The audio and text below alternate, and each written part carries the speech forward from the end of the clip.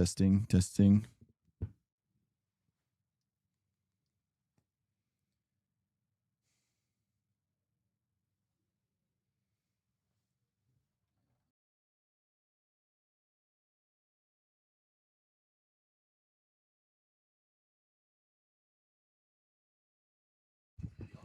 Hello, hello, hello. Hello, hello, hello.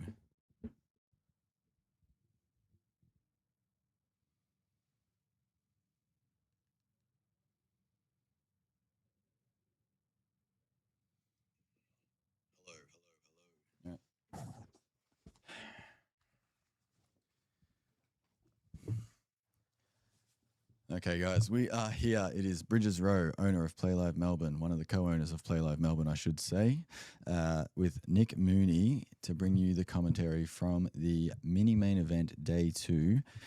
We've had a few audio issues. I just found out I've been talking to myself for about 35 minutes with nobody responding, but we have fixed the problem. Well done, actually. Bridges, you fixed the problem. Listen, I know nothing. I don't know what I'm doing. Somehow I have managed to get the audio back up. So we are here. We have Rowan, who has shoved. He's 9 big blinds with ace 10. Pretty standard. Don't really know what's going on, whether this is a good play or not, but I assume it is. Looks like we've been... We're just caught up to the action. Okay. The screen's just caught up to the action. There are 72 players left. We did witness the bubble in dead silence. 75 players got paid $1,130 for the min cash. And we're looking at 83,000, almost 84,000 up top for a $750 buy-in. Not bad, if you ask me, Nick Mooney. Mate, it's sensational. Sensational fields. Just absolutely mammoth for this mini main event. Definitely one of the flagship events of this series. So well done to the team. Yeah, so we've increased the buy-in on our regular mini main. It used to be 600, now it's 750, and people seem to like it. Bigger prize pools, so we'll be keeping that price point around for a little while. Excellent. So how's things been, Bridges, outside of the tech difficulties and all of that? How's the series going so far? Series is going amazing. This morning has been going amazing. I don't know if you know this, Nick, but the New York Knicks won the championship. Absolutely. First time in 53 years. My team, long-suffering casual fan, I'll be honest. I love New York City, but I am not from there. I just started following the team in the mid-2000s and kind of regretted it for a long time. And first trip to the final since 1990 and first win since 1973. Wow. So congratulations to the New York Knicks. Yeah, we had Dennis Klinger on the Dennis Klinger, massive New York Knicks fan. Absolutely massive fan. And we got Simon Shaheen in the field wearing a New York Knicks jersey. So there was a lot of high fives. There was a lot of New York came back from 16 points down in game 5, so to win it by 4. So the last 30 seconds of game time took about 12 minutes, 13 minutes of real time. They kept calling the timeout after every single 3-second play. Jeez. So there was a lot of anxiety about whether or not the Knicks would hold on for the win, but they did. So well done to them, and NBA season over for another year. But yeah, so we're kicking goals. Our teams are winning, and we're getting big numbers in the multi-flight field. So we've got another one, the Super 600 coming up. Yes. Starts tomorrow. We've got 4 day ones for that one. Monday, Tuesday, Wednesday, Thursday. That is a $600 buy-in, and it is our 600 Sunday flagship structure turned into a multi-flight event. So you play 6 hours on days 1, and then you come back on Friday to play day 2. Yeah, absolutely massive. And that is... I'm sure we'll be seeing Theo G in the mix. Theo G, yeah, he's actually out there in the money of this one, of the mini main event. So, all right, everybody, the chat is here. The chat is good. People are talking to us, so we're cooking here. We are back. I was downstairs before. A couple of my good friends are still in the mix, so good luck to them. And who do you know? But in terms of this feature table here, we've got a couple of Play Live regulars. Dave Xie, Vincent Italiano, Tom Pearce, of course, Anurag, who actually took down the PLO earlier in the series. So unless I think it was him. Was it the PLO battle Anurag. stacks? Yeah, Yep. that was the one. That's That him. was the one. I saw him yesterday, and Yes. gave him a pat on the back for that one. So good to see him in the mix, and with the 16 big blinds. So hopefully he can spin something up, and that can transpose into a deep run for him. So Tom Pearce with the good stack as well, and looks like we've got a hand in progress here. Missed the start of the action. All a bit of nothing for. I'm guessing it's Hongzi.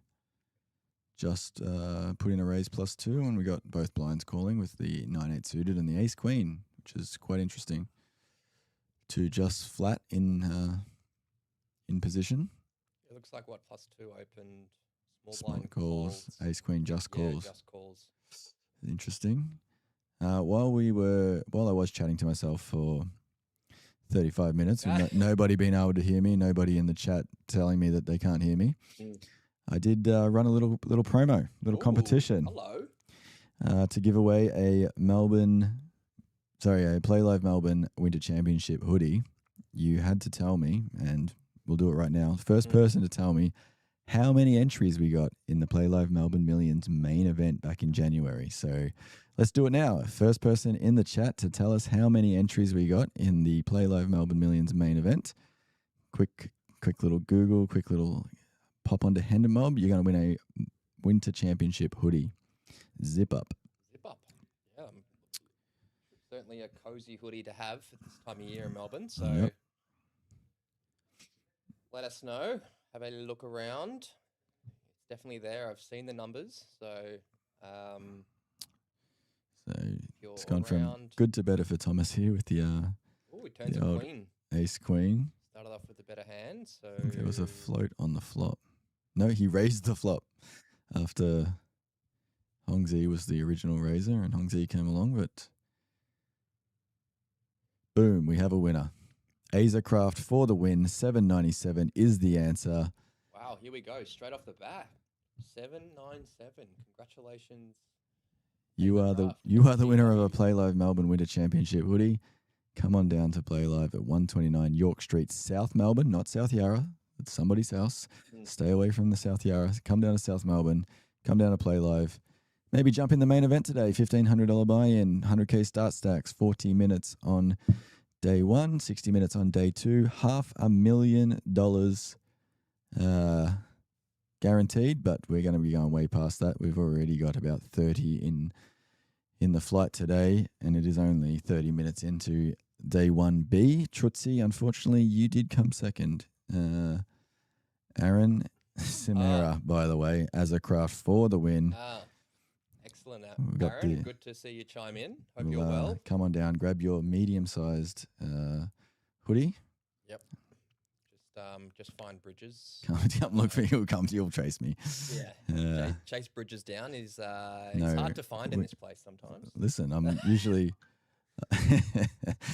upstairs talking to myself. So yeah. Okay, we've got some spam in the Twitch chat, so can we get rid of that? Happened here when someone's yeah, let's talk about some poker. We've had copy and paste some sort of spam message, so we'll get the guys to raise from Vince Italiano with the Queen 8 suited is enough to take it down. So we're down to 65. So we've already lost 10 players. That is a pay jump. Congratulations to everybody who just made about $200. Cannot complain. Yeah, I was downstairs before Bridges and just walking through the room. The vibes are high. The music. The vibes are high. All the tables are full. Not too high. The volume. So we've actually got Mixed Games Academy running in their little corner. Oh yeah. We've got the mini main event is all downstairs now, and we've got 3 tables open in the main event, and that is every table in use. So yeah. Wow. As tables close in the mini main event, as we get some bust outs, we will be opening more tables, and hopefully we've timed it just right that we don't have any alternates. George Lag coming in for a raise here. Georgie does have a Playlive Melbourne title. I believe he won one of our opening events at one of our series, possibly back in October last year. Did not know that. Yes, Johnny Lippett with the ace queen has decided just to flat call off of 15 big blinds. Thomas Pearce also coming in for a call. Nope, he has decided to 3-bet the ace 9 on the button with the 571k stack, putting maximum pressure on George, putting a squeeze on George with John in between them. He's also got king 10 suited to fold. Nice little royal flush draw out of the way.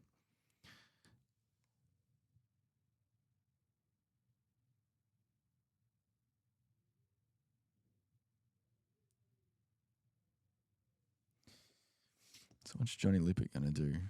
Just love a back jam here.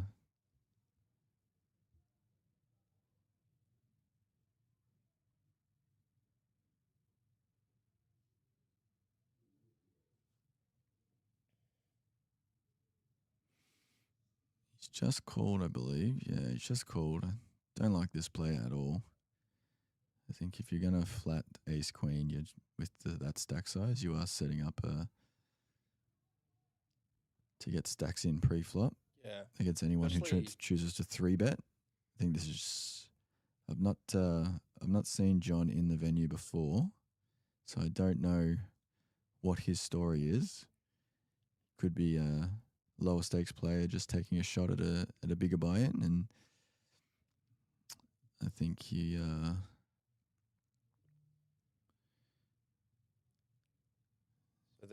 got himself in a world of hurt where he's put almost half his stack in the pot pre-flop, missed the flop, and he's not sure what to do.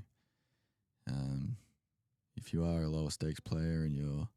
So did you start the hand with... So he's shown his cards and folded. Okay. So he's played that very passively. And I think he would, if you get his time again, he would like to just put all the money in pre-flop, see all 5 cards. Ace Queen is a premium hand. I know a lot of the people out there are a little bit hesitant. They call it a drawing hand. They call it the car park hand. However, off 15 big blinds, Ace Queen is a great hand to go with, and he would have probably got a double up if he'd have just put it all in pre. If not, he just takes it down pre and he gets a whole lot of free big blinds. It's definitely the Ace Queen off that stack. It's a dicey one. Can kind of go 2 of options, but yeah, man, he could 3-bet pre-flop, but yeah, definitely. I think with Thomas is going to flatten position. He may not have a hand. I mean, he did have a hand in this case, but definitely can, when he doesn't even hit, can definitely have a stab at the board. And Andrew Saliba, go Cam Lawless, take it down. Fist bump emoji or looks like muscle bicep emoji. Cam Lawless, one of our double baggers in this tournament. Ooh. He bagged 2 stacks over 400k. Wow. Our average coming in today too was 240,000. Wow. So you got a bit of equity buybacks there. Yeah, so he got an equity payout of for his smaller bag of 400,000, he got 4.5 grand. Wow. So if you look at the payouts, his smaller bag has technically, I believe, made final 2 tables as far as the amount of cash that he gets for those equity payouts, which makes it definitely worth it to. And well deserved to Cam as well. He's a grinder, goes after it, and Playlive regular. Playlive regular. So see him. I think he played all the flights times a week as well, and sort of the nightly events that you guys run, Bridges. Not sure I've seen him take down any Playlive tournaments or maybe some nightly ones, but not any in series. So it'll be good for him to get his first Spade trophy. Yeah, it would be absolutely massive. So good luck to Cam. I saw him before. If you're barracking for Cam, not bad. I just saw you in the background. Oh, you did? Yeah. For those of you wondering, this is on a 20-minute delay to protect the integrity of the game. Nobody knows what the cards are, except the players, obviously, who are looking at them, until it comes up on our screen. We are commentating in real time, so therefore that's why we can see ourselves. Yeah. We can see ourselves 20 minutes ago in the background.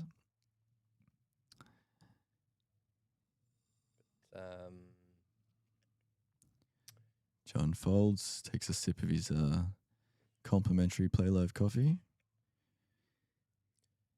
And we have Rowan with the ace jack in the cutoff for 11 big blinds. We're in the money. We've got the pay jump. All the money has to go in the middle here for Rowan. Trutty is saying, good luck to big Willie Ciali.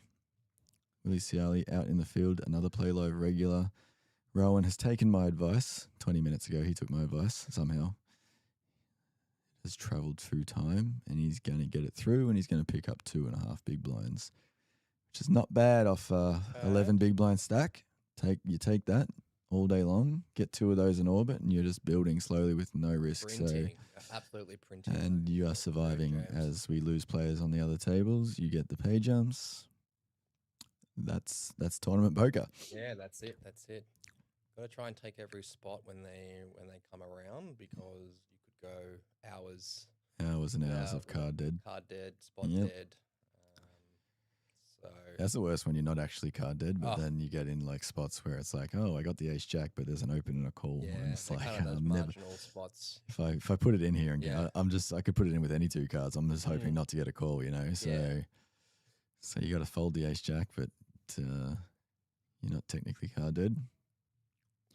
Trutzy says, hey, Bridges, I reckon there should have been a shot clock day 1. We also think that there should have been a shot clock on day 1. Unfortunately, we just had such a big field, and we anticipated such a big field. We do not have enough shot clocks to go around, so it's unfair to put it in one flight and then not have it in any of the other flights. Yep. So we are going to order more shot clocks before the next series. We have 20 of them and 16 tables downstairs, so we thought that was enough, as we really only open upstairs during the series. The extra 30 tables upstairs. So yeah, it is a problem. We do encourage people to start calling a clock on people who are taking too long. That is your first resort. Played with the shot clock a little bit through Aussie Millions, and people were abusing that just as much as if there was no shot clock. So it is a catch-22. Yep. Anything you do as an operator could be taken advantage of. David Sher with the decision here. The button has shoved and he's picked up ace high. Now, off his 6.6 big blind stack. Now, absolute value of hands, ace 3 is going to be ahead of a lot of the hands that Hongzi is just trying to pick up the big blinds with here with his 14 big blind stack. Yeah. So we might see David Sher call it all off here just because ace 3 will be ahead a lot of the times. Not a strong playable hand. For example, ace 3 offsuit. You'd much rather, if we're all 50, 60 big blinds deep, playing the king queen suited. But if he calls it off here, he's going to get the good news that he is ahead. He's thinking about it with the time banks. And then he just has to fade the old 60-40. He has put all the money in. Goes for it. Georgie looks at his cards and up with a hand. He does fold a 3. Fold a 3. Not that David needs to hit. Yeah. So that does block 1 flush card, so that's also good. Off to the flop and a king in the window. Could be showers for David. 7. There is no diamond in his hand. Made is 2 pair for Hongzi. That is the end of David. GG's in the chat, David. One of the fan favourites here at Playlive. He found himself a cash. Got the cash. For his troubles. So got the 1390. He's going to go flick that straight into the main event. Yeah, main event running downstairs. Little top up, little $110 top up, and he's off competing for what should be 150 up top. Wow. Yeah. Melbourne Millions got over $1 million in the prize pool, $175,000 or something close to that up top. Piles. Grand Prix, we got 400 and something thousand. This was our smallest series after the Melbourne Millions, and it got 106 up top. So I think somewhere in the middle. Yep. Okay. There, I think we're looking at We've got 500K guarantee on it. I think we're looking at somewhere around the $800,000, $900,000 mark for the prize pool for our main event this time around. And first prize of around $150,000 is my guess. As we run more and more of these series, we have only been open for a little over a year. As we run more and more of these series, I get better and better at predicting the numbers. Anurag has woken up with aces with his 11 big blind stack in the hijack, and to nobody's surprise, all the chips have gone in the middle. Hongzi with the ace 9 suited on the button just picked up the rest of David G's stack, and now he's considering a call here with the ace 9 suited. I don't think he's going to make it. I think he'll find a fold here. It's for half his stack. It's for half the chips that he just picked up, or almost all the chips that he just picked up. Anurag will be hoping that he was does. hoping but, ace 9, and the absolute best. Other Does than Vincent wake up? No. 7-4 is going to take that one down. Other than the offsuit version of ace 9, ace 9 is the very best hand to go up against with aces, because they cannot make a 4-card straight to a king because you both have an ace in your hand. Yeah. So therefore, you block his ace. As I see, we have Josh Chen, winner of the Six Max, $1,500 Six Max in this series and in the Melbourne Million series. He's won it both times. Has been moved to the table.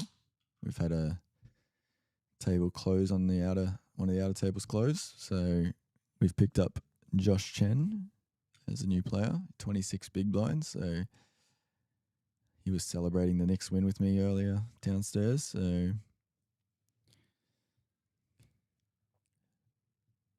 he comes in, he picks up the 6-7 straight off the bat, but it goes into the muck.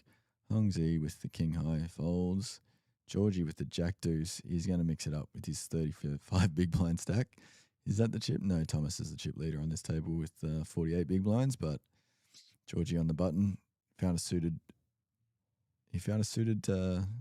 jack, and he decided to open it up. He actually got king 10 to fold, which I believe John probably wants to find an all in there off I didn't see nine big blinds. Yeah. He's just letting himself be bullied here. He got bullied with the ace queen hand.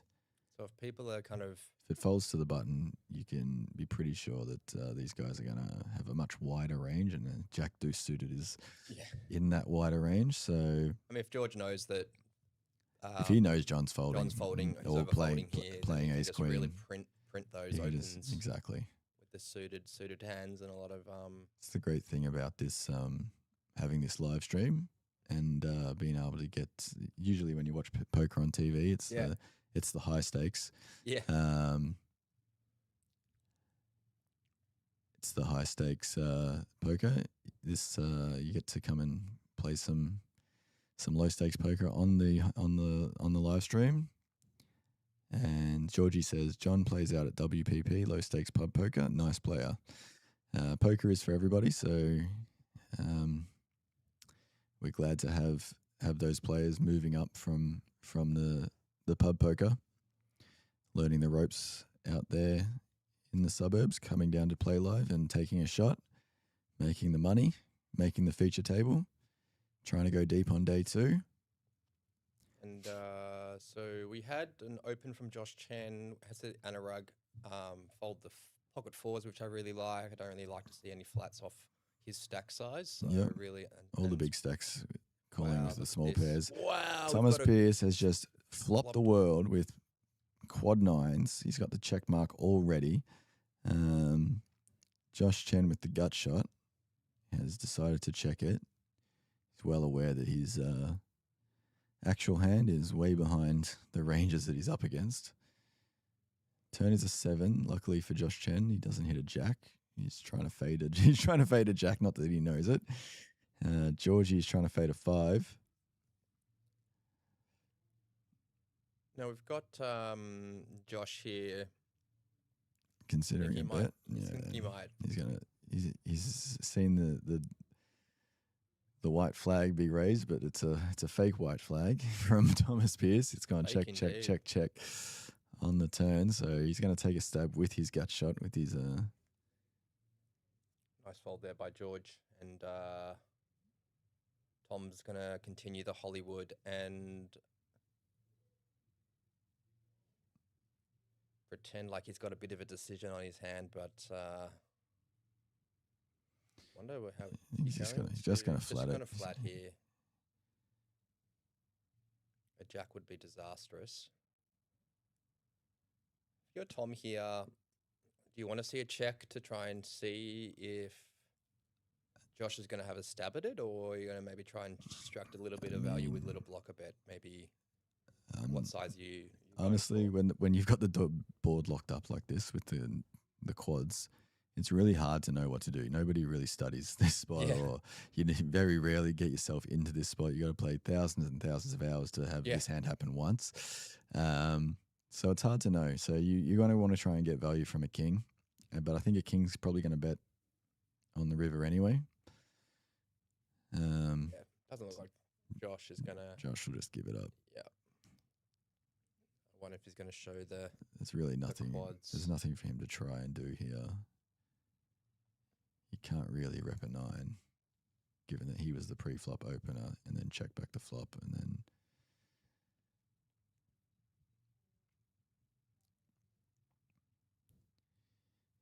Okay. Looks like he's fold that one, and. So I just want to address a comment here from Wildcard Poker about the equity payouts. He says, surely extra stacks should only get a min cash, otherwise players will exploit equity payouts and it will drain the players pool. We've been doing this ever since we opened. It's a Playlive invention. So because we do the equity payouts where you get a certain number of dollars per chip that you have, so in this one it was $11 per 1,000, which is about 90% of a buy-in per start stack. What we find is the payouts very rarely are big stacks. Every now and again, like in this one, we had Cam Lawless bag 2 stacks over 400K. That very rarely happens. So this was a $426,000 prize pool, and we did $5,000 in equity payouts. Okay. Now, that's approximately 8 buy-ins that have been taken out of the prize pool due to the equity payouts. We got 100 extra buy-ins from people who have already bagged and are trying to get a bigger bag, chasing that equity payout. So what it does is it gives the short stacks a chance to bag bigger for day 2, knowing that if they don't have to forfeit their stack in advance to try and go again. They know that they're going to get. I don't think that's right. Did you just fold pocket 9s to a min open? Who was that? Was that? That was Thomas again. Thomas again. I think that might be a glitch in the display. Display or the RFID. So there. every time we've done the equity payouts, it's been maximum 10 buy-ins, but we got an extra 100 buy-ins in the prize pool because players tried again. They didn't want to, just sit on their 8 big blinds on day 2, knowing that they're probably going to bubble. Yeah. They know they're going to get paid out, potentially a buy-in and a half on the smaller stack if they manage to bag a bigger stack. Builds the prize pools for everyone. And the other thing it does is it eliminates the incentive to double or bust on the last level of day 1. So if you are a recreational player and you've played all of day 1, and you can probably only afford 1 or 2 buy-ins in this tournament, and you have somebody who's money bags who wants to bag a big stack, their chips are worth real money. So you don't have the incentive to just double or bust, and then you bust that recreational player, it leaves a sour taste in their mouth. With some garbage 6-7 suited hand or whatever, when they picked up ace king and they've grinded all day. You get it in, you flop 1 pair, you double up, they go home disappointed, disillusioned with poker. That doesn't happen anymore because those chips, you might have 2 or 3 start stacks, but you're trying to take 7 or 8 through on day 2. You might you'll play more conservatively, bag those chips. Moneybags can fire again the next flight, try and bag a bigger stack, knowing that they're in day 2 just in case with the short stack. Yep. And if they bag the bigger stack, it doesn't take that much money out of the prize pool, but it does actually grow the prize pools. And I think we've shown that with the level of participation that we've been getting in these multi-flight events.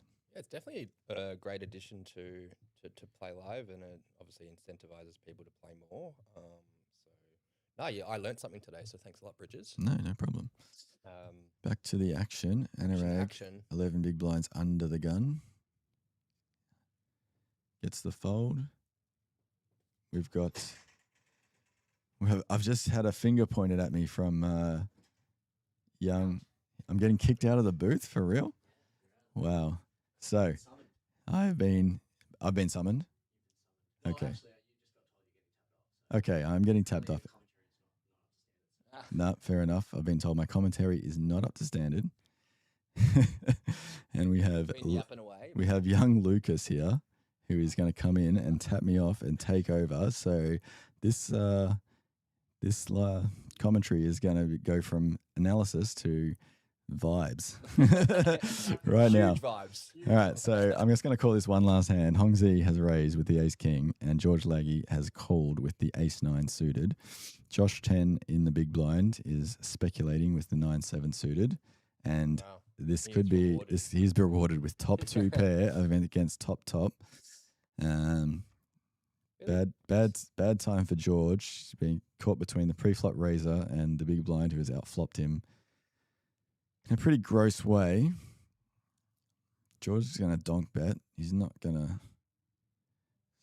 to go well for him unless he can find an ace, in which case he's only going to get a 3-way triple up if ace king comes along. Josh will probably just flat, I guess, off a donk. Like he's got the deck locked up. No, he's gone all in. He's announced all in. I can see the triangle has come out.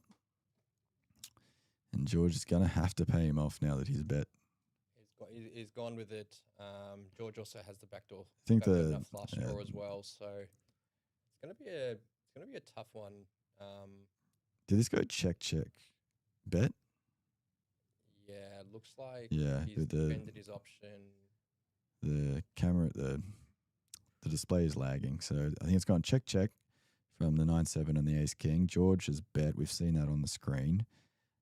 Which actually makes sense if it checks to him. I thought he donk bet. And then Josh has just check raised all in, and George will probably have to pay this off. Might be this. If Hongzi is folded, George has time banked. If he does fold here, that is. Yep, we've caught up. Yeah, looks like graphics have caught up a bit. And George is in the blender. I think Hongzi didn't actually have ace king because it's saying that he didn't even come along pre-flop. So then George is the pre-flop raiser. Josh is called. Josh has outflopped him. There's no way he can fold now. Like the only scenario. Wow. He is going to be patting himself on the back in about 20 minutes time when he sees this. Or now, right about now in real time. What a great fold. That is crazy. From George. I would definitely struggle to make that fold. I'm paying that one off. What a wizard. What a wizard. And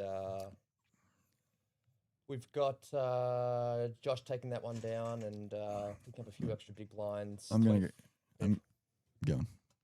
I'm going to go do some work. Lucas is going to jump on the comms, and it's going to get lit in here. That's what the kids say these days. It's going to get lit in here. It's going to get lit. Yeah, something along those lines.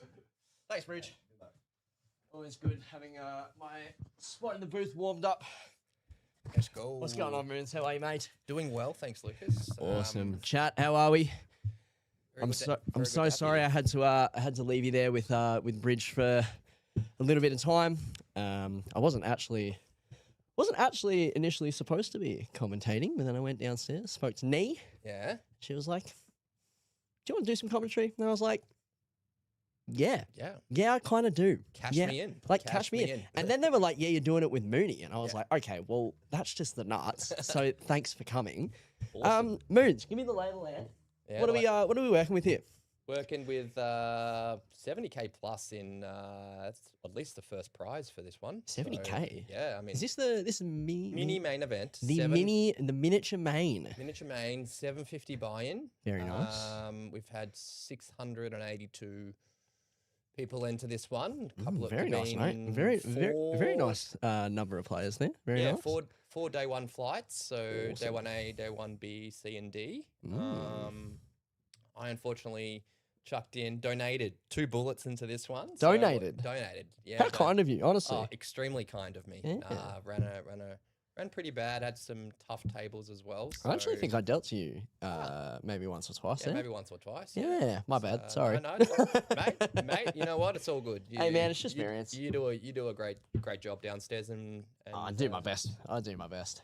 You've been a dealer here for a car dealer for a long time, so no, the team's lucky to have you. Honestly, Thank you, man. I appreciate that. Getting into the action here, Yeah. John with the tens, pocket tens, ripping it for 6.3 bigs. yeah, John's had a couple of playable hands. Remember he folded 9s earlier to an open raise, and he's now found the superior hand pocket 10s to go with and jam all in and take it down and Very nice. pick up a few extra chips there. So Talk me through this. Talk me through this table that we're working with here, because obviously I've actually only genuinely just walked in the building about 5 minutes ago, so I'm still sort of trying to find get my bearings here. yeah, So talk me through this table. Who have we got on here? Who do you like? You know, who's mean, making plays? making plays. It's been pretty standard. I think Thomas Pearce has been the most aggro in terms of hands played. But we've got George. Don't know his last name, but we've got Vincent Italiano, a play live regular here. Oh, I know Vincent. John Lippert, who just took down the pot with pocket 10s. Obviously, Tom, Rohan, Josh Chen. He's always on this stream doing well and putting people in Doing spots. Josh Chen yeah, things. doing Mr. Chen things. And Anurag Kaharul, who I've known for a number of years, and yeah. good to see him in the tournament streets. And Now, I'll tell you what, he's a killer. Even I know he's a killer. yeah, he's, And you know, if for anybody that knows me, yeah. I don't know anything. So No, it's like I said earlier, Anurag took down one of the PLO events that Playlive had earlier this series. So Oh, yeah, very nice. Well done to him, and yeah. oh, you did too. I did see that on Yeah, Facebook. I think it was didn't the battle stacks.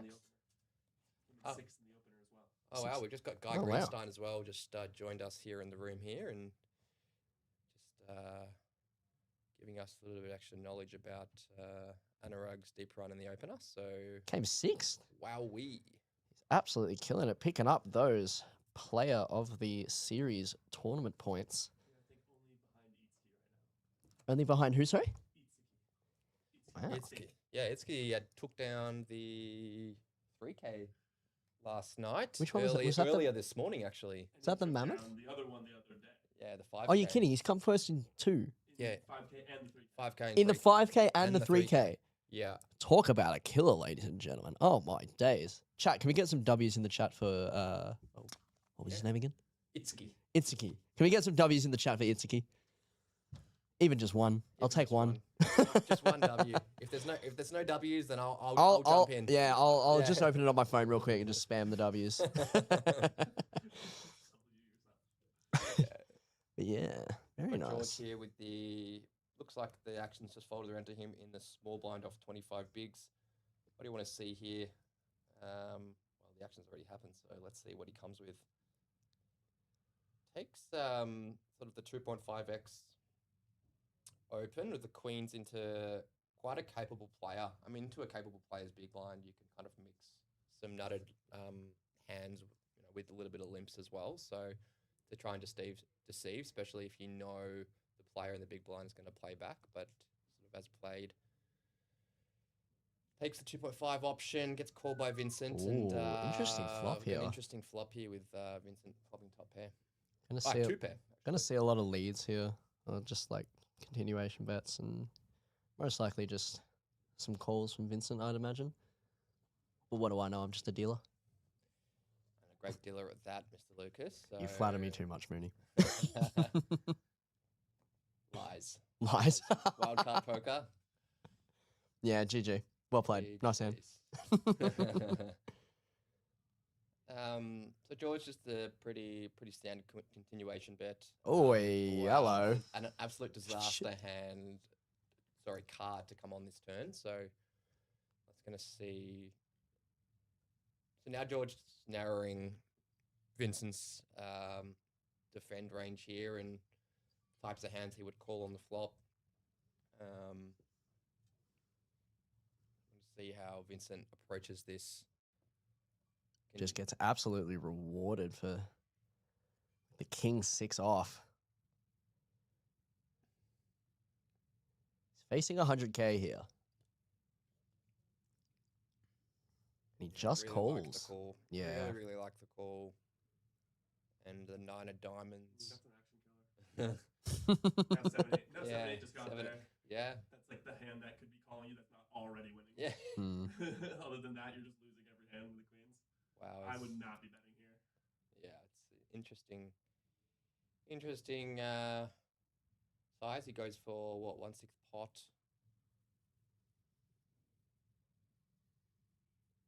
On the 5, 6, 6, 9. He's gonna see the bad news when Vincent goes for all of it. Yeah, Oh, just So he snaps it off. calls. Yeah. And gets shown the bad news. Yeah. You see his facial expression there. He definitely didn't like seeing the king 6 and chips down to nearly GGs. So, 0.4 of a big blind. Oh yeah. Pretty standard play hand. So unlucky to George for his queens. Yeah, that's just unlucky there. Well, he's got a story now, so Oh, for sure. Yeah. And everybody will be hearing about that Yeah. one. He's got to fold the river. Yeah, you gotta kind of think that once he gets rejammed on that river, what kind of hands is Vincent going all in with? So it's he's got to have him on complete air. It's like 7s or 8s. Yeah. Like 10s plus 3 raises you pre. Yeah, all those would go in as well. Going pre-flop, I mean. So I'm not sure. Can be really hard to get sticky on those kind of boards with the The overpair. the real Yeah. the real pretty overpairs there. Yeah, it can be tough not to be sticky. So like I get it. It's it is what it is. and okay, Matt, another Playlive regular says terrible call. Yep. Damn, Just- savage, just put- savage in the chat, folks. Just put bluntly. Just put absolutely bluntly. So Yeah. Just no regard. zero Nah, regard. I like it. I like it. It's good gear. So so are you planning on doing some dealing today? Is that? I am you planning had on a doing. shift, you had a shift? I am planning on doing some dealing, and I do imagine that at some stage today, they'll get sick of hearing my voice on the And stream. my voice as well, but who knows? Nah, never your voice. Never your voice. They'll get sick of me on the stream, and I'll get called off, and hopefully chucked on one of the tables downstairs. I did come in, like I said, today thinking I was going to be doing some dealing, but I've been blessed with the opportunity to jump back in the booth here, and I will relish any opportunity to jump in here because I absolutely love it. Great to hear. I think it's I mean it's great. This is something I haven't done before. I think it's the 4th or 5th time I've jumped in the Yeah, booth. you've and been on a fair few times now, haven't you? Yeah. Yeah, you're loving getting it. in the reps. Getting the reps. Oh, for So sure. It's a bit like poker, as you play more and more, you learn so much, and I think I built a bit more confidence as well. So Definitely. I actually think I remember listening to Crazy. your first stream. Yeah. Compared to even just like now, just sitting with you, like it's a lot more like comfy. You know what I I mean? appreciate it. Thank you so much. You feel. I feel like you feel at home. Yeah. You know what I mean? Do you feel at home here? Do you feel at I home feel at here home. with me? I feel comfortable, mate, with you next to me, mate. I've known you for a number of years. Long time Yeah, now, man. Yeah. Yeah, we met at a mate's house, and we stayed in touch as well, and and then seeing you on the books and as a staff member here at Playlive, it's it made me smile, mate. So good to see you. Oh, it's always good seeing you walk in the door. Honestly, Crazy. like even Crazy. just like outside series, like everything. You pop your head in every now and again. And I'm just like, oh, yeah, that's the boy right there. I'll have to come to one of your DJ gigs as well. So at some Ooh, point, that'd be so- fun. That'd be really good. Always happy to have you guys down here, down to some of my sets. As we've got George all in for the 0.3 bigger blinds. Yeah, any ace, any two cards basically. Give him an ace. Go Yeah. on. Wow, he flops the backdoor. Wow. Backdoor nut flush draw. Backdoor royal draw. Actually, that's just quietly. That's just Thomas Pierce just flopping everything. So we're gonna say GG's in the chat to George. We get some GGs for George. It's a good run. We'll be out in what looks like 56th place. He's gonna pick up some prize money for his efforts. How much does 56th pay? I think 15 or 1600. That's not too bad. You'll take that. Could be 2 buy-ins. You'll definitely take that. See, this is how like out of the loop I am. I walk in and I only just got told what tournament I'm commentating, so I'm way out of the loop. But $1,500 payday for 56th. Tell you what, wouldn't mind it. It's a Yeah. flight to Europe, you know. It's a That couple is of days in Greece. That's it. You'll have That's it. It wasn't quite a ticket to see the Knicks play. Oh my those gosh. tickets are going for an absolute 75,000 for a Yeah. courtside seat. Are you mad? are 75 these bros mad? Gs. Are these bros mad? And we had had a couple of mates going over, or planning at least to go over To go over and watch the finals, yeah, really? Yeah, but as the tickets went up, it's Oh, like, no it's way. nuts. Yeah. And I'll tell you what, that game this morning, Jalen Brunson, I mean, I thought he was overrated. Mm. I can say right now on stream with witnesses, Yeah. I was wrong. No. Jalen Brunson might be a top 3 point guard in the NBA. Wowee, massive call. Like 43 points in a game 5 to Yep. win the series Ooch. and gets it done against a very capable, opponent. And it just makes you think whether he would be any good as a poker player.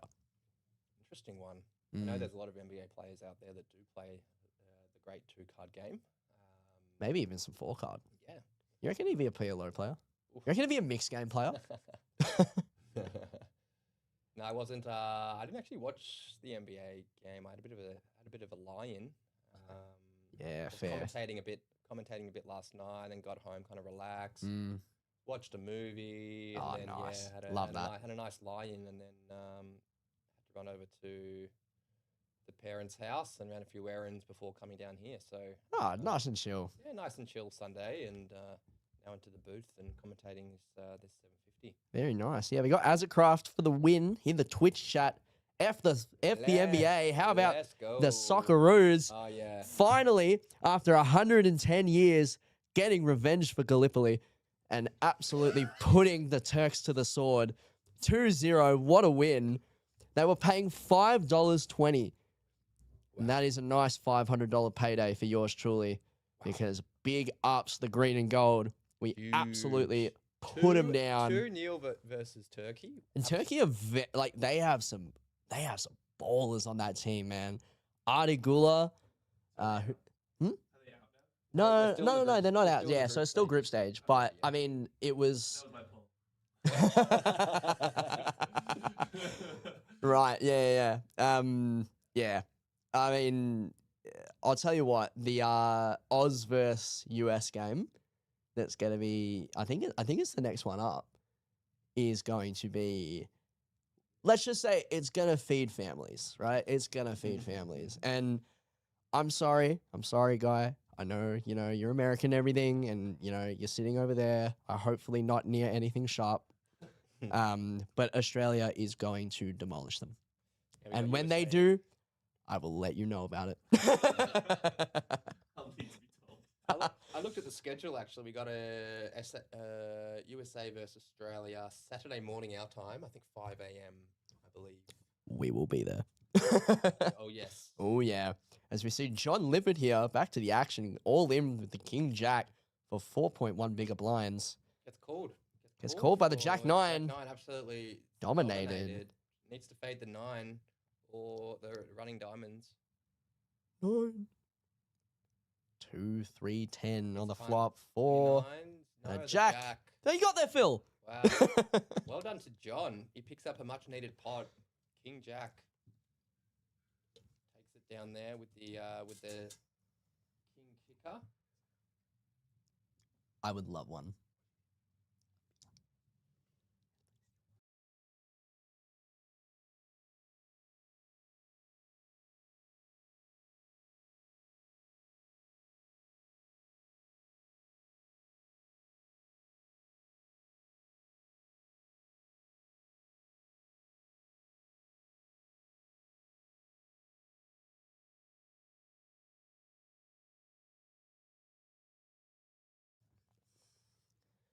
Radio guys, we are back.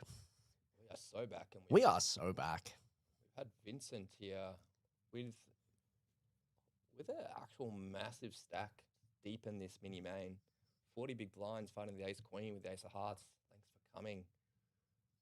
Thomas here is definitely going to flatten Such a pretty play his hand. position. 9-8 of spades. Such a pretty hand. Rohan, Wow. Everybody's picking up hands. Rohan finding the pocket 10s and he wants to see 5. So might just with Thomas's cap range here, he has sort of like nothing else but to go all in. You don't really want to be flatting off your stack and letting worse hands come along. But so he does find the jam here. I think we're going to see Vincent go for this one. It's definitely not going to be folding. Yeah, pretty standard shove with the 10s there. Yeah. Just wants to get it in and run it. Vincent just wants to get a quick count and he knows what he's doing. Do I know what he's doing? Is he just like shoving over the top? Probably, right? I don't know. I don't know, man. I'm just a dealer. It's an interesting spot with Thomas behind. Depends how much sort of...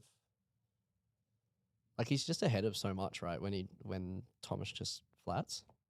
Question mark? Yeah, definitely. I mean, he knows that Thomas could, sort of, goes... Just calls. He calls. Just calls.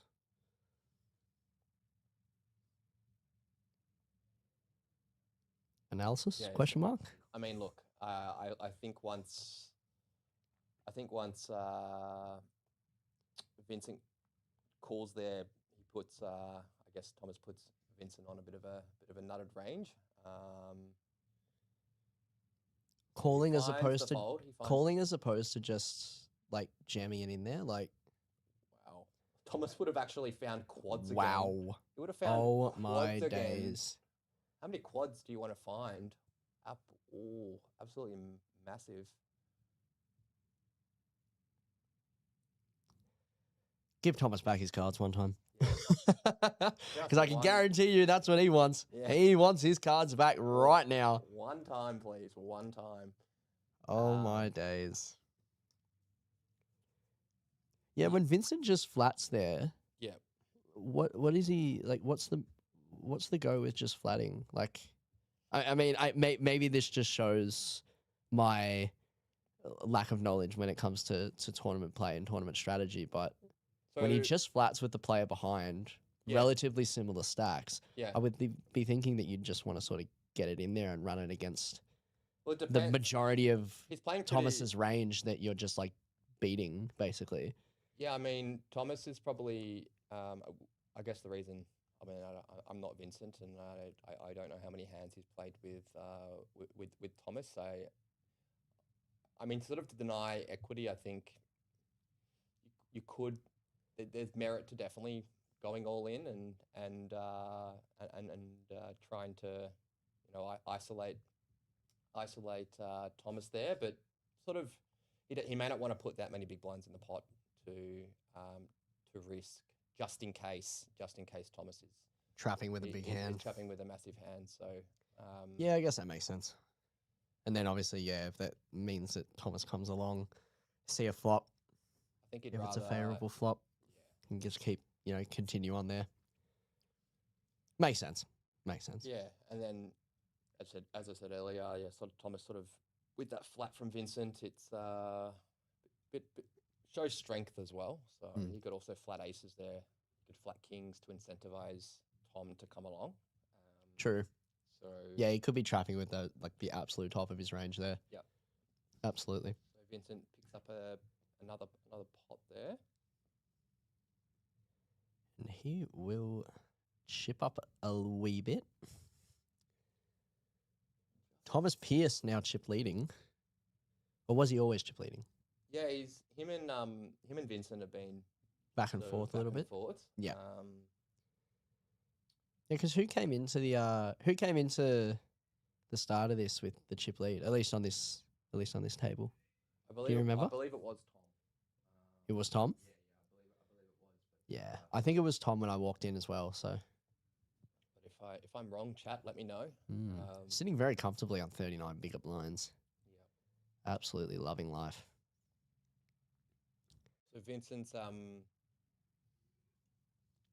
of flat here with a 3-4. I really do like the flat there. He wants to play a pot with John, who's perceived a bit of a tighter player. So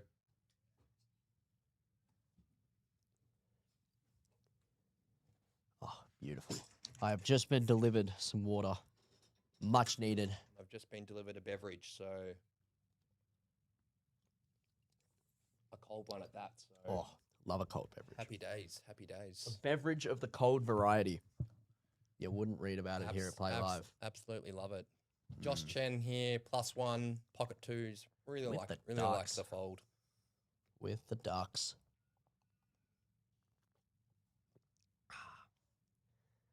Alrighty. How have you seen this this whole series so far? Like, how do you perceive it? Do you think it's been going well? Do you think there's like what are you seeing from at ground level as a punter and also as someone that's a little bit more involved than your average player? Yeah. So I guess I've known Bridges for quite a long time and sort of seen him grow Play Live to what it is today, and this series specifically, I mean the numbers show for sure. Oh, yeah. Opening event. Yeah. I'll have to look at the prize pool on that one on Facebook. But I think it was like 337 or 338,000. Yeah, wow. Something big. Like we did very well. Yeah. Very, very well. Yeah, but this series seems to be going well. They've improved the structure on this event, the opening event, and up the buy-in as well. So yeah, they make some really important changes. I some think. much needed changes, especially from previous series. They've taken on players' feedback, and that's what we're all about here. So it's but it's been great to see Play Live grow as a business, and as I said earlier, I've known Bridges for quite some time, and yeah, I'm glad that he's kind of entered into this type of business, and he loves the game of poker, and don't we all? Yeah, him and Josh have brought something that's I mean it's showing something, the numbers. It's something that Melbourne hasn't had for a long time, and it's honestly just really exciting to see. And speaking of exciting to see, we've got Honzi all in for 6.9 bigger blinds with the ace-8 off, called by Vincent Italiano, who actually 3-bet to 400k in an effort to try and isolate with the ace-queen off. And the flop is no help to Honzi.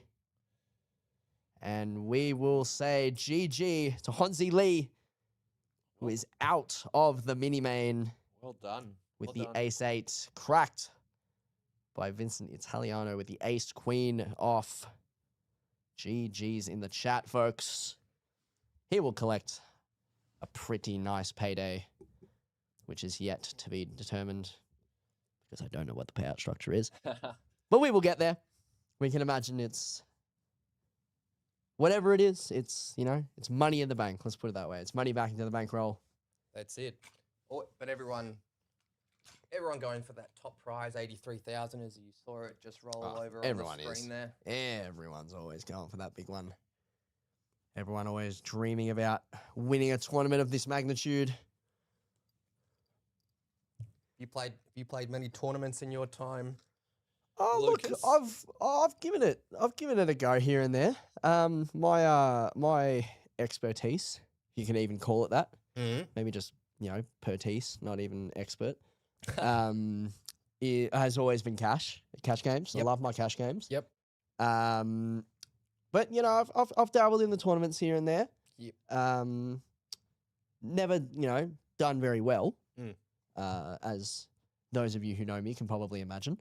But yeah, no, I've done, I've enjoyed them, but it's a very different strategy. It's a very different game to cash games. Yep. And I think that honestly, having worked at Playlive for as long as I have now, and then also getting the chance to jump in the booth with people like you, people like Josh, even people like Jet. I mean, I take the piss out of Jet a lot, but he's actually a very smart and capable tournament player. And I will give him credit where credit's due. He's the way that he explains, the way that he analyzes hands, and breaks it down, and the way that he explains it to me as well, is really, really has been really, really helpful for me. Even just, understanding the strategy a little bit more in depth. It's, I've learned a lot, let's put it that way. And so I would love to, get the opportunity to play more, but I guess we'll see what happens. Wow. Oh, we got there. And John stays alive with him jamming Queen Jack off. Queen Jack O from the button, which I love to see. Just goes runner straight. Gets called by Thomas in the small blind pocket twos, and pocket twos were looking good on that flop, but it goes runner. Wow, that is. And now John will be sticking around a bit longer. Sitting around a bit longer with the 22 bigger blinds, might I add. He's sitting pretty comfy. Tell you that much for free. 668,000 Wow. shippies. And that will be a much needed double up there for John. And Thomas Pierce chipping down to 27 bigger blinds. Still a very playable stack here. But he will take the hit. And we'll have to recoup and move on from that one. Pretty tough beat there. Vincent, I mean, just going runner. Yeah. And Vincent in a still commanding chip lead hasn't really. He's been playing his stack, and he's been getting some good card distribution. Loves the distribution. So John has found the 2.7 big blind open, cut off 20. Generally, you kind of see players sort of go for the 2 big blind to 2.1 big blind option.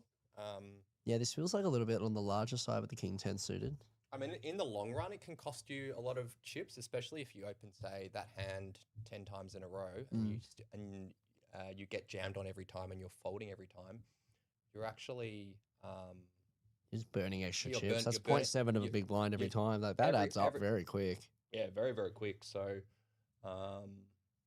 and also if, you'd expect these players, when they do get home or when they bust, they're going to rewatch this stream and they're going to see how these players play, and probably got their gospel or their gospel? notes. Their notes, They got the their notes app, of all the players and how they play, and they can kind of exploit those players, bigger sizes. Yeah, the bigger sizes, definitely. So, but he picks it up. It works out for him. So, 25 big blinds now for John. We're going to have a couple of new players join this feature table. We'll get the names up on screen soon. So, we'll get those sorted shortly. Just counting the stacks here, making sure that we get the right numbers. Yep. For the lovely woman in the booth organizing the streams today. Hello, Emma. How are you? Hope you're doing well. Excellent. So We got a few players coming in here. Just trying to see if I can recognize Oh, Is that I recognize Nathan? him. Is that Nathan? I don't. May oh Just trying to. no, I don't think it is. God, we're so good at this game, aren't we? Oh, great. I love this game. Oh, Nash. Yes, I have played with Nash a bunch. Back in the pub poker streets. In the pub poker streets. Yeah, yeah. Ay, ay, ay. Yeah, so I've been around the tournament scene for quite some time. Yes, you have, my friend. Yeah. Playing properly since I was about 22, and sort of developed my game over the time by surrounding myself with people that are far better than me at the game. And it's been a fun journey. Been a topsy turvy journey, but I still love the game, and I love coming down to play live. Play a couple of the weekly events and the series when they're on. When I got the time, so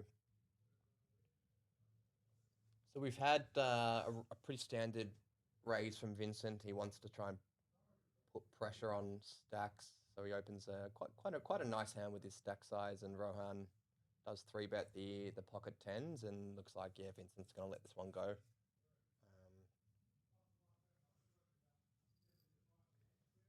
Pretty standard play there. Yeah, There hasn't been anything like really out of the ordinary yet. Like I feel like everyone's playing pretty, not snug, but just standard.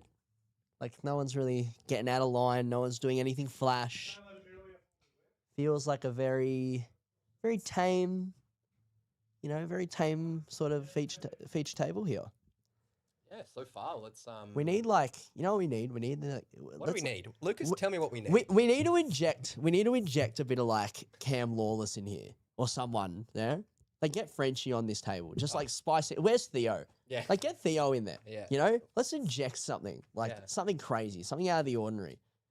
Albeit they're, very regular characters here at Playlive, so you could argue it is ordinary. But, I actually was on Frenchie's table day 2 of the opener. I'm so sorry.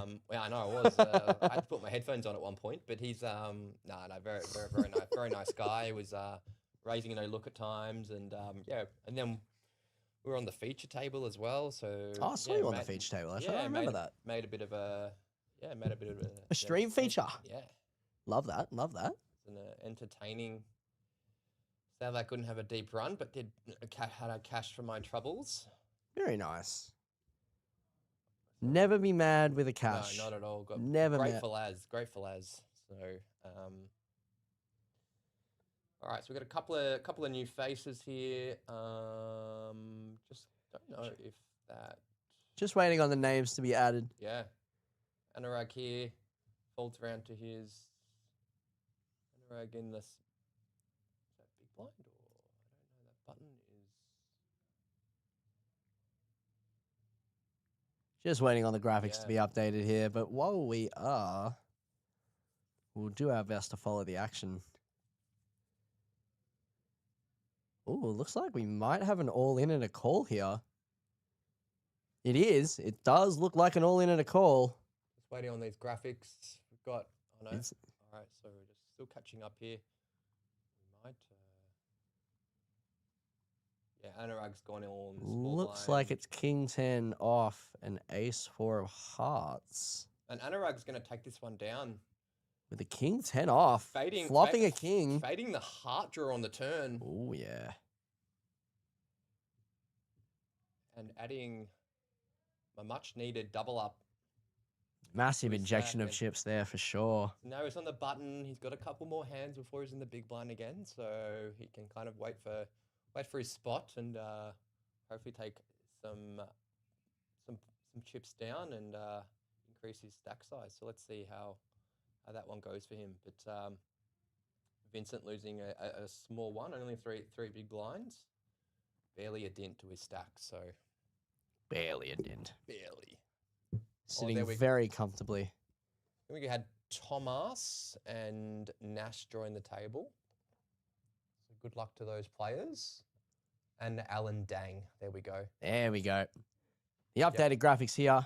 We've got Alan Dang, 20 big blinds. Thomas with 21 bigger blinds, and Nash with 27 bigger blinds. Huge. And All very even stacks here. 46 players remain of 682. And just looking at the distribution of chips across the board here on this feature table, a lot of these players just sitting in and around that sort of 20 to 27, 28 big blinds, that around that mark, with the only outliers really being Anurag on 6.1 bigs and Vincent on 36. So Huge. bringing up the tail end of it is Anurag with 6. But this very even chip distribution across the middle is gonna create some interesting spots here, I imagine, going down the stretch. We've got John going all in again, finding pocket tens. He absolutely loves his pocket tens. And with Vincent knowing how snug John can be, I think King Jack is not doing very well against that range. So he does put that one to the bin. And again, Mr. John Lippard adding a couple more big blinds to his stack and nearing one of the chip leaders on this table. So well done to him. Just catching up on the chat here. We've got John, cooler win, imposter, Anurag playing. Terrible call, Heath. Get you and Nash. Yeah, good luck to Nash on the table here. So I hope everyone's having a good Sunday, nearing the end of the weekend. I'm absolutely dreading going back to work tomorrow. Absolutely dreading it. So just trying to enjoy the last couple of hours. What time is it now?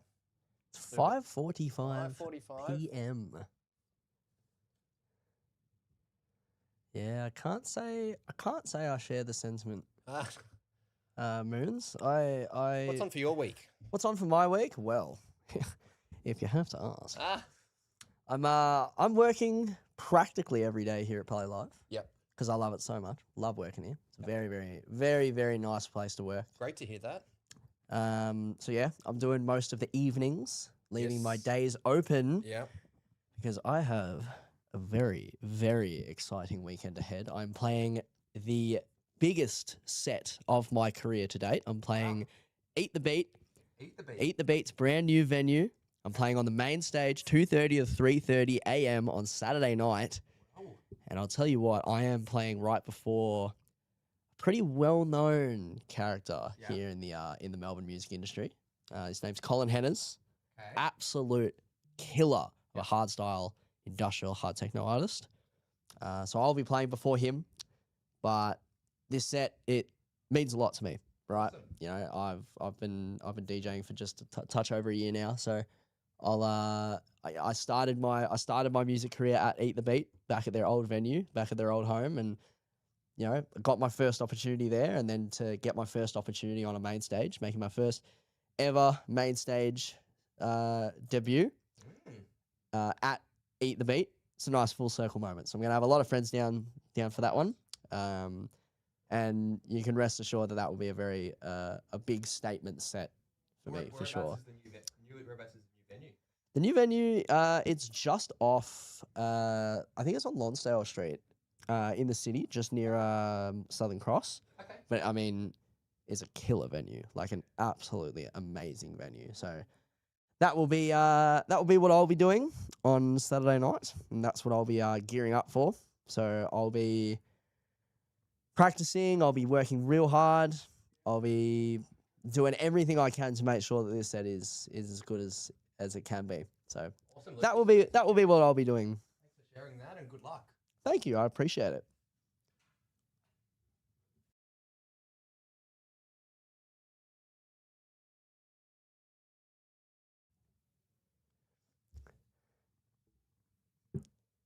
Yeah, just jumping into the action here. Got Josh Chen raising the 8-7 of hearts here to 2 big blinds in the +3 position. And we'll see if he gets any action here.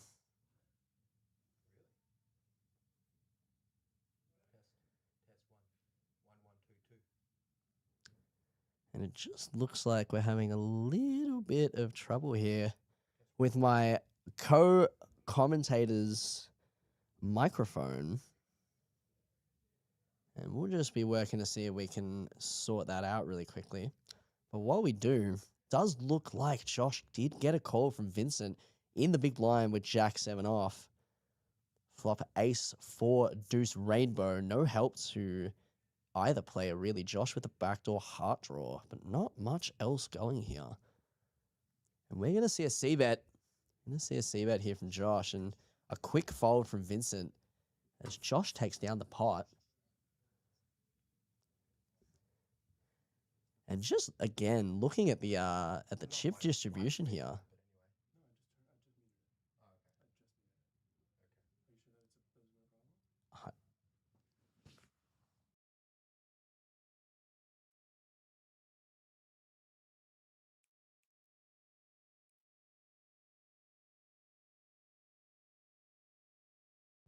That's all right. It is what it is.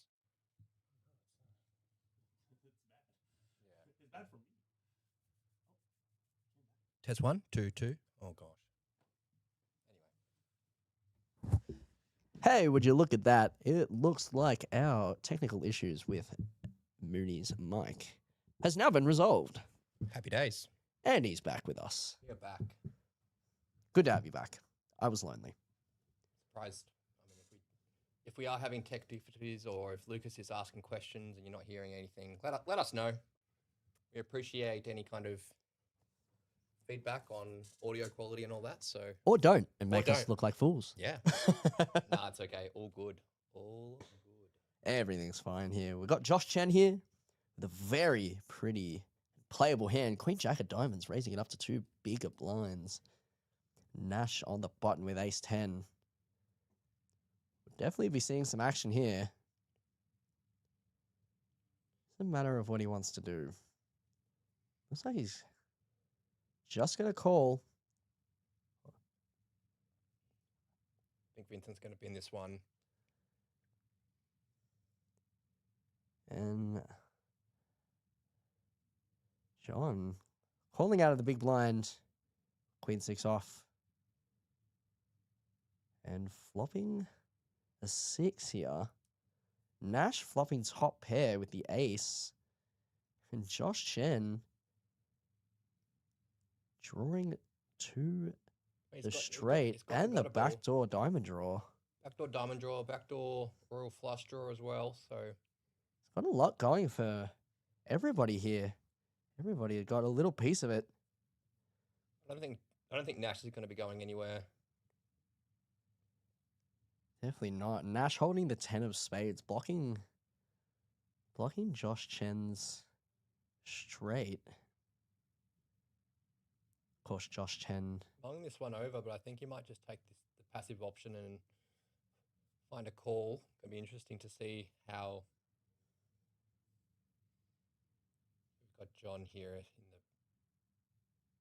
in the big blind defending the Queen 6-0, flopping bottom pair.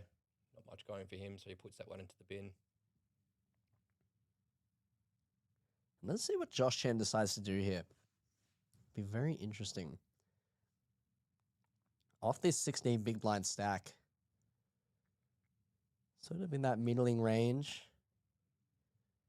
Just depends on how much pressure he wants to apply. And he is going to elect for a bet here. Goes out 4.7 bigger blinds into the middle. 140,000 chips. Leaving himself with 12 bigger blinds.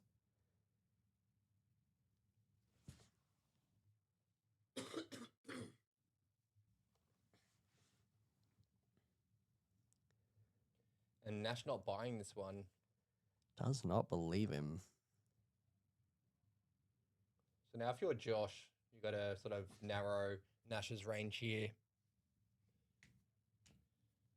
We got to see whether he's going to wave the white flag and check to Nash, because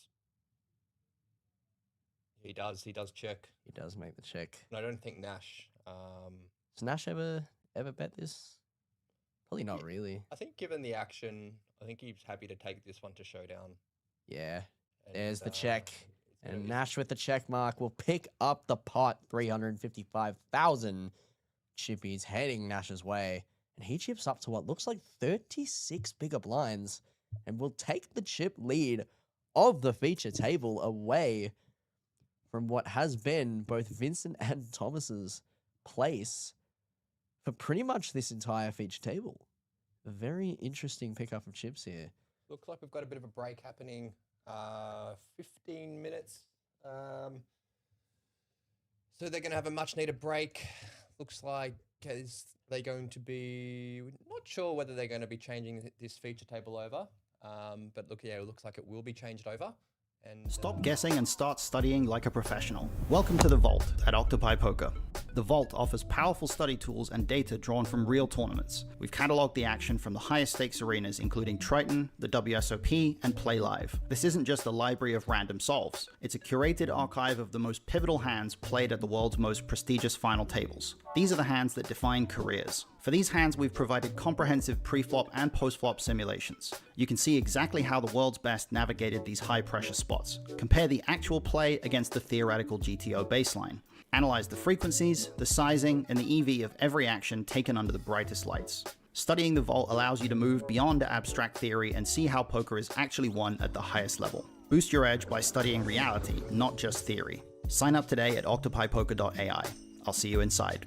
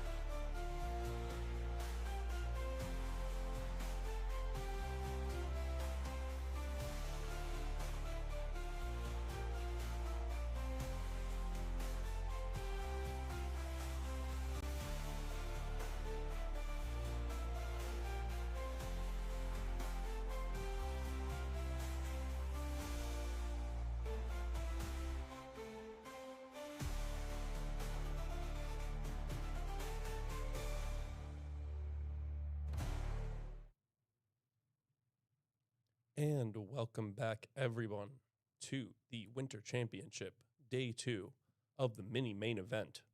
I'm Guy Greenstein. I'm here in the booth, replacing the wonderful Nick Mooney and Lucas, who held it down so wonderfully for the first leg of our journey here. And it'll probably be a late night as we play down to most likely a winner. There is a small chance that if it gets too late, we will ask the players to come back tomorrow to play the final table or the final however many at that point. But we are hoping to play down to a winner tonight and tell you who wins the Winter Championship. We have a really, really fun table here, and shortly we will have a great co-commentator joining me. First, let's talk about the table. We got Alan Dang, Tomasz Wojtkowski. I think I did a pretty good job there, actually. Nash, Vincent Italiano, John Leipert, Thomas Pierce. Oh no, actually, this is the last table, I'm realizing. We're actually gonna have to wait for the first hand to be dealt. There we go. That is the table that we're gonna look at. We have Tran, Dean Blatt, Theo G, Yafan Yao, Arturo Hanna, Cam Lawless, Charlie Hatut, Willie Ciale, and Jason Rojas. This is a really great table full of super aggressive, exploitative players. And we should see some fireworks. Oh, right off the bat, 3.8 bigs goes in with the king, queen off. Theo calls with the ace 10. That makes sense. And we're seeing a lot of garbage go into the muck. Ooh, Cam Lawless also with the king, queen off.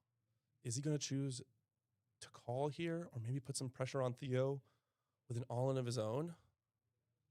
He's checking how much Theo has. If we look at the top here, we can see that Cam is behind Theo. He only has 11 bigs. If he decided to put it in here, it could be decent pressure, but it wouldn't be as much as 20, for instance. All right. He decides to fold. It's a wise fold.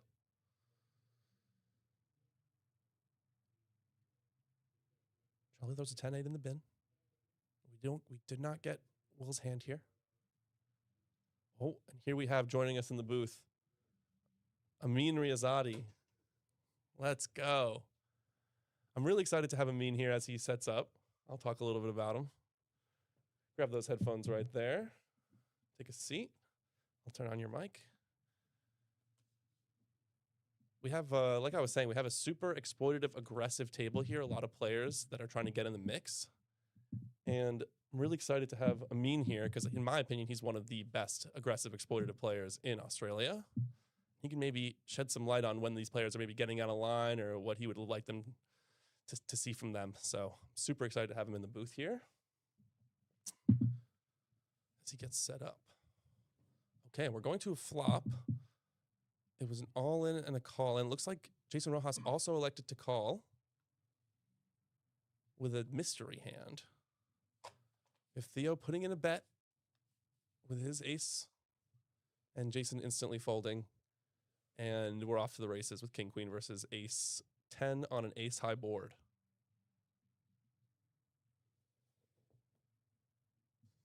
And hello, Amin. Welcome to the cast. As we see Twentron get eliminated. How you doing, bud? Good. Thank you so much for having me. Of course. Always excited to have you. It's a rare opportunity to be able to get one of the great minds of Playlive Melbourne into the booth and really see inside the mind of, in my opinion, one of the better poker players around.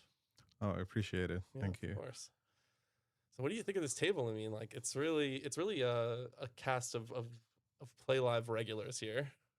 Yeah, there are a few good players. We've got Dean, which was the runner-up in Aussie Million. Yeah, most recent one. Yeah, the most recent one. And Dean there. yeah, we've got Jason as well.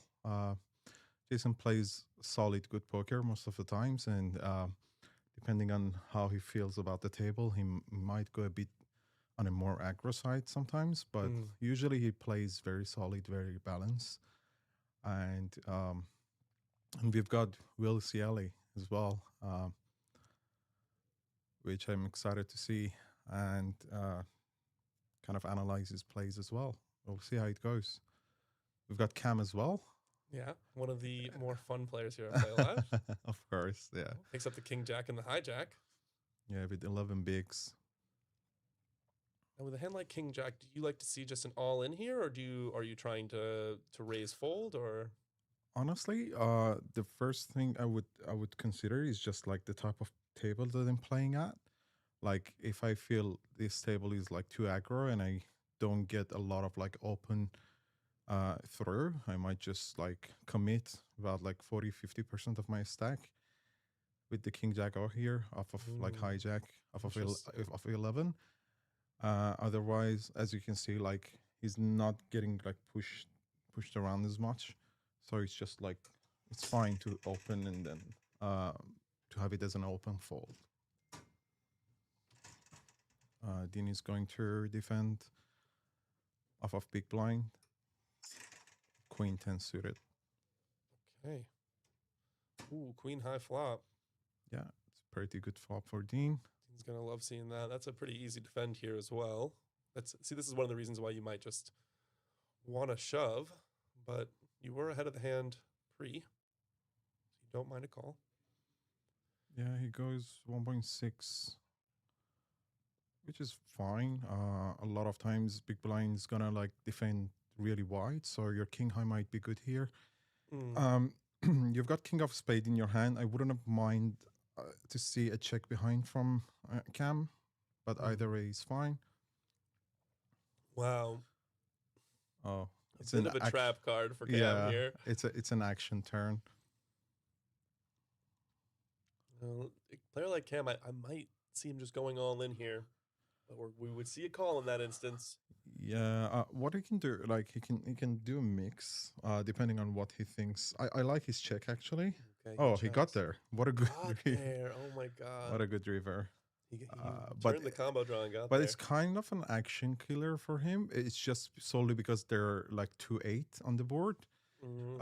Dean's 2 pair easily got counterfeited, so it's really hard for Cam to get some chips in the pot now, because Dean is smart enough to just like probably check fold this or just blocker fold this.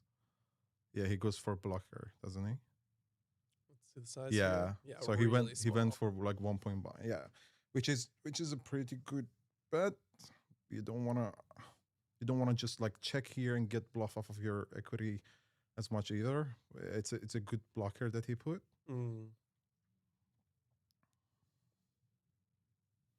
I'm super curious, like, if there's any generic wisdom you can give on blocker bets. You know, if there's any moments that you think, or is it just very dependent on the way that the hand went and the? It is very dependent. Yeah, it's very dependent, but also both about the board texture as well as the player you're versing. If you're playing versus like a super aggressive player, like a very good player who is very super aggressive, and you know that a lot of times, depending on the board texture, you might be blown off of the hand on the river. You might want to mix up your values and like your small equity hands on the river with a blocker bet, just in order to like not get blown off of the pot on the river. And you don't want to do it with only like your weak hands, like your weak pair, or just a single top pair, like weak kicker, or let's say a middle pair. You don't want to just do those blocker bets with those type of hands. You want to mix it up with your like knotted hands as well, so that when you get shoved on, exactly, then you have some calls. So, exactly, makes sense. You never want to put yourself in a situation where there's a way to exploit you 100% of the time. Yeah, that's true. So you don't want to get exploited by those blocker bets. So every time when you're putting a blocker bet, if the person like puts you on a range of hands, they can just easily like put you in the bean by going like huge, by bumping the river. Cam takes it down there. He goes all in, and we do see the fold from Dean. I think the hand was played out pretty standard. Especially from Dean, it was a really good blocker bet and fold after. What do you think just calls you there, just like an ace, like, and then you just win the pot, with the blocker bet? Yeah, I mean, an ace is just called like ace X is just calling you. Um, but also like you don't, especially if like let's say Cam had like king queen with like one spade there. You don't want to get bet into for a healthy size and just like have no calls there. So, but an ace is just calling there. So that's why it's a good blocker. Makes sense. Yeah. Okay, we see Charlie too with the ace jack suited. Raising it up from the hijack. To 2.5 big blinds. Ooh, kind of a big size from the hijack. Yeah, it is. But I don't know. Like, I don't personally know this player. If he's balancing all of his opens to 2.5, this bet is fine. But he also is. If not, he's also giving like size tells, which is a very big thing when you're playing in this type of field. I've seen some players size it up early on in tournaments where people are deep, and they just figure that they're going to call. If they're going to call 2, they're going to call 2.5. Yeah, that's standard, especially like in earlier stage of the tournament. It's just a standard thing for people to do. I doubt it that Dean is going to call this. It looks like he already did, question mark? Yeah, he did. Did he? Yeah, he did. Oh, interesting. He's going to try and set mine, I suppose, or just outplay from this position. Theo also elects to call with a 9-6 off. Oh my if you're gonna flop 2 pairs, then sure, why not? And Theo just betting out a turn. Oh, he's dunking too. Yeah, he's leading the flop. Yeah.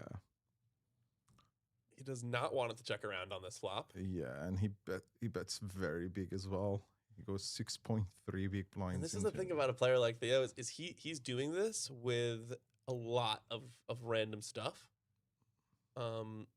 So sometimes you want to give him a call. This is probably a little bit too big. It's pretty hefty, yeah. Especially with no obvious bluffs on the board either, right? Yeah, maybe 7-8, but that's about it. That's true. If I'm not exactly sure what is the average of big blinds in this stage of the tournament exactly, but I'm assuming it's nothing more than like 25 bigs, something maybe, like that. Yeah, maybe correct. even less. Yeah. So it's just like a leading 7 big blinds almost. It's just very big. Yeah, you're getting called by very little there. Very little. Very little. Even a king might consider folding to exactly. You there. Like, yeah, maybe just peel one and then most likely like fold the river, depending how much like what is stack sizing. Yeah, I mean, definitely. I would have checked there in turn and seen what happened. There's definitely a lot more opportunities to get your stack in. You don't have much. Yeah.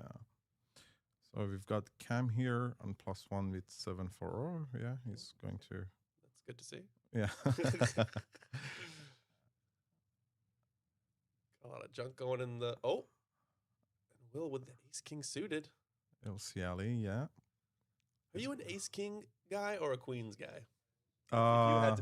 If you had to be on one side of that flip for the rest of your life, which side would you be on? Well, if I had to be on one side of the flip, I would 51%. Yeah. Okay. So if I had to be on the side of the flip, I would be on the queen side. But if I had to choose what hands do I have pre to play with, I would go with ace king rather than queens.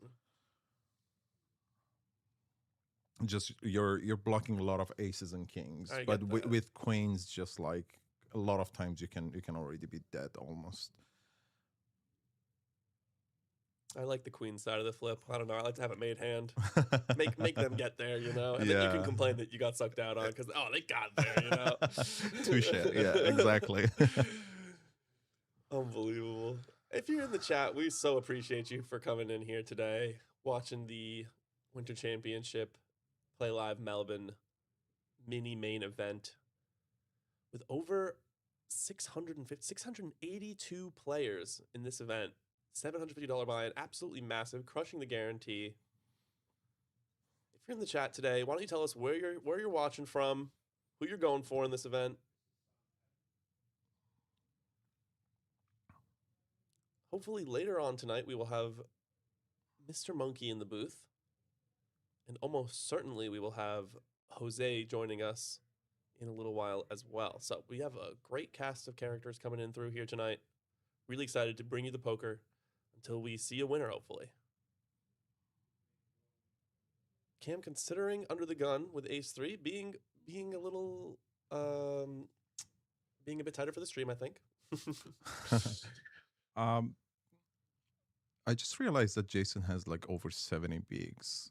What I'd like to see from him is a bit of more pressure on this table. I'm not sure how he's been playing so far in this table. Obviously, he's good enough that he's acquired all of those chips, but Good point. maybe his table is kind of like on a loose side of like dynamic in terms of like dynamic of table. It's just on the loose side of the spectrum, but I'm excited. Yeah, I'm excited to see how he actually proceeds for the rest of the night. Yeah, we did see a few mystery hands from him, so we don't know what he had in those.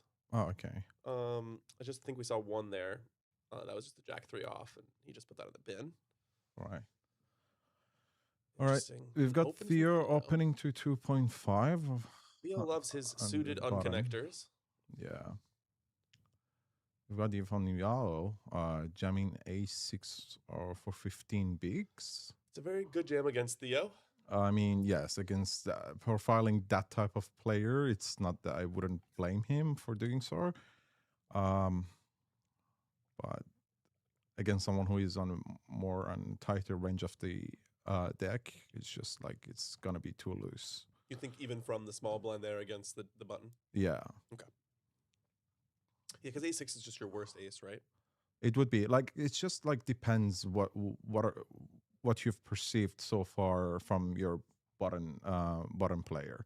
Like if you're thinking that this guy is just like very solid, he knows the ranges of the hand, and he puts into consideration how many big blinds small and big blind have, and then just open or fold accordingly. Then yeah, like you're just gonna mock those hands. 15 bigs is still a lot. You don't wanna risk it at this stage.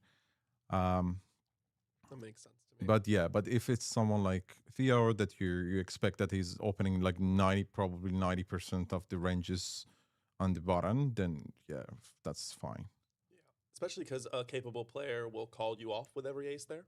Yes, that's correct. For 15, like if the guy is like opening like probably ace 9 or something around those lines, then you're getting called off most of the times for 15. But and then we have Kiwi Bird Special from Wellington, New Zealand. We love to see it here. Is that at the same time zone as Victoria does? I don't know how the time zones in this part of the world work so well.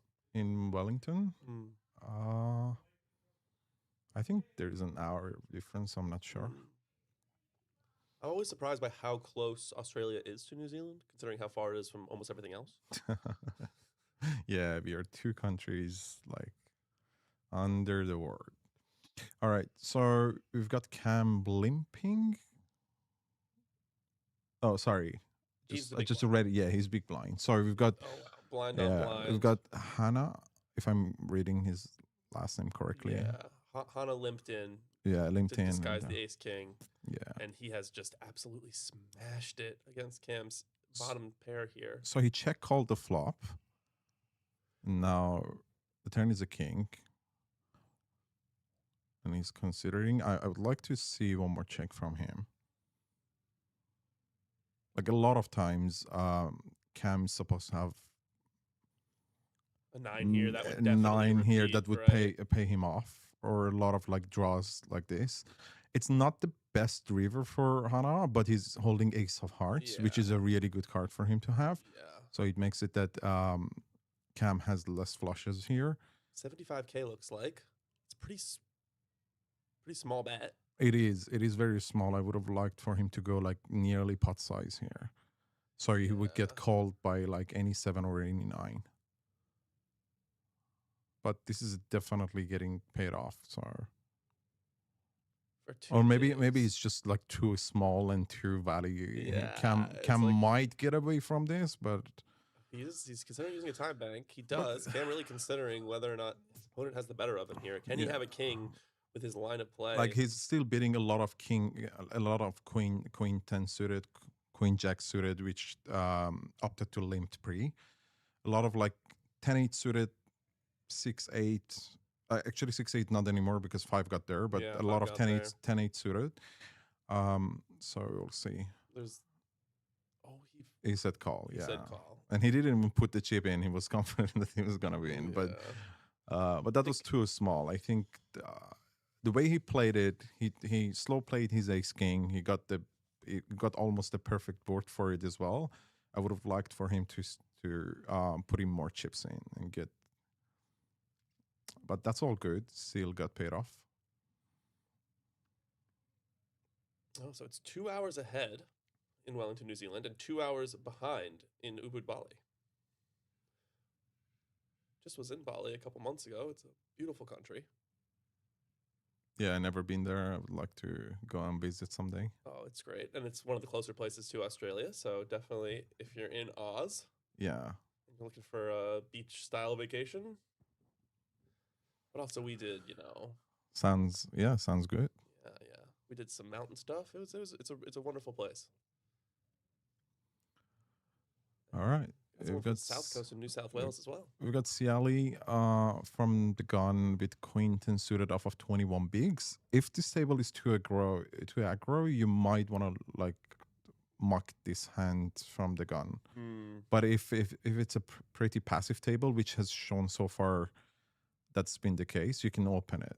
But as we can see, he opted to just like muck the Queenton suited. Yeah. Which is fine, but it's just like this table seems a bit passive, so I wouldn't maybe have minded. There's a half of the table that is I think think 3-bet you, Yeah, I think he put into the consideration of like people being short, which in this case happened to be Nathan off of like 8 bigs. I think he had a look at the table stacks and he realized that he didn't want to like spend like 8-9 bigs against Nathan if he just puts in his chips, which is a good observation from Will.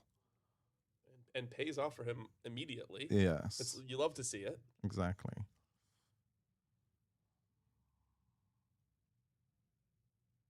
Found mucks the ace-4. Yeah. Suited, and 7-4 is going to go in the garbage as well. So yeah, it looks like it's going to get Nathan's through. picking up the blinds here. He shows. So yeah, like by that observation, Will pretty much just saved like 8 big blinds off of his stack, which is crucial at this stage. 6 big blinds in EV. Yes, like because he could have won the hand. I mean, it's possible. If you're considering like he's able to 3-outer Nathan, yes, why not? Yeah. He's got the flush draws. He's got the possible flush. No, I'm just messing about. But yeah, no, it was a really good fold. Yeah. Really good fold, pretty. We're seeing this table really really tighten up. A lot of these players probably playing very aggressively early on in the tournament to get the stacks that they have, but now trying to make those ladders. Every ladder just gets bigger and bigger, and they really start to add up. So just living in these spots where there's, 4 other tables playing at the same time can be instrumental in making that money. Yeah. All right, we've got Jason opening under the gun as the chip leader. I like the fold here against the end of the gun race with King 10. I think it's pretty easy fold. Yeah, I don't see Theo folding his Jack 9 suited ever here. Yeah. So It's a hand that Theo likes. And to be honest, it has pretty decent playability post flop. You kind of know where you're at pretty quickly, but let's see how the chip leader. I mean, maybe Theo's saying, Jason is he's the chip leader. He's liable to open a little bit loose. I'll see a flop here, but obviously we see that Jason's not opening too loose here. Yeah. So we've got Charlie on the small blind off of 17 bigs. I mean, he's got a lot of playability off of 17. I would have liked for him to fold this hand. Even 1.5 big blind at this stage is still 1.5, and you're also opening yourself up to Will's jamming because he's got like 19 bigs. Let's say like Will has like even ace jack, oh, he might squeeze it. So you're just losing 1.5 bigs for no reason. It's just like with the stack sizing that you have at this stage, you don't want to like see flops multi-way off of 17 bigs. Yeah, it's also it's like even if you hit the 10, like He could doesn't. easily be getting out kicked. Exactly. So He it's like doesn't know whether he's good or not. You're It's just kind of hoping for the flush draw and to just like kind of stop and go shove when you get the flush draw, but there are too many. There are too many like factors for him, as we can see. Let's see. Small blind's a really tough position to play from. I think Will just squeeze, or he did. So this is what I'm saying. Now, like this guy has no option but to fold this, and he just lost 1.5 big off of 17 bigs, and this is what exactly happens. Seems like we're not reading Will's hand, unfortunately. Here, it looks like he's actively trying to scan it, and it's not being scanned. This was 20 minutes ago, but unfortunately, we will not be seeing Will's hand here, and we just see an all-in on top of that. Yeah, that's probably why. That's very interesting. I did not expect for Jason to jam, but maybe he feels like Will is squeezing too wide here, and he pretty much didn't believe him. I mean, there's a lot of dead money in the pot as well.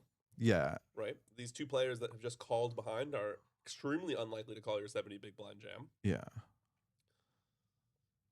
Oh, okay. Did Will have a bluff?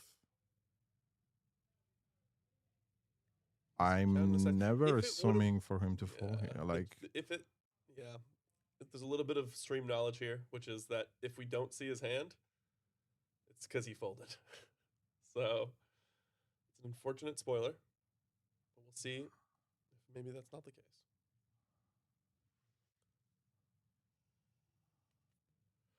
He's using a time card. He's really considering. I mean, this is really interesting. I didn't for a moment think Will had like bluffs here. Could you name a hand that you think that Will is doing this with? I think if he's playing that he raises. Okay, so like ace jack O would be one hand that comes to mind that you would squeeze and then fold against UTG like jam. Maybe like sevens, eights. No, you don't want to like you want to jam those hands yourself off of 19 bigs. You don't want to get blown off of your equity. It's just like I think that's the only hand, or maybe in some cases like maybe ace 10 or ace jack O.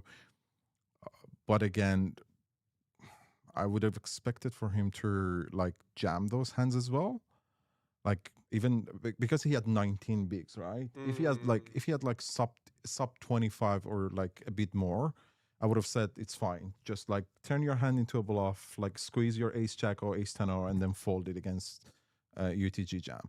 But you've got 19 bigs, so pretty much for you is just like commit, and that's why I was surprised seeing Jason jamming over that 3-bet.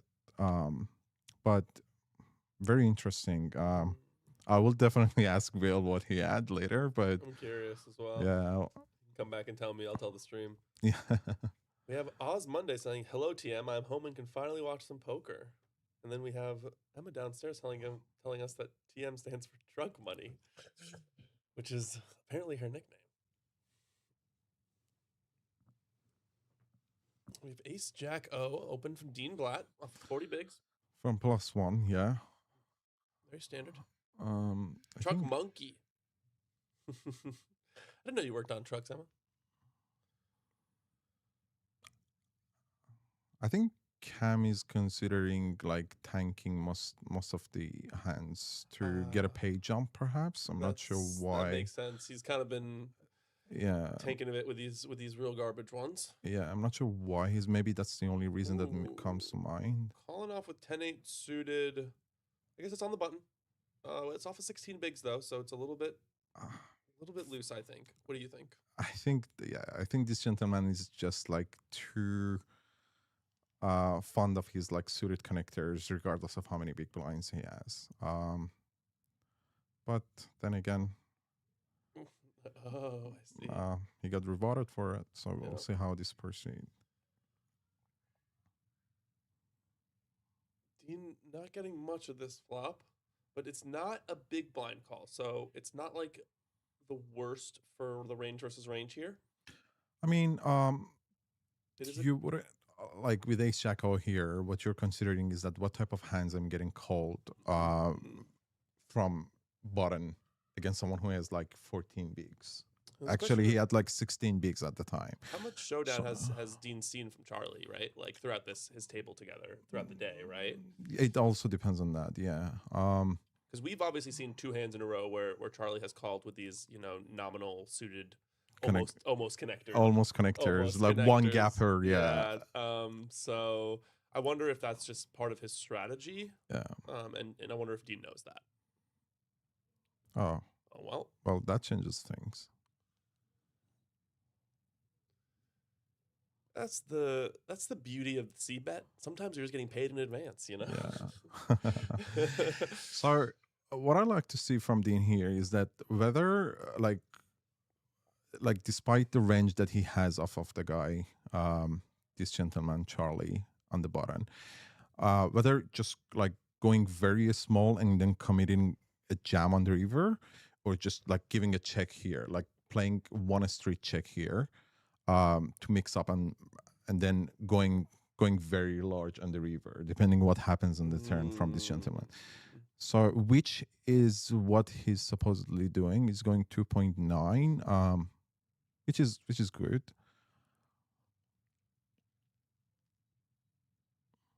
I mean, you got to feel like you have the best hand here as Dean Blatt now that the ace has come. Like the only hands that are reasonably beating you that are calling is like 9-8.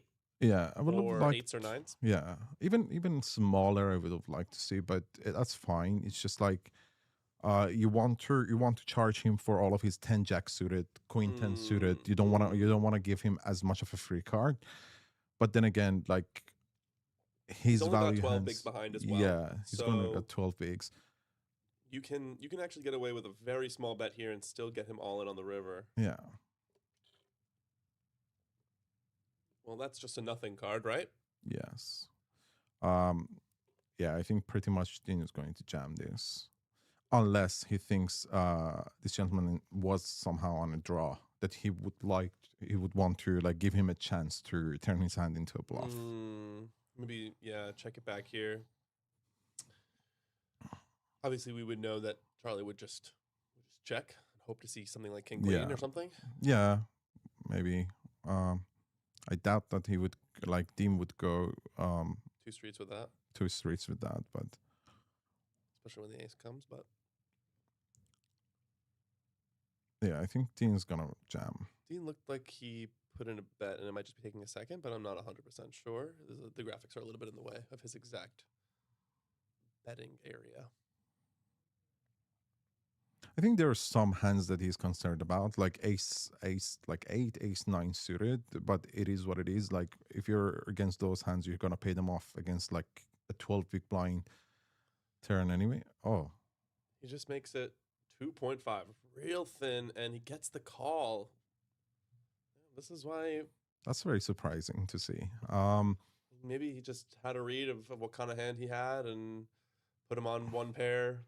Yeah, I mean, I get the argument in that aspect, but the issue with those type of things is that you want to mix up your bluffs with your values as well. So if you're Dean here, and let's say you did have like 10 jack suited or queen 10 suited here. Yeah, you'd want to be going bigger, right? You would want to go bigger. You would want to put the pressure on this person so he wouldn't be able to call you with his like third pair. And that's why that's what the issue with this 2.5 big bet was, that like next time if you're not, like if similar things like in similar texture happens and you're putting such a sizing, it's just very, very readable as what you're holding. Yeah, it's exploitative. Yeah, it is very and inherently exploitable because it's exploitative, right? Yeah, That's exactly. That works. Yes.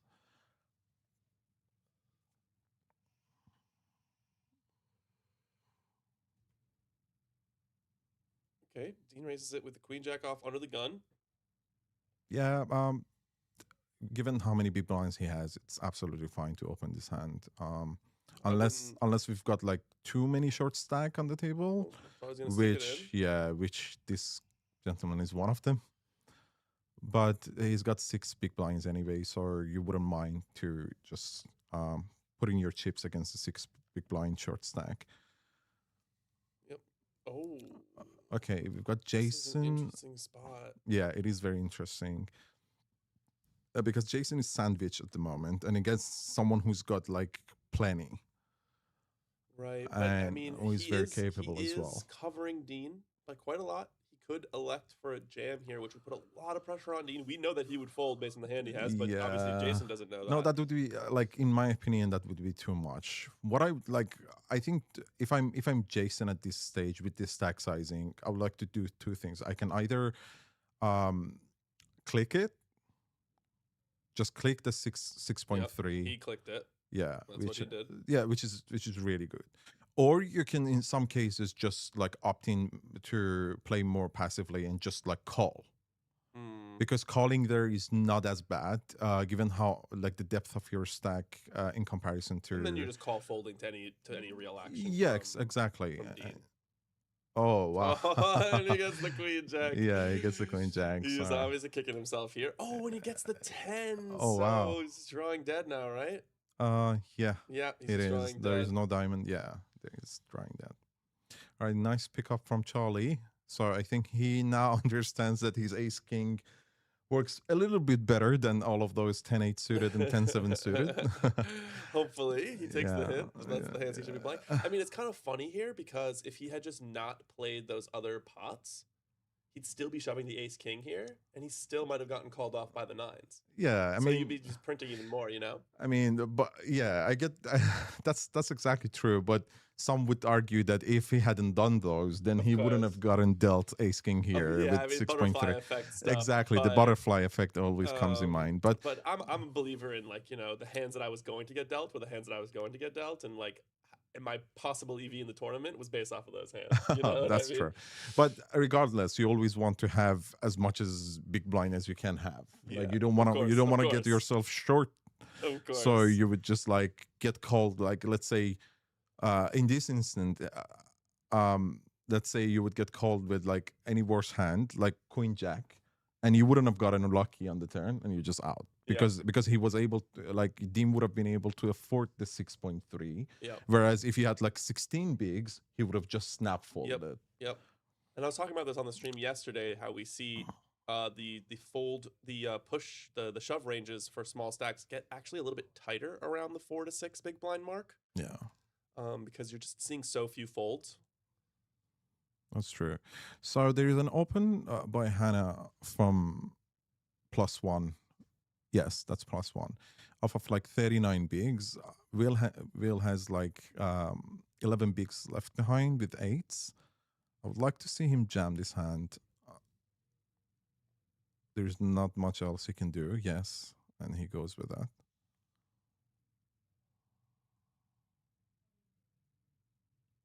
If you're Arturo here, Nathan's just gonna fold it out there. Yep.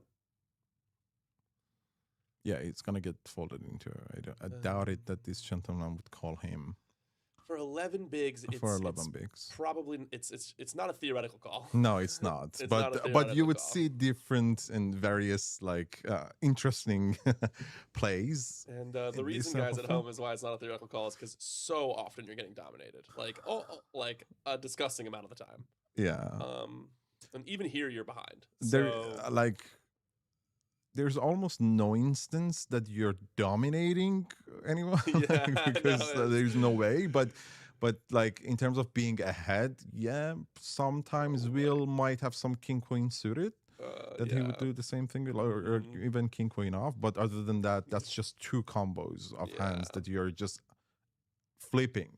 Let's say with like you're ahead, but you're like barely, on a small margin. Barely. Now some people rate these suited hands a little bit highly.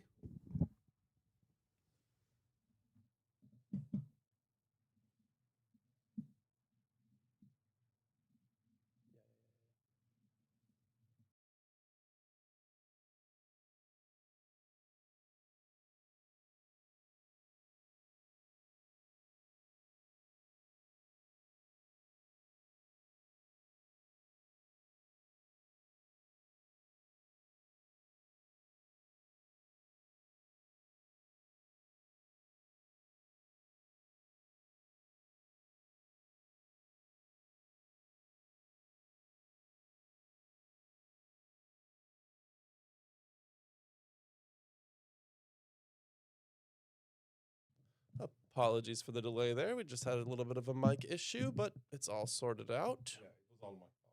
Thank you. No, it's all good. I mean, the fact that it was even unscrewed as far as it was. Yeah, it was. I got surprised for my. You're not here every day. Like, I they doubt you did break- it in the last half an hour. Yeah, like they break things already. Yeah, we have a very sturdy setup here. Even though longtime watchers of the stream will know that we've been known for have a few technical issues, but we get them solved as fast as we possibly can. I'm gonna call it the Australian weather does it, you know? Oh, an open from Queen 2 suited. This is what we kind of want to see from the table leader, right? And This is what I unfortunately, want to see from Jason specifically, being the chip leader on the table. He's cut off. He's got everyone covered by far. He's got heaps of chips over 70 bigs. I'd like to see him like opening these type of hands and put pressure on the table. Yeah. It's not going to work out for specific hands, given Yeah. that he has like is king suited, which oh, decided he to just block. calls. Oh, that's so sneaky. Okay, that's very interesting. I'm but not. This is very not GTO. Yeah, because what do you do on this flop when you get c-bet on? I mean, is he even going to c-bet? I mean, Theo himself, I played with him a few times. He's a non-believer anyway. And given he's just leading. That's more He's impressive. so great. Um, This is exactly the kind of flop that he would have hit with his random call range, though. I can like he has an image, and he does stick to it, and I appreciate that. You know what I mean? oh, understandable. So yeah, like you're trying to say that this type of flop hits him more than the rest of the table. Correct. Because of how wide he is. Exactly, and because he is often playing these small suited connectors out at like in position calling, like very often. All right. Not much of an action. Yep. I think Theo kind of like took it all away from Jason to bluff his hands. And it's kind of funny there because like that was a value bet from Theo. Like he may not know it. He didn't know. I don't think he knew it. I think he, as you said, he just did his image, trying to bluff on this board, or not get bluff off the hand. But he was quite ahead. He was super ahead on the was board. Very ahead. So I And he guess had, I think he had king of spade or ace of spade in his hand as well. I'm not sure. Yeah. I think one of his suit was spade. you got to know that you're ahead there too. Like even in terms of range versus range. Not necessarily. When you're just flatting with ace king or on small blind, you have almost no idea what the other guy is holding. I guess you're right. Yeah, Jason can have anything from like deuces to like queen 3 suited. As we can see, yeah. So that flop, unless he's trying to bluff it or turn his hand into a bluff, is not necessarily a good flop. Yeah, and like what are you getting called by that you're not super upset that you got called? Exactly. Right? Unless like he's got, I don't know, like ace queen of hearts. Yes, Like one, yes. like 2 over 1 and 1 backdoor flush draw. Like if Jason had ace queen of hearts. You're kind of just only getting called when you're behind. Yeah, I don't think there are a lot of hands that calling you there. This is really interesting. Charlie? Oh, he's open from the gun. Sorry, I thought he was put from position. So he opened off of 13 bigs. Yep, he opened. With ace 10 or. And the plan here is to open fold this, I imagine. I imagine if he's not open jamming his ace 10 or there from +1, then I'm assuming that's what he was aiming for. Yep, and he folds around. Yeah, good for him, picking up 2.5 bigs. Only risking 2 to do it. Yeah. We have Monkey here just saying hello to us. How you doing, Monk? Yeah, not too bad. You? I'm doing good. Any chance with my sevens? Yeah, all in against fives? No. Sevens against fives, all in, no chance. Yeah, the guy he from had Cassette. he had quite a few draws. That's Like he had double belly and his 7 was also good. So he had about 10 Clean draws outs, left yeah. on the turn, but he didn't hit it. Just got 40 Not too bad though. that's pretty good. well done. What'd you cash for at 42nd? Happy meal, sweet and sour in the bag. 2100 something like that. hopefully a more than one happy meal. Hopefully 2 at least. And the toy. And the toy. No, they do not make them here for 40 seconds. It's a weird thing. It's a kind of a play live. You know, we like to keep things mainly just the first person to win. The person to win gets the trophy usually.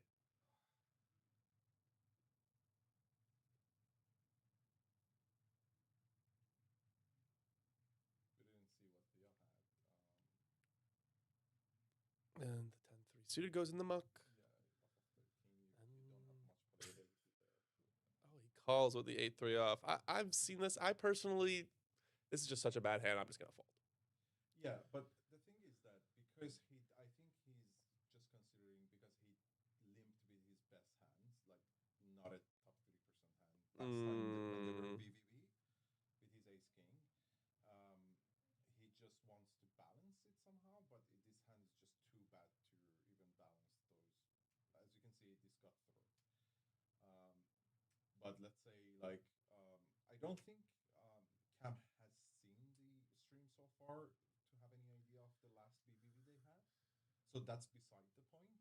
So I doubted that Cam knows that the last time actually he Did it got go to? called. I think it went to showdown. Yeah, he sorry. I think my it went to bad, sorry. showdown. So that's why he's used. He just used that as. But there is, spot, if you were really like nine head, if you were all the way deep in the hole, like he actually checked the first flop. So the fact that he's betting that this flop and checking the other one, he's like using the image, but like it's inherently the opposite of what he was doing before. Yeah. So it's it does ring some alarm bells that he might be bluffing there. Yeah. Whether Cam can just call with no pair and the unders, like no, he still can't. But Cam hand was too bad to do anything and proceed with like 7.3 big blinds anyway to Hana's fortune. But the thing is that you're absolutely right. So the fact that last time he decided to just check call and then check and then bet very small on the river with that hand, and then this time he just leads on the ace king x. It gives some tells, but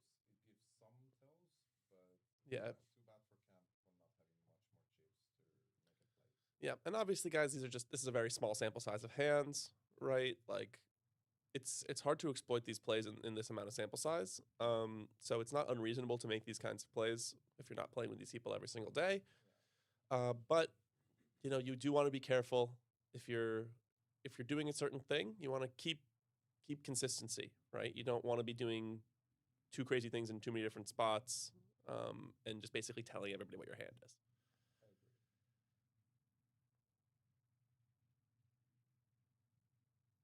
Okay, small blind versus big blind with the ace-10 for lawless. I think Cam has played pretty well on this table so far.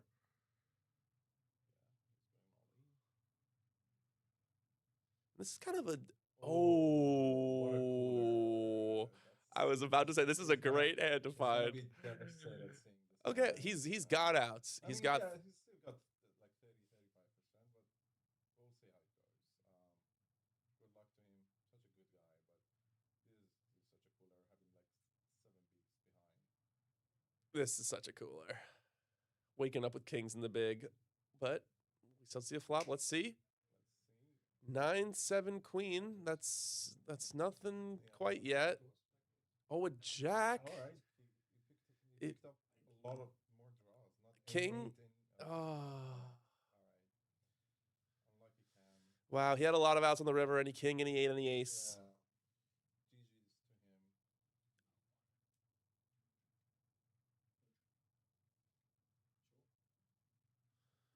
GG's to him. The wonderful monkey offering to get us something to drink. Yeah. I mean, you can only do this for a few more minutes here, right? Yeah, I was about to say, I think I'll give it another like good 5 minutes before I leave. Appreciate you. Maybe a hand or two, Yeah, no worries. Maybe we'll get Monkey to come sit down with us. Sure thing, yeah. He does this much better than me, so you will have much better company than. It's not better, it's different. It's different. See, with me and you, like I'm the color commentary and you're the analysis. With me and Monkey, it'll swap. All right.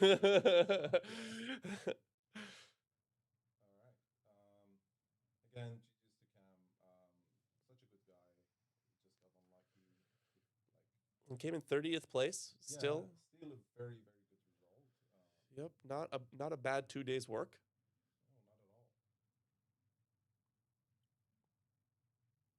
Throws the king 7 in the bin under the gun, but they're only playing 7-handed now. Now, is that a hand where if you're the chip leader, you feel like you can get out of line with the king 7 off, or do you think that's just too unconnected, too garbage? Like king high is no good. Yeah, if it was bubble time, definitely you can do it. Yeah. If it was like pure bubble time, or there was some sort of ICM pressure in regards to, like, let's say it's final table bubble. Yeah, or yeah, just big, like, big.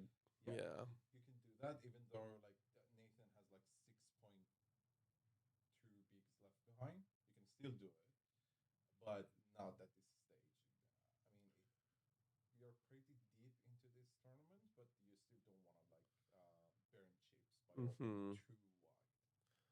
Yeah, I think that's something that a lot of players are going to struggle with in general. Is just like how wide do you get? How much do you get out of line? Like everyone knows that if you're the chip leader, you should get a little bit out of line. You should push people around a little bit, but Yeah, let's say if Jason was, instead of being like under the gun with king 7, or let's say he was like cut off, yeah, then he can definitely open that hand. okay, But you don't want to do that from the gun to having the short stack right behind you. yeah, makes sense, makes sense.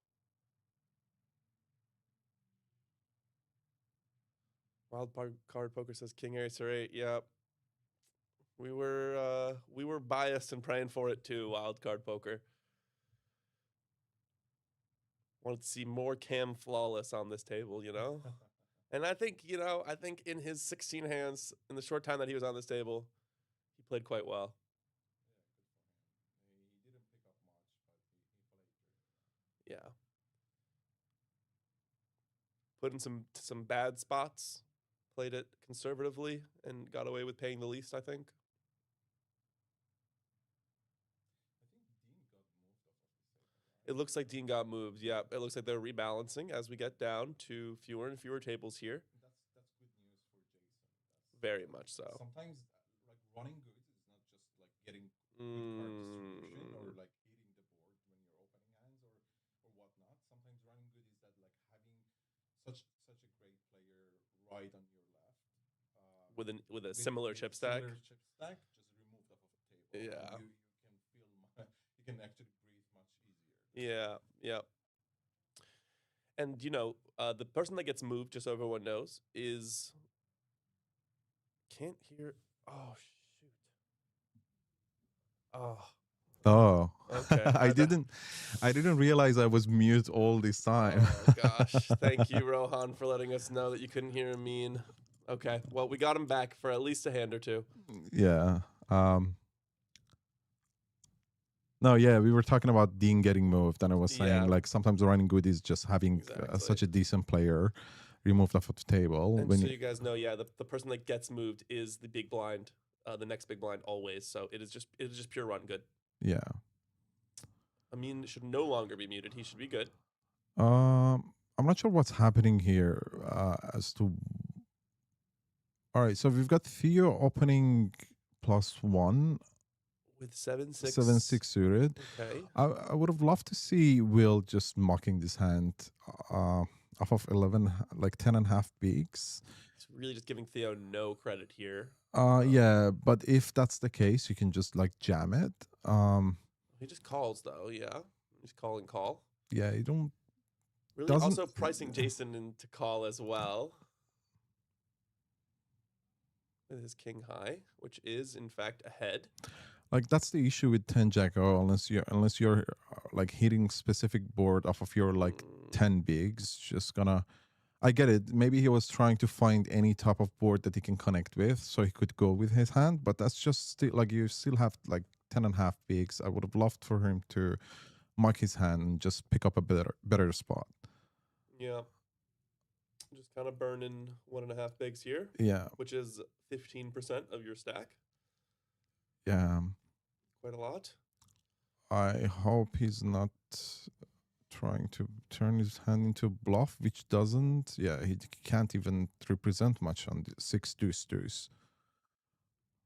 Fold and fold. especially against someone like Theo, which like he's a non-believer. Like Yeah. he's not someone that would sit there and he's like, okay, I got flattered by aces from small blind there, so I would just fold my topper. Yeah, I mean, Like, there's it's never- literally no way. there's No. that's never gonna happen. And But also, if you're opening 7-6, and then you hit the 6 deuce deuce flop, like there's no way you're folding stuff. Do you know what I mean? Like you gotta have a real exploit play because it's like you actually hit your board, right? yeah. Like,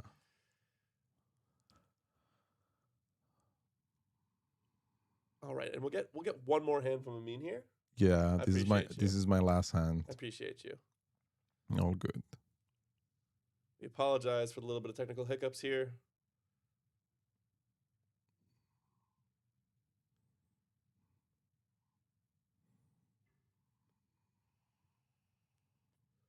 I mean, knowing Theo, he's probably gonna open this.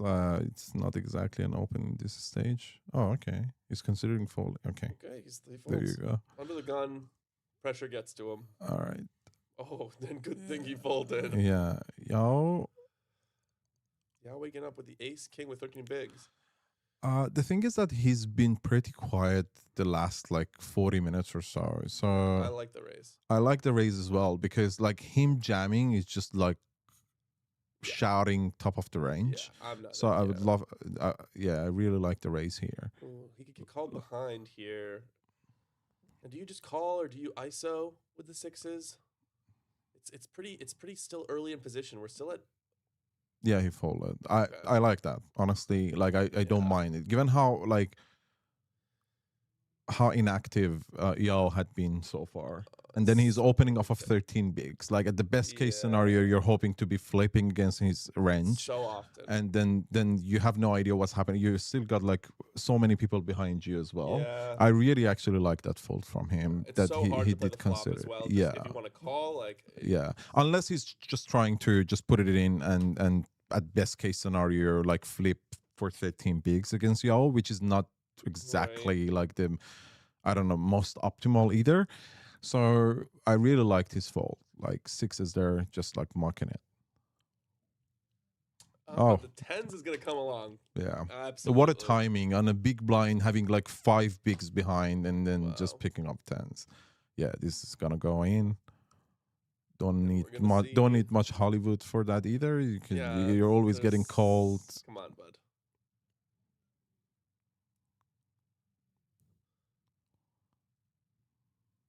And there we go. Nathan puts the stack in, taking his. Or maybe he was just stalling, try and get another ladder up. Maybe. I possible. doubt it. There is a pay jump at the moment, but perhaps it was the reason. I'm not sure. Some people like to do it just no matter what, so they don't forget to do it when they need to. No, yeah, that's true. Well, Oh, why are there's you a not- king in the window. Ooh, Poor Nathan. He's been falling so much, but again, Yo as well. So at Two this outs. stage, wow! that's Picked up a lot more outs, yeah. but no more 10 out. Doesn't find it. That's GG to Nathan Ong. And yeah, Yao now picks up 12 big blind pot, and now he jumps into 20 big blinds, which Okay. is 990k. See it go down to 6 players. Yeah. Thank you so much. I mean, No worries. Thank you so much Are for you going to having me. WSOP this year? I'm afraid not. People wanna know. I did try very hard. I've got some visa complication with the US, although I'm an Aussie citizen, but unfortunately I cannot make it. Visa situation in the US is kind of fucked right now. Yeah, but just like I had to do a face interview for my visa, and everything went well, but they needed further documentation from me, and I sent it to them, but I haven't still heard back. So my request hasn't been denied nor Okay. confirmed, but it's just I have to wait, Okay. and this this waiting time can take up to like sometimes it can take up to a year or two. So it just depends how fast they're processing. So if not this year, then next, hopefully. Hopefully next year. Okay. Yeah. Thank you so much, Amin. It was wonderful having you. It's been a pleasure. Thank Yeah. you for having me. Really appreciate you. Have a good one. You too.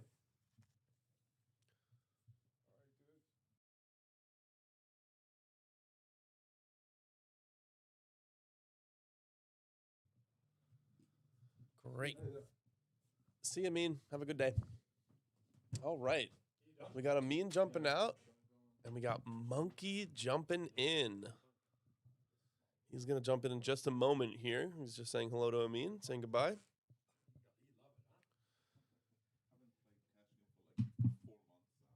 Rightio. Okay. Good luck, yeah. And we actually, we got a new table. Beirong coming in.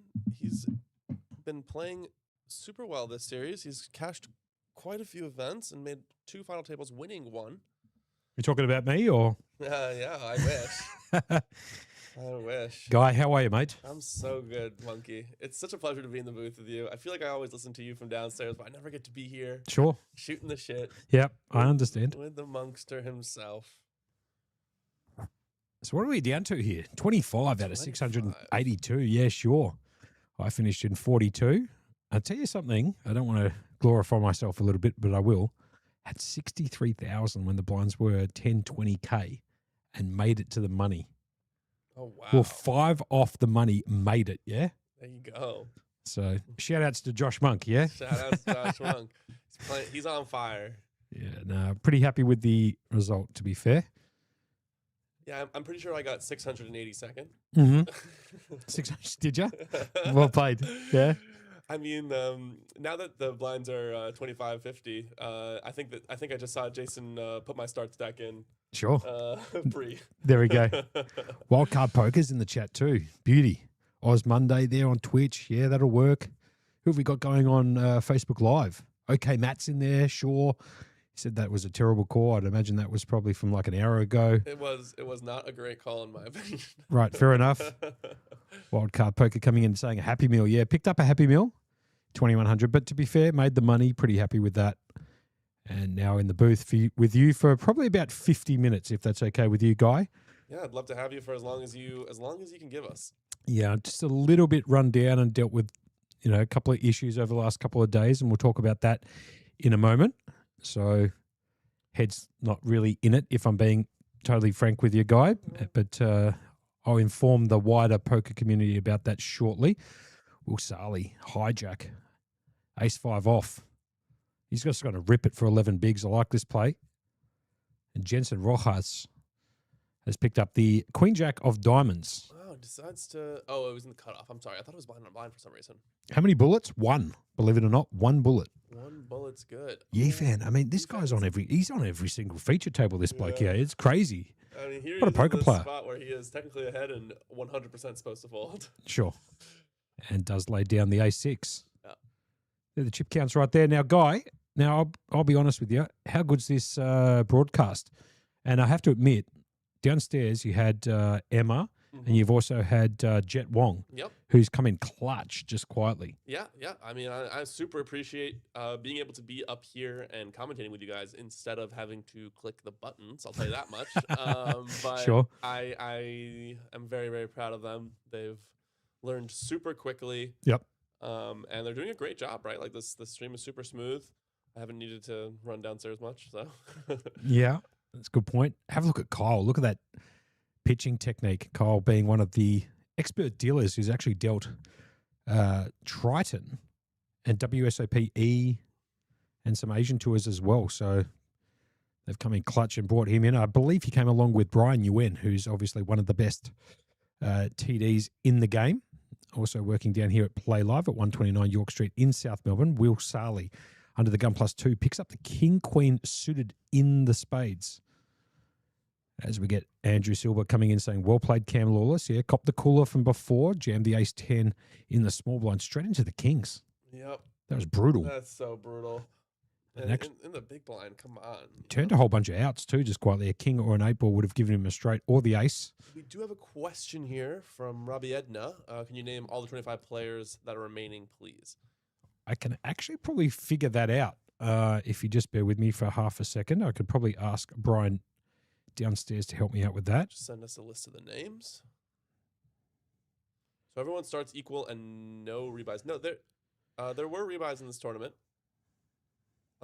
But everyone does start with the same 50K. Australia went all in today and Turkey folded. I suppose it's true. You know, we did a little draw here where you pay $10, Sure. and we all draw from the bounty bucket, and we all got a team that Yep. represents us in the World Cup. Yeah, sweepstakes. I think it's Yes. called. Yep, $10 each. Yep. $10 each, and it's totally rake free, super just for fun. And if your team places top 4, you make a little bit of cash. I had the displeasure of drawing Turkey. Did you? And having the entire country root against me today, and be successful in doing so. So I got a nice day one of the World Cup here. I got Canada. Canada. Yeah, 181 to 1 chance. That's not great. So I'm right in it. Yeah, It's as not people like to great, say. But it's not the bottom. It's not the worst one you could have That's drawn. true. It's not the worst one you could have drawn. I would have loved to draw America personally. Obviously, Will Saley here under the gun +1 finds a Queen 3 suited. The blinds here at 25k, 50k with a 50k big blind ante, hand number 22 of this particular stream. This is the mini main, which yours truly did play in. I busted at 42nd, picked up about 2100. So that's going to go towards meals for the staff downstairs and whatever else they want. Some donuts maybe. We have 2 new players at this table since we started chatting here, Monkey. We have Beirang Garavand, who Yep. Crusher. He's made some final tables here. He won the PLO battle stacks, I want to say. He won something big.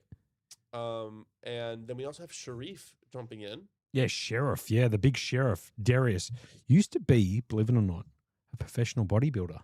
Really? And those videos are up online, man. The guy was tanked to the massive, and he's actually still big now, you know. I actually kind of wanted to pan around to him so I can get a view of this. He's a huge unit. Have a look at this from Yifan. On the button, makes the raise, gets the call from the big blind with the 9 deuce offsuit. Absolutely flops the ace. You beauty. And Barang here with bottom pair. So Barang most likely is going to check his option, which he does. Background to Yifan, has to make a bet here. This is the problem with calling with a 9 deuce. You get the deuce on the board, and you're still not loving calling the C bet, right? Good point. You kind of have to, because that You have to peel one off. That is how your hand works once you call with a 9 deuce. But especially with 3.9 million or 77 bigs. Wow. yeah, just What a chip stack. Just a stack. And we were actually talking about Jason Rojas being lucky that Dean Black got moved earlier because he had a similar stack, and now he's covered. So unlucky. Here comes the turn. It brings in the 6 of clubs. No help, obviously, to Orang, who's looking for a 9 or a deuce. The 9 deuce of hearts or the 9 deuce of clubs. The 9 of spades has been folded, but Yifan out with the win, or I should say the best hand at the moment, 88% equity versus the 12. You can see that in the bottom left-hand corner of your screen. Brought to you by the guy sitting next to me, Guy Greenstone, who put together this particular stream in conjunction with Matty Marshall, but is the main guy down here at Playlive, bringing you the broadcast at home or on your device as Barang does make the check on the turn. Yifan's got to go for one more barrel here for sure. Yeah, I did all the parts that work. Well played. Good on you. I'm just messing about. Okay, goes for the C-bet, and you'd imagine that he just chucks it in the mug. Yeah. Now, I might take this moment right now. It looks like the players might be going on a break, or I'm not sure. Maybe they're not. Maybe they are. They're just readjusted in their seats, I think. But I think this is the ultimate time to reach out to the poker community and inform them of a very saddening issue or saddening event that happened yesterday. My co-pilot on the You Can't Make It Up podcast and a very close friend of mine. I do apologize if I get a little bit emotional with this guy, if that's all right. Go ahead. Adam Burke, his brother, Chris Burke, passed away yesterday, leaving behind a 5-year-old son called Paddy. We have now put up the GoFundMe on Playlive. I've also shared it on my own personal page and would appreciate anybody and everybody, whatever donations you can give towards his trust fund would be amazing. That's for Paddy Burke, who lost his father yesterday, Chris Burke. So the GoFundMe page is on Playlive on the Facebook page. Any donations, large or small, we very much appreciate, and condolences to the Burkey family. I've been spending a bit of time with him yesterday. So it's a very emotional time for the Burke family, and anything you guys can do in the chats who are listening to help Paddy, the 5-year-old, have some sort of future with some donations, that would be very much appreciated. So I usually don't call on the community, usually do the giveaways, and this time I'm asking for a little bit back, if you don't mind. All the information will be on the playlive.melbourne website and on Facebook Live. So whatever you can do to help, we very much appreciate it. As we get back to the action here, Jason Rojas is going to raise it up with a Queen 9 suited under the gun +1. Background to Charlie in the big blind finds the King 8 off. So it's natural 9 versus the natural 8. Needs to flick in one big to make the call. If you don't mind taking the lead here for me, Guy. Yeah, of course. And it's just a one big blind call. And he called. Oh, this is Charlie actually in this spot. So we haven't seen what Charlie does on in the big blind so much yet. He decides to call. Is ahead. Going down to a flop, down and dirty. Geez, have a look at this flop just quietly. Top pair and a gut shot. Top pair for Charlie, as you can see, with the King 8 and the gut shot to make the straight. Any 10 would do. Now, if I'm Jason here, you can lead. It does favor your range. And as the chip leader, you're kind of obliged to.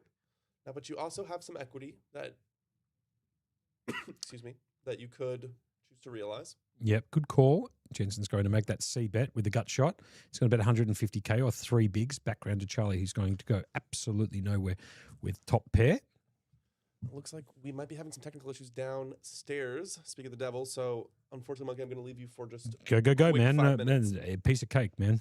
Go do your thing. So I'm going to call this a bit. I came in here to do a cameo for an hour, and unfortunately, Guy has to go downstairs to help with a production issue downstairs. So back to the action here. Here comes the turn. Brings in a queen. All right. So bit of an action card on the turn. To be fair, Charlie does pick up top pair on that flop, and Jensen's now picked up the queen to go with the gut shot, so can actually outdraw the King 8 of Charlie now with a 10, 9 or a queen. You can see those outs in the top right-hand corner of your screen. Bit of a shout out also to everybody who's joining us across 3 different platforms, YouTube, Facebook and Twitch. We are on a 20-minute delay. As Jamie Hall has joined us. And have a look at that river card. It's come running Queen 9. So Jensen Rojas, who actually had the gut shot to make the straight, has backdoored into 2 pairs out of nowhere. It does bring in the 4-liner to the straight and also the flush draw hits. Jamie, you can come in and maybe do a bit of commentary if you want. Guy just left to go downstairs to deal with a production issue. So if you want to, everybody loves the dulcet tones of Jamie Hall, the guy bringing all of the photos and all the content on that Playlive Melbourne Facebook page. And we're having a conversation the other day, actually, Jamie, about... there's a bet of 100K, by the way, and a call with the Queen 9, and Jensen Rojas is going to pick that up with the 2 pairs running Queen 9. But we're having a bit of a conversation the other day, Jamie, about how much your equipment cost you. Yeah. And we put it in there, and you told me somewhere between 35K to 40K if bought new. Yeah. Fair enough. If it was brand new bought and was in pristine condition, probably around that sort of margin, I would imagine. Yep, sure. There you go. But I'm a cheapskate, so... No, all that stuff, similar to like cars, is super expensive to buy new, and once you take it off the lot, it is much cheaper. So, rightio. A little bit cheaper. Now, there was a question that was in the chat before. I can't remember who said it. It might have been in the YouTube chat about who's left in the field. Well, I can tell you that the following players are in the field. Obviously, you've got these players up on the screen. There's also Joseph Pat out there, Tomas Rajowski's out there, Rohan, Dean Blatt, Thomas He's Pearce. got a monster as well. Dean Blatt's got an absolute monster down there. He's gone hammer and tong, has he? Yeah, standard stuff. So, so Dean Blatt is out there. Thomas Pearce is out there. One of my favourite names, Jordan Montalto, is out there. Josh Wick, also known as Josh Chen. Yeah, also doing well. That's his 3rd super deep run as well. Looking really consistent this series. Mr. Miyagi, Key Lim is out there. So for the Mr. Miyagi lovers, He's out there. I've never actually seen this go before, and I literally walked past his hand just now as he bluff shoved his 10 bigs with Jack 6 off. And he's like, Miyagi bluff. Yeah. It's very funny. Minaj is also out there. Sean Ragazzini, Dukes, which is Maduka Piera. He's out there. Wenji Sun is also out there. Marco, who's known as Marco, but his actual Asian name is Yat Long Chen. Rachel, one of the females left in the field. Good on you. Carolyn is also out there. So Rachel Carolyn's out there. And Adam Pisk, P-Y-S-K. So they are the final 25 in this field of 682. Guy Greenstein, did you solve that production issue downstairs? Gives the big thumbs up too as we get back to the action. Have a look at this. Wow. Race to 100K by Arturo. Barang just picks up the aces like it's just meant to be. 3 bets, it makes it 260K to go. Back round to Arturo in the cutoff. Makes the call. So off to the flop. Can he find a 6 ball? That 3-sider is not going to help. The King, Jack 7. Needed to find a 6 3-sider. Couldn't find it. Arturo in a bit of hurt at the moment. He's first to act. Was set mining there, Jamie, and now he's down to 1 out. You can see top right-hand corner of your screen, the 6 of clubs. He's going to check. Barang is almost certainly going to fire a continuation bet on this flop with the overpair to the board, the big aces. Barang going absolutely Iron Man, currently top of the pops in the Player of the Series. Even today, after there was a few catch-ups from the Mammoth 3K, still sits in first place. Now running super deep in the mini-main and aces to boot. Must be nice. Yeah, it must be absolutely nice. As it looks like Juan Camilo in the chat is saying, and I know that the J, because I did live in Costa Rica for a little bit, the J is pronounced with a Y, so I believe it's Jensen, El Patron, huh? Or Alhaz. Just like that. Yeah, there you go. So I know they call him Jason, but I believe it's Jensen. Yeah, everyone I know calls him Jason. Obviously a super reg up in Queensland. Get to see the guy a lot. And yeah, super friendly. Love him to pieces. Always smiling. Proper gentleman at the table. Nice to see that he's having a nice deep run down here. He just got back from Colombia, actually. He got straight back from Colombia. Straight in. 2 days ago. Yep. Came in from the airport. I was like, oh, hi, I'm going to come fire tomorrow. Straight into it. What a legend. No breaks. So El Patron, obviously meaning the boss, if you don't know your Spanish lingo. So Jensen, the boss, Rojas, is sitting at this table. That's Big Sheriff Darius right there, sitting in seat number 2. Used to be a bodybuilder. You can see his videos actually online, and he was tanked up something shocking back in about late 80s. No longer participates in bodybuilding, but he probably could if he got himself back into shape. Get round to Barang in the cutoff, finds the ace-deuce offsuit. And he's going to pop it up and make it 2 bigs to go, 100K, round to Will Sarley. I haven't seen too much of Will this week. Also a bit of a serial deep runner, but saw him just for the first time the other day. And straight away, again, into another deep run with Will. Seems to do very well around Melbourne. Yeah, Sarley in the small blind, 14 bigs, King 10 suited. Could be worthy of going with this hand. He's going to flick in, I should say, one of those time bank cards, giving you an extra 30 seconds. Ali Mustafa going, well done today, monkey. 10s must be your new favourite hand. Yeah, they are. I had a 3-way all-in last night with pocket 10s, and I called out the other 2 players' cards, believe it or not. I said, you got ace, queen, ace, king? He goes, no, I got a pocket pair of 8s and ace, king. Absolutely deuce, 3, 4, 10. Make the nut full house. Get a full triple up. Thank you very much. And then absolutely donated towards the end of the day and came back today with 156K, but very happy that I made it into the money, all things considered. And he does whack it, Will, here with the King 10 of diamonds. Trutzi also saying in the chat on YouTube, Monkey sacrificed his day 2 stack so he could come and commentate. What a legend. Appreciate that, Patrick. The action back around to Barang. AC Doozy in the cutoff. Yeah, he's having a little think. He has got an absolute monster stack. Ace 2 is a little bit light still, but very light. He's going to actually hand pass the chips over there to Will. A bit like you walking to the side of the table earlier, right? Literally giving it into the guy's hand. That's true. I did. I asked to do a colour up of some yellow chips, and the guys seem to be in a difficult spot for anybody else to get to. So I actually picked up the chips and just handed them straight to him. Hand delivered. So we're down to 24. We got Jamie Hall in the booth alongside myself, Josh Monk, aka Monkey. Guy Greenstein also has come up here to do some commentating, which, to be fair, I don't mind the old American accent through the mics. Oh, yeah? Yep. So we've got one American, one person from the UK, and me with this horrific Australian accent. But you know what? That's who we're trying to cater to. So play on. That is all of the bases covered, actually, in terms of the Yep. dominating English forces. There we go. Kiwi Bird Special. You'll get them all next time. I hope so. Kiwi Bird Special. Thank you very much for joining us back in the YouTube chat. Get back to it. Theo G under the gun. King 3. Any chance here? He's going to flick it in. Full British colonisation. Lovely jubbly. Very good. He's going to pop it up and make it 3 bigs to go. 150k. He likes the King 3. He likes anything suited. To be fair, Arturo is going to get out of the way. Under the gun +2. Round to Barang. 7-8 is no good. Charlie, 10-3. Forget about that in the cutoff. Will Sarley on the button. Finds the unsuited ace. Just had a really fun interaction with Will and Amin and Jason. I don't know. It's probably about 20 minutes ago, so it might come up in a minute. So I don't want to foreshadow it too much, but Will went to his rail to consult with Amin on something about a king-queen versus king-queen hand or something. Right, okay. I think it must have been a little while ago. Sure. And he's a 3-bet rather than 3-bet jam and sort of consulting with Amin. And yeah. It was King Queen that he had. King Queen versus King Queen, I believe. There you go. So Amin said it's.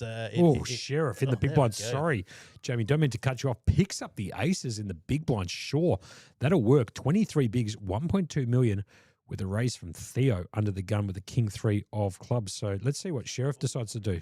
I bet he smooths.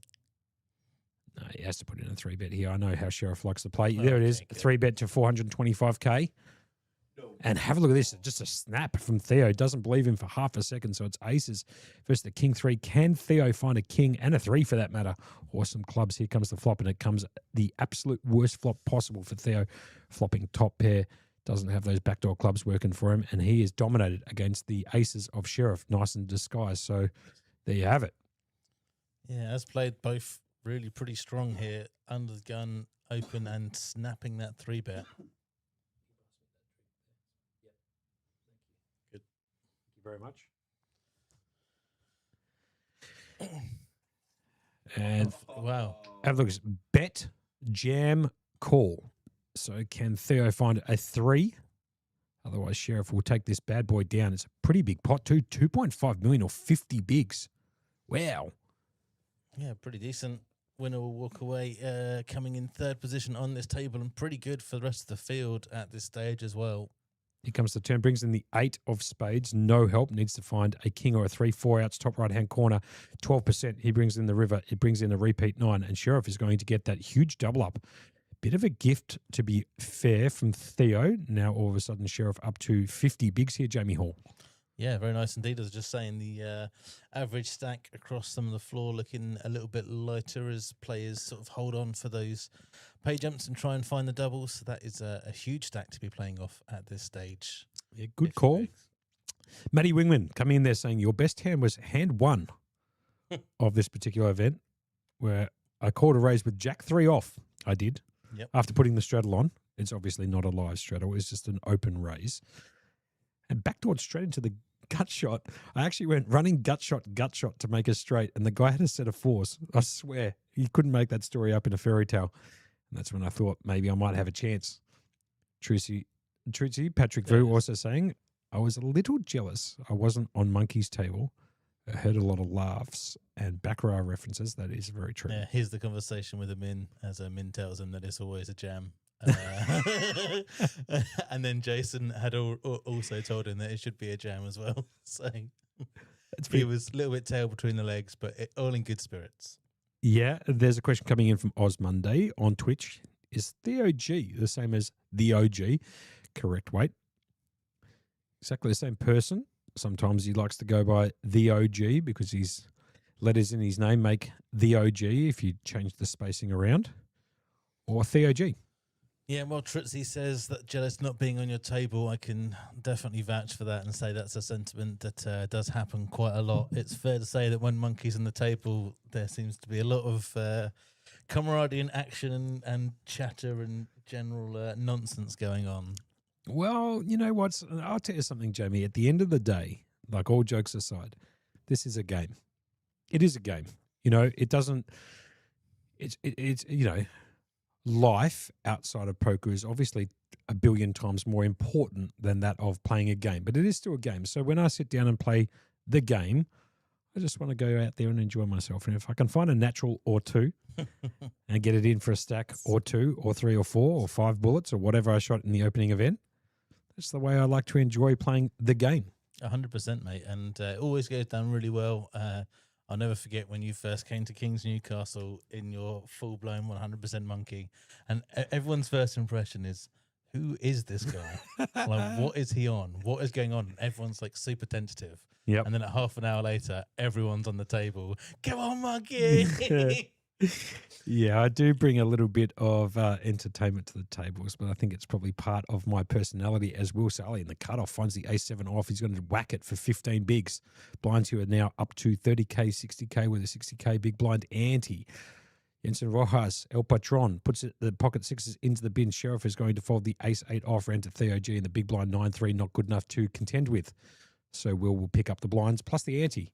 In that particular hand, we're up to hand number 27. Right here, Playlive Melbourne, 129 York Street in South Melbourne. Now, I'll tell you something. If you haven't played cards here and you haven't been here before, Jamie Hall, I like calling you by your full name because it puts you on a little bit of tilt. Yep.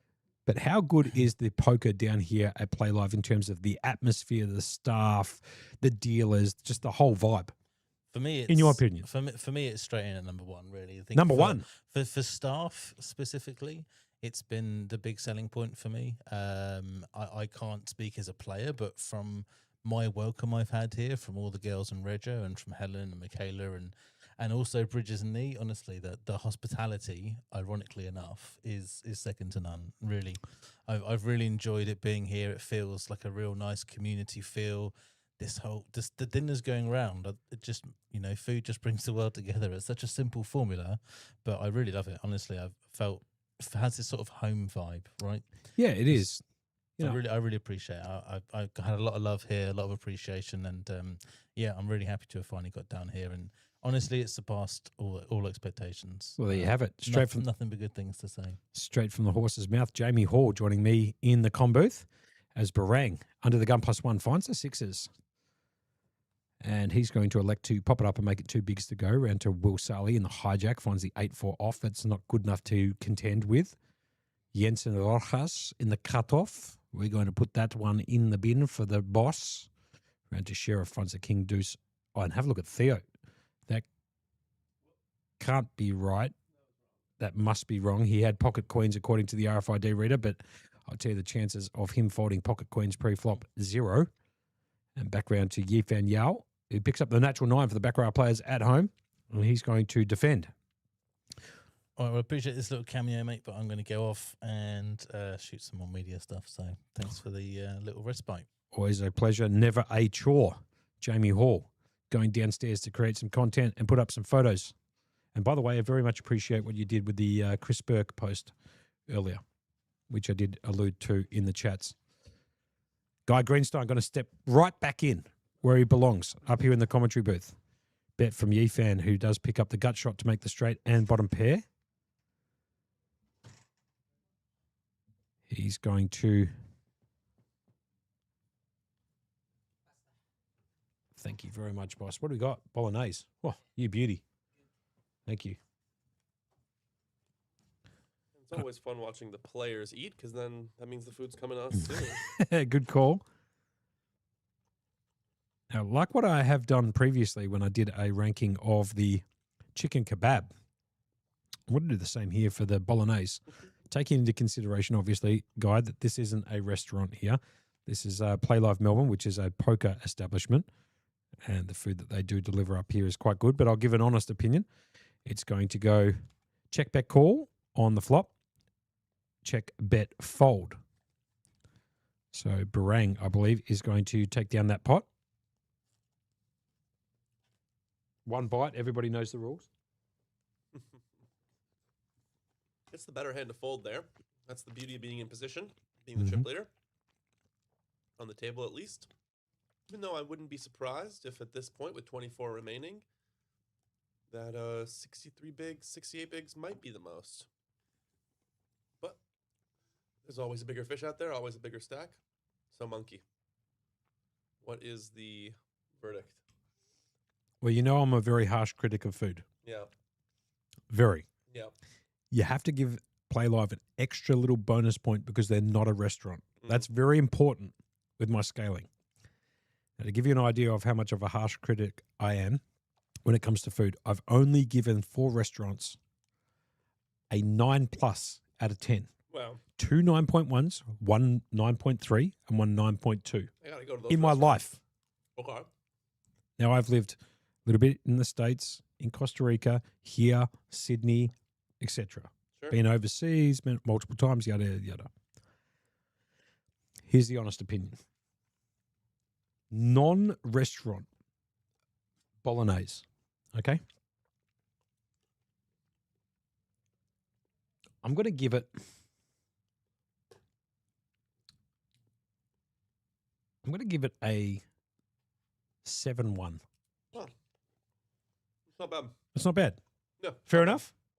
Yeah. Yeah? I think this isn't the best that we've had at Play Live, but it's quite good. That's it. Yeah, it's good. And I think that's a fair 71%. I think it's fair. I think that's fair too. I think it's fair. Okay, so here's most likely where I had to run downstairs and fix a few things. Mm-hmm. We're going to have to wait and let the graphics catch up here. As a hand is in fact being played, but there is some sort of issue with the software that is not letting Emma capture it. It gives me a golden opportunity to answer Trutsi's comment, I should say, in the YouTube. The time would have gone a lot faster with some lads, some lols. Monkey, what do you love most? Golf, rap music, basketball, or baccarat? It's a pretty good question, to be fair. That's actually a very good question. I will take music, not necessarily rap music, but music 1. I will take golf 2. I'll take baccarat 3 and basketball 4. That's the order. Baccarat over basketball. Well, the thing is, I I'm listen happy to... you didn't put the gambling first, Monkey. No, yeah. I'm happy. No. I'm happy. I listen to a lot of music from a whole bunch of different genres. Big fan of Andrea Bocelli, who does opera-type music, ballads and so forth. I do listen to quite a lot of rap music and obviously R&B music and dance and the whole kit and caboodle. So I think rap music would have to be 1. And my go-to outside of doing poker is actually sitting in a steam room with my headphones in, listening to music. So I'd have to put that at 1. Beauty. I don't mean to interrupt you here, but it looks like this hand is about to catch up. Yep. Go ahead, please. We have Charlie O'Toole in the hand with his 3s that I think opened pre, got called, and then it went bet, 3-bet, all in on the flop. Right. So let's see what hands they had. And wow. Gets his queens, gets his 3s busted here by the queens. He needs a 3 and just a 3. And he doesn't find it. So Theo doubling up. Now Theo lost a few chips against Sheriff in that aces versus king 3 hand. Finds, though, a full double up there with the pocket queens. And actually, that kind of makes more sense because the hand before, Theo actually, it was listed that his whole cards with pocket queens. So obviously, that's where the catch up was. That's a good call there, Monkey. And Mr_Johnson_1 saying, giveaway while we wait. He wants another giveaway, this bloke. Mr. Johnson_1. Mr. Johnson_1. Why don't you do a giveaway? I'll tell you what. Let's see what's going on here. Hold on a second. Let's bring up the old calendar. What day is it? Well, ask and you shall be rewarded. You know what I mean? Yeah, you got to reward the people in the chats. You have to. What day is it today? Sunday, the 14th? That's correct. Right. What are we looking at? The Super 600. Yeah. Oh, that's an event. You Isn't it? gotta. You just won big in the mini main. Throw a happy meal to the to the people. You know, Big's questionable. Bigger than me. But I'll tell you what I'll do. I have actually, this is it. I know how to do it. Charlie, right here under the gun, finds the ace queen. I will do a giveaway. How's that sound? Sounds great to me. All in for a 345k, 5.8 bigs. Charlie with the ace queen. Hate this hand. Got me in a lot of trouble earlier today. It's a good hand, Monkey. It is a great hand, but I still hate it nonetheless. 5.8 bigs, jams it. Comes around to the big blind cutoff. Nope, no one's calling. No one's calling. Theo going hammer and tong on the spag bowl. Not even eating it off the table, just puts it straight on the rail. Yep. He's going to fold the 8-4 in Theo's diamonds. giving it a 7.1 at least. You know? Sheriff also going hammer and tong as everybody is enjoying the spaghetti bolognese. Yee fan here on the button finds the ace deuce diamonds. He's got 21 bigs, asking for a count. You know, name another stream where people are enjoying some spaghetti bolognese while they play. You know, name another stream. That's a good point. Triton who? Yeah. Dearie me. Dean Heyman coming in there saying happy Sunday legends. Cheers, Dean. Appreciate that. Ooh. Ace deuce is going to get out of the way. Arturo in the small blind finds the unsuited ace, the ace 7 offsuit. I don't love a call here. Good. Throw that away. And we got the 10-6 suited. No good. That's going to have to go in the bin. It's going to cost him 4.8 bigs to bust a player. He's contemplating it, but he has picked up the cards and puts them into the muck. Right. Okay. Disciplined. Giveaway time. Okay. Yeah. Fair enough. So what are we giving away? I'll tell you what we're giving away. Pardon me. We're going to be giving away the hospitality package to the Super 600, Ooh. worth $100. That's our normal 600 Sunday, but now it's a multi-day tournament. Correct. Let's talk about that a little bit, Guy, if you don't mind. The Super 600 Day 1A kicks off tomorrow at 3. Yep. I was originally planning on playing that tournament. How good does that tournament sound? I'm going to be in Tasmania, unfortunately, when it's going on, but it sounds like such a great tournament. If you're someone who was going to play the mini main and you didn't have a chance, or someone who did play the mini main but didn't make it on stream, this is your opportunity to make a very similar pile of cash for a very similar buy-in. Couldn't agree with you more. Pardon me for coughing down the mic.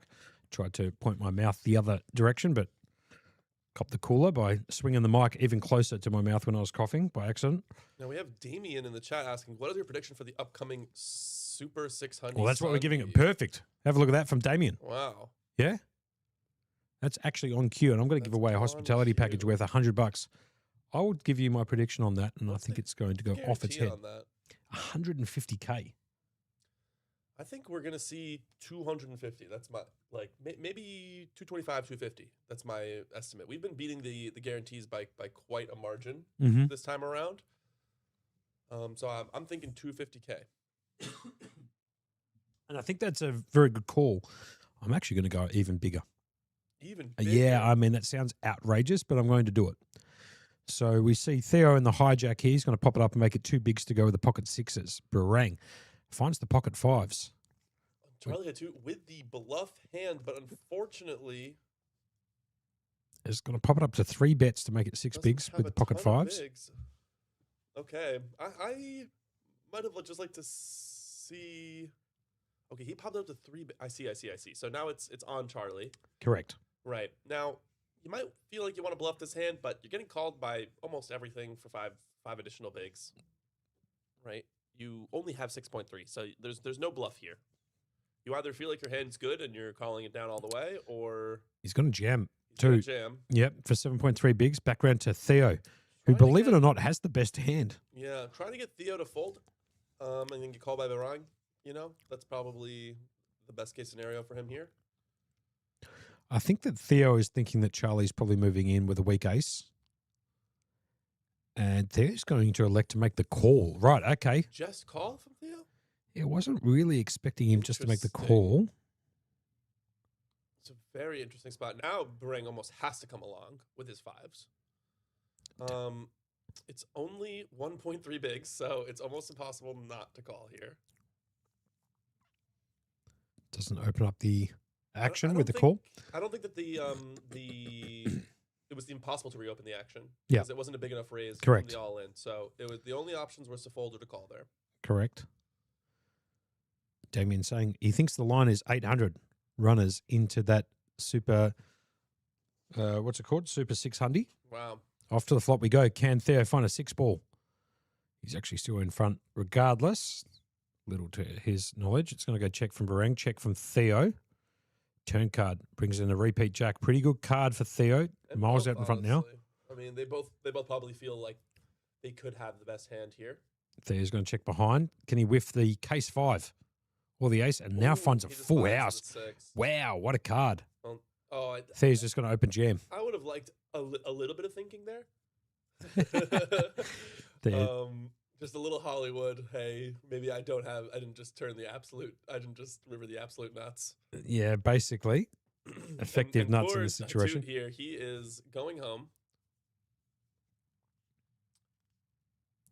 Barang actually in a position to figure out what to do. He's going to fold. Yeah, that's Charlie's going to stand up and throw the ace 5 of hearts in, which is no good to the full house of Theo. Just like that, Theo's back up to 30 bigs or 1.8 million. Yeah, usually no pair doesn't beat full house.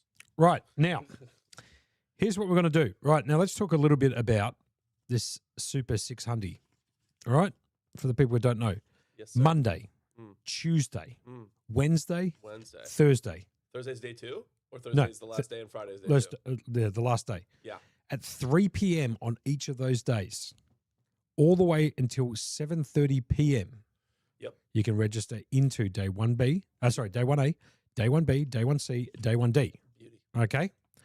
Then on Friday, the Super 600 day 2, which is qualifiers only. You cannot buy in on day 2. It is the Super 600 day 2 on Friday starting at 2:10. So if you've got nothing to do Monday night, Tuesday night, Wednesday night, or Thursday, jump into any of those flights. I'm going to do a giveaway to a hospitality package to any of those nights that you want to jump into that particular event. It must be used for the Super 600 event in any of those flights. Tomorrow, Tuesday, Wednesday, Thursday, all kicking off at 3 p.m. in the afternoon with late registration till 7:30. Here's the question for the people at home playing. What position did I finish in this particular event? Oh, are you listening? Are you paying attention? Very important. The first person to get it correct will win that hospitality package worth $100 into that Super 600 event. One of the 4 flights starting tomorrow. Who's hanging on every one of Monkey's words? Oh, Right there we got an answer in the Twitch. in the Twitch. 42, Twitch was the fastest, I think. which is it 06? My eyes are terrible, man. 06 Queen Renee. There we go. 06 Queen Renee in Twitch. Instabink. Snaps it off. 42. Well played. Instabink. So 06 Queen Renee. Well played. 42 gets it done. Now, if you wouldn't mind, 06 Queen Renee, you do need to reach out to us if you don't mind. DM the Facebook page, for Playlive Melbourne. You know what, Monkey? I was about to say that I hope you're not born in 2006 because then you wouldn't be able to play. That's just not true. Like we are 18 years of age. fucking old at this point. Yeah, that's true.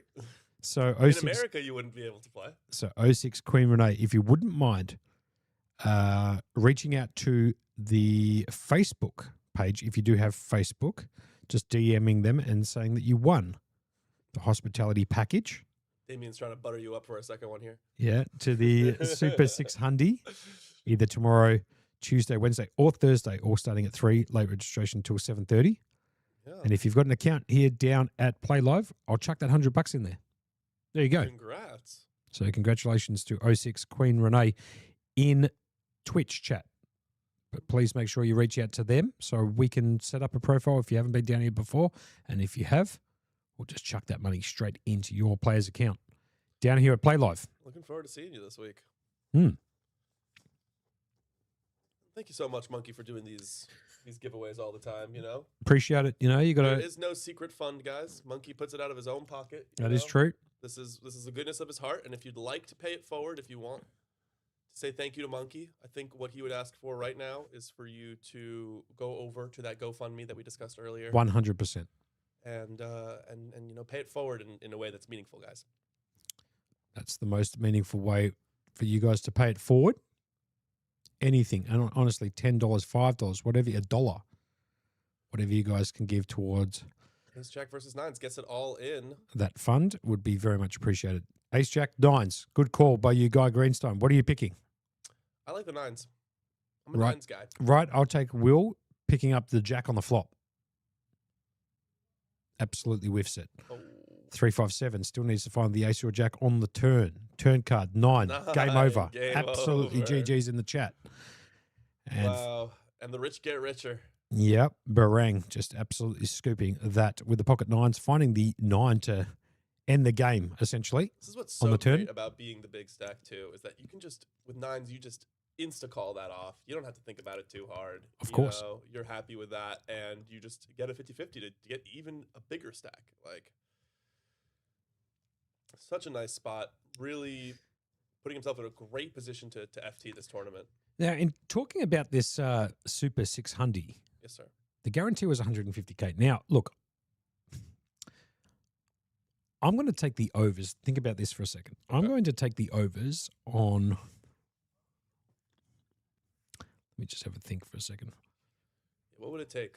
How many players would it take? I'm going to take the overs on. I mean, obviously, I can just take the overs on the guarantee, but I'm going to take the overs on 325K. Wow. Okay. You heard it here first, guys. Come down to Playlive Melbourne, play this week at the 600 Sunday, and you could be playing for a piece, 325K. Well, I'm assuming. I mean, I think that gets 150 runners every single flight, which is 600. Yep. Yeah. I think it might get more. Exactly. 600 by 500 is 300 lacquer. Do you understand what I'm saying? Yeah, I think it could get more. You know what? I like your call. I mean, with the numbers we've been seeing so far, with the numbers in this mini main, clearly people are hungry for this, buy-in level. They don't want to play the 1500. They don't want to play the 3000. Correct. But they're happy to play the under 1Ks. And I think we got a lot of action happening at these tables. It's really, really fun. Yeah, there is a question coming in from Oz Monday. They still doing 600 Sunday They are. during this particular winter series? During the series, we never do our weeklies during the series.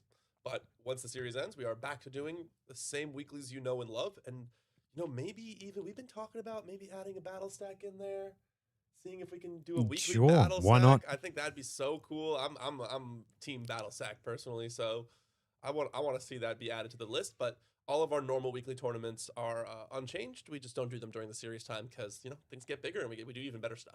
Good call. What I might do is I might actually take a photo of that so I don't forget the username down there just in case. Yep. 06 Queen Renee. You and you alone will be the winner. And Take shouts out to honorable mentions in the chat. Mr. Johnson got it. Kiwi Bird Special got it. JJ Big Mac got it. Grogus got it. Elizabeth got it in the Facebook chat. So great job, everybody, for tuning in and listening. And if you're a little faster on those keys next time, Good call. we could see you here at Play Live. Hopefully, we see all of you guys, anyways. I did say. Kiwi Bird Special, didn't you say that you were living in New Zealand? Yes. Did you really want to win? Could you be here this week?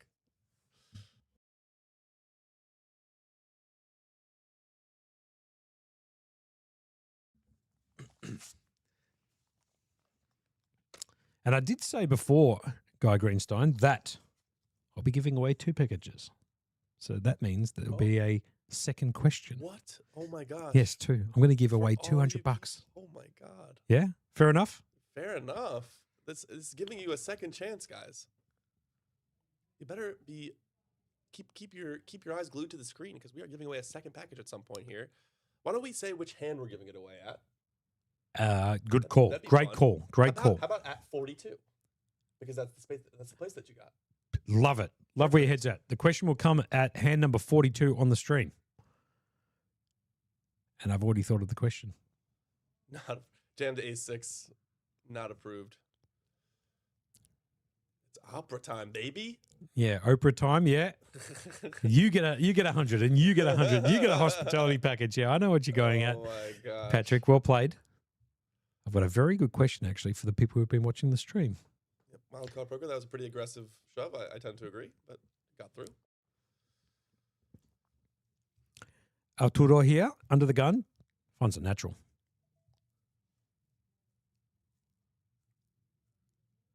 Ooh, actually, we are probably going to break at the end of the stream now. Monkey, be honest with me.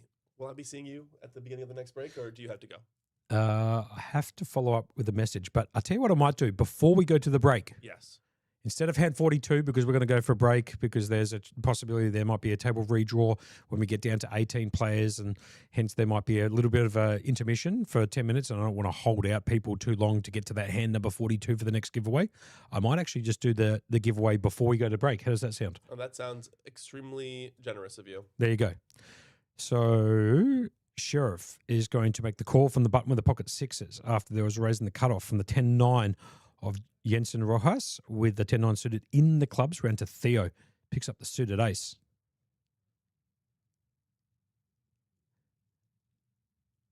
Let's see what Theo decides to do. He's going to flat. Right, okay, fair enough. And Yifan picks up the pocket threes, also known as the crabs, in No Limit Hold'em in the big blind. Yeah, I feel like we're getting priced to flat here. Yeah, right? just, We can set mine. Yeah, set mine all day profitably. long. And even though you might not have the direct odds at the set right here, right now, you definitely have the implied odds of having an extremely disguised hand when you hit the 3. And he is going to come along. So four-way action to the flop. Ace-8, pocket threes, 10-9, pocket sixes. Let's go. And pocket sixes flops a set. So Sheriff flops a set here. Jensen Rojas has... gets two pairs. Yeah, but have a look at this. Jensen Rojas has a gut shot and a flush draw.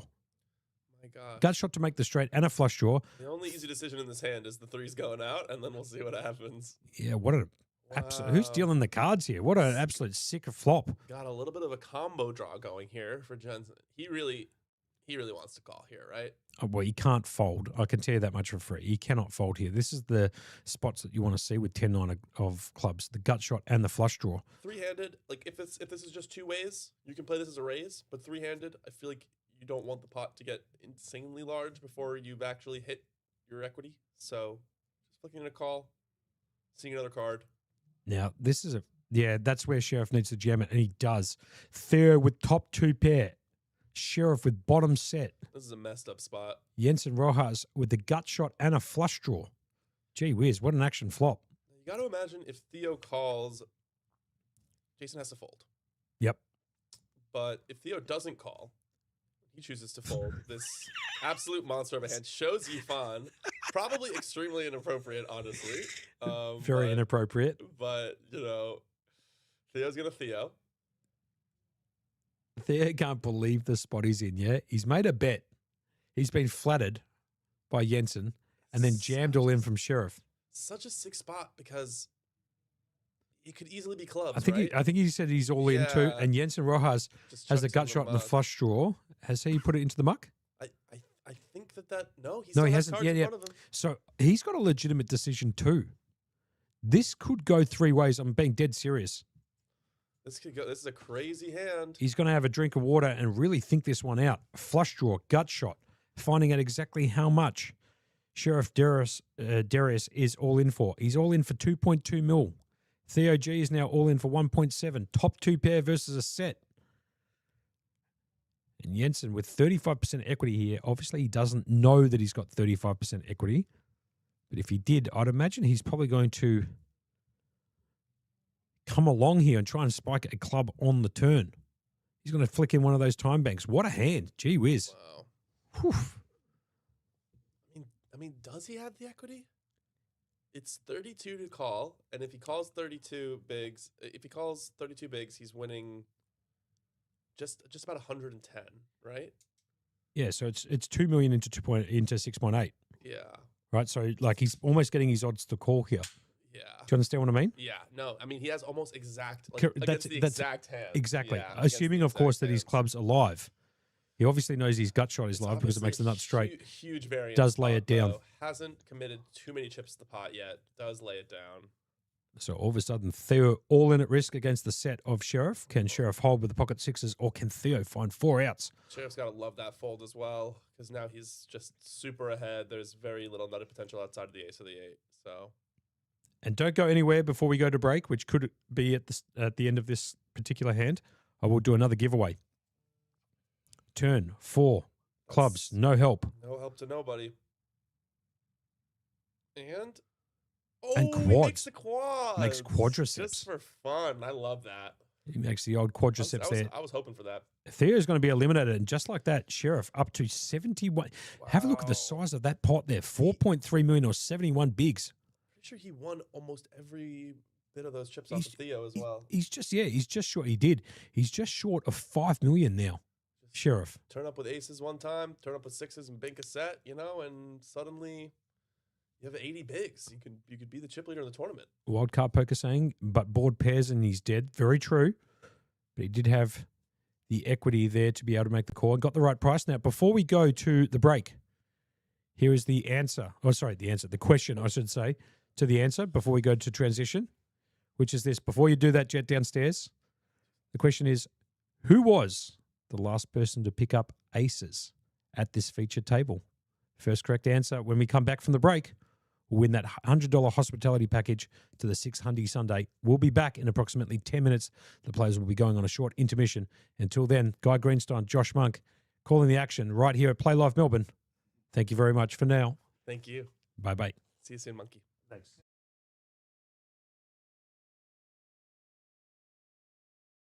Stop guessing and start studying like a professional. Welcome to the Vault at Octopi Poker.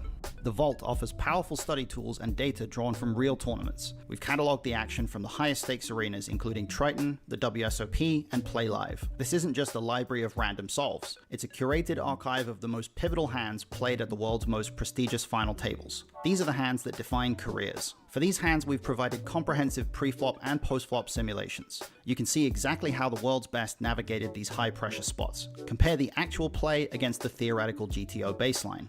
Analyze the frequencies, the sizing, and the EV of every action taken under the brightest lights. Studying the Vault allows you to move beyond abstract theory and see how poker is actually won at the highest level. Boost your edge by studying reality, not just theory. Sign up today at octopipoker.ai.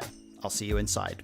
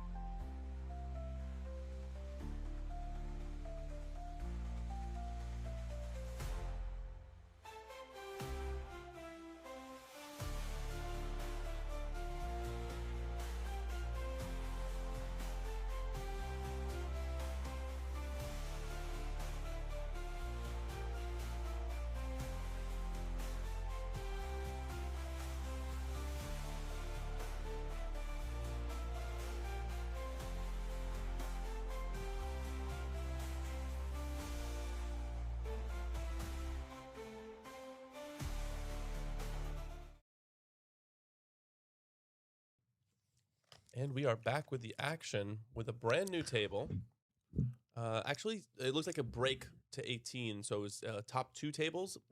And we have some of the same cast and some new. Some old and some new. Right, let's have a look at the chats. Do their giveaway. Oh, yeah. What are we looking up here? Geez, we have to might have to go back on the YouTube chat here to find out who was first. Could be a tiebreaker.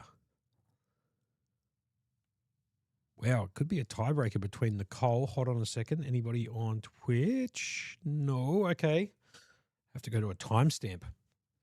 Can't make it up. If you don't mind, call the action for me, Guy. And I just need to double check. Absolutely. Okay. Looks like Rachel just raised up 4s in the button. Reasonable raise. But Sean Ragazzini, Resident Crusher, wakes up with Ace-Jack suited.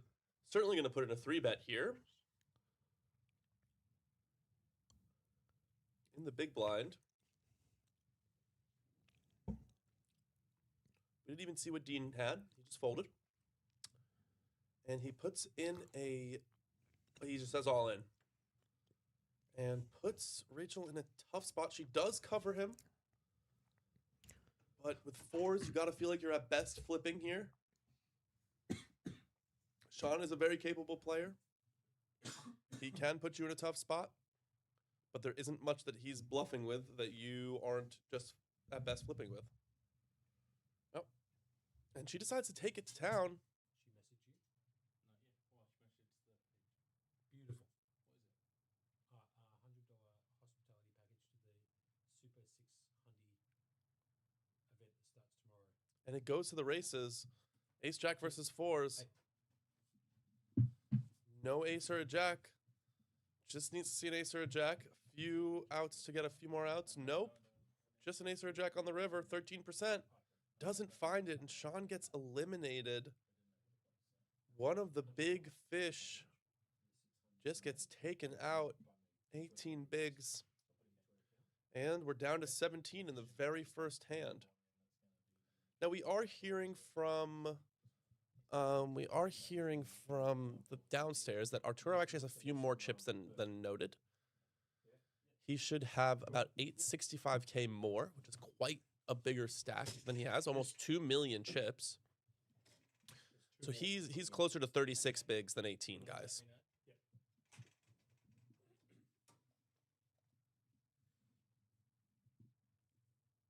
Sorry about that, Guy. Jamie Hall coming in. It looks like we got a comment, actually a DM, I should say, from 06 Queen Renee. Let's go. Yeah. And you guys, this is real. These do go to somebody. They do. And you do get to come in and play if you win. So, you can come in and play even if you don't win. Yeah, that's true. Arturo, have a look at this. Under the gun, Kings. Cowboys. Hello. And remember, Arturo should have more chips here. He has about 32 bigs, not 18.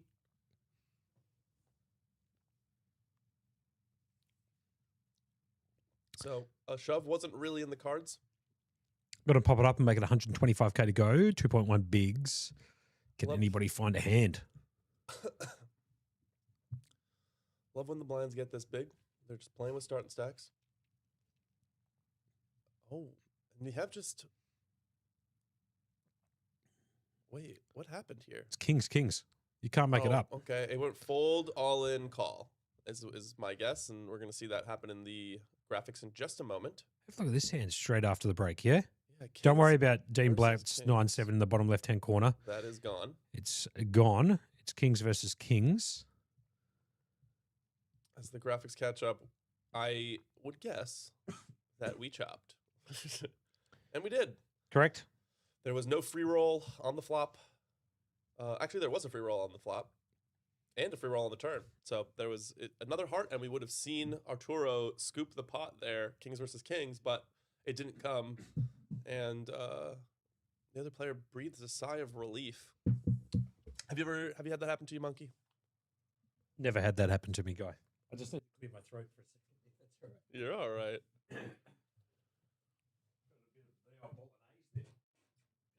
That's 7.1 coming back to haunt him. It did not like that rating. I think maybe a little bit of something going around in Melbourne as it gets colder. but mostly just smokers.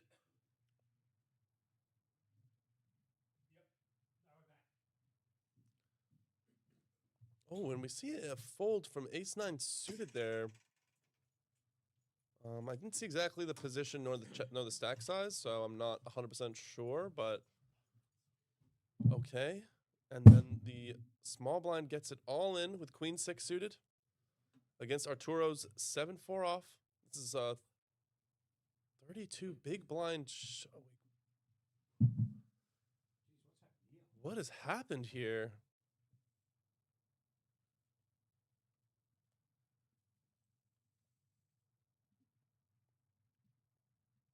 And we do know Arturo has a few more chips. You know what? I wouldn't be surprised if when we put in the chip stacks, we mixed up Arturo's and Marco's. That seems like what happened with this turn of events and this way that this hand went. Queen 6 picking up 2 pairs on the turn. Marco, check mark next to his name. Arturo. Not eliminated, to be clear. This is going to be fixed. And we're going to apparently, unfortunately, go on a 15-minute break now, guys. So before we do that, Monkey, why don't you Do the giveaway? Name the winner of the giveaway? Actually, as a matter of fact, it's a joint winner. It's a joint You winner. can't make that up. Yeah. At the same time. Same time. So, Groges, I believe it is, on YouTube, and Nicole Caldwell, or Caldwell, I should say, Yeah. on Facebook Live. Dual winners. Dual winners. What are we going to do, Monkey? We have to give them both a package. I mean, it's just as simple as that. Gosh. Is there a man that is more... What do you mean? You can't. You got to chop up the pot. Yeah, Oh you can't give them $50 You each. can't give him $50 each. What a guy. Do you know what I mean? You can't give them $50 each. So the winner there, What a guy. Groges, I believe is how you pronounce it, maybe on YouTube. So you're going to have to direct message the Facebook page and that of who was the other person? Sorry, Nicole Caldwell. there we go. And So- Nicole, you're already on the Facebook, so just send us a message. DM straight into Playlive Melbourne's Facebook page. Let us know your full name, and if you've got an account down here at Playlive, and I'll chuck that $100 going straight into the Super 600 flight starting tomorrow, Tuesday, Wednesday, and Thursday, all at 3 p.m. All right. It has to be used in conjunction with that particular event, just to make sure of that. Yep. So you get $100 that goes towards your food and beverage. Buy in proportion of that event. It is a $600 event, and we'll be back in approximately how long? 15 minutes, maybe 13 now. 13 minutes. There you go. Yep. Stick around, guys. We're going to come back for the exciting conclusion of the mini main event. There we go. So much. 412,723. What a number. Unbelievable. We'll see you guys back here in 12 minutes. Thanks, Ciao bud. for now. Stop guessing and start studying like a professional. Welcome to the Vault at Octopi Poker.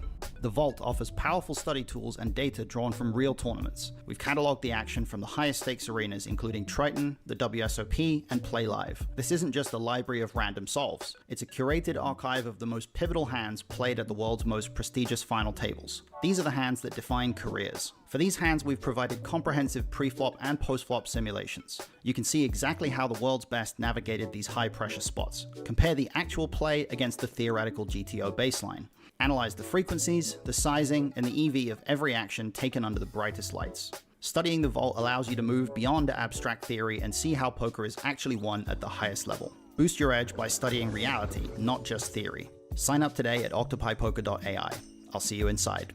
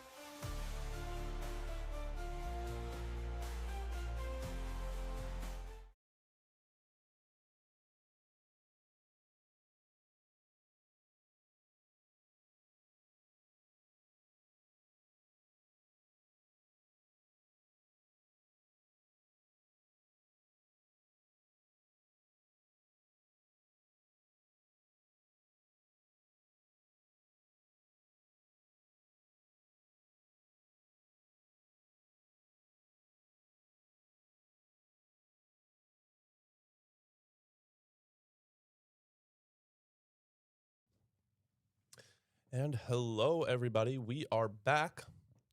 Me, Guy Greenstein, in the booth, and now I'm being joined by our wonderful Jose. Jose, how you doing? Hey, mate. Going good.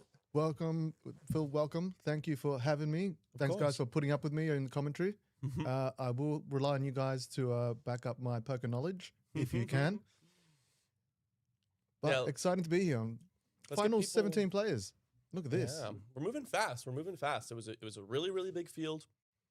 We're looking like we're coming down on day 2. Structure's really catching up with the players.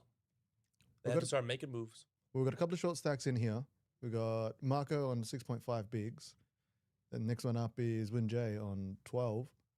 And it's about the time we got to start making moves, right? You're running to the sticky end of the tournament. You don't have too many chips to play with. The cards start looking good, as I like to say. Mm-hmm. Oh, and actually, guys, the blinds have gone up, and that will be fixed in a few hands here. But the blinds did go up to... It would be 40-88. It looks like it's out there. 40-80. Just going by the chips that are there. Yep, that looks correct to me. This is what I'm here for, guys. Recognizing the chips and what their value is. Consummate knowledge of things. What I've got. That's what I'm here for, guys. Ace Queen raising it up. Ace 4 in the small blind, considering a call, does in fact go with it. Well, there he is with 11 bigs. Ace 4 suited. It's actually less than 11 bigs because the blinds are actually up. True. So it is like 9 bigs. And therefore, what choices are you going to have here? Suited connectors, ace in hand. Thank you.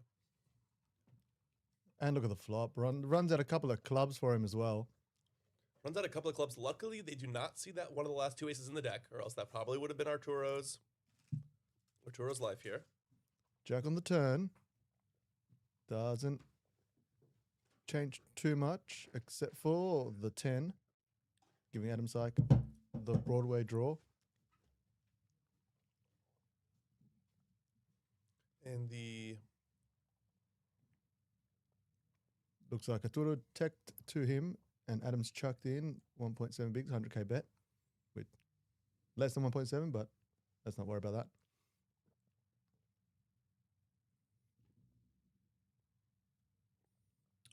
Arturo's considering the call here. He's wondering if he should call with just the flush draw and what he considers to be an over, but we know is an absolute poison card. Does in fact go for the call. Feels like maybe he can get paid on a club river. Doesn't find it. So now what do you do as Arturo here? Your hand is ace high. And you got to imagine that your opponent has better. He has gone 2 streets against you. Difficult to make the call here. Your options are either to check fold or to just get it all in here. But he does check. Too many bluffs that miss. He does check. And if you're Adam, do you chuck in a bet? It's the real question. Jet says, who put Jose in the booth? Well, Jet, you can come here and do it yourself if you like, mate. You're more than welcome. Mm-hmm. But no, actually, props to Jet. He was here till late last night when we were doing the final table of the Mammoth. And he's still here listening. I appreciate that. That is support. What a company man. And now Adam deciding what size he should go for. No, he just decides to check it. Check it, and he's going to show that ace high is good. That makes a lot of sense to check that on the river. What's very tricky there, right? He's holding ace high. Gets called twice. Couple of pictures on the board. He really could have a picture there, and then his hand is dead. So realistically, probably a good call as far as I know. Yeah. Would be going for pretty thin value with a bet there on the river. How many hands is he beating? Is what he's probably asking himself. And how many hands are even calling? Right, that he is beating. And I think it's none. I don't think ace jack calls, and I think that means that nothing that you're beating really calls. Or rather, ace jack already has a pair, so I guess it would be ace 10 as the worst, as the best ace.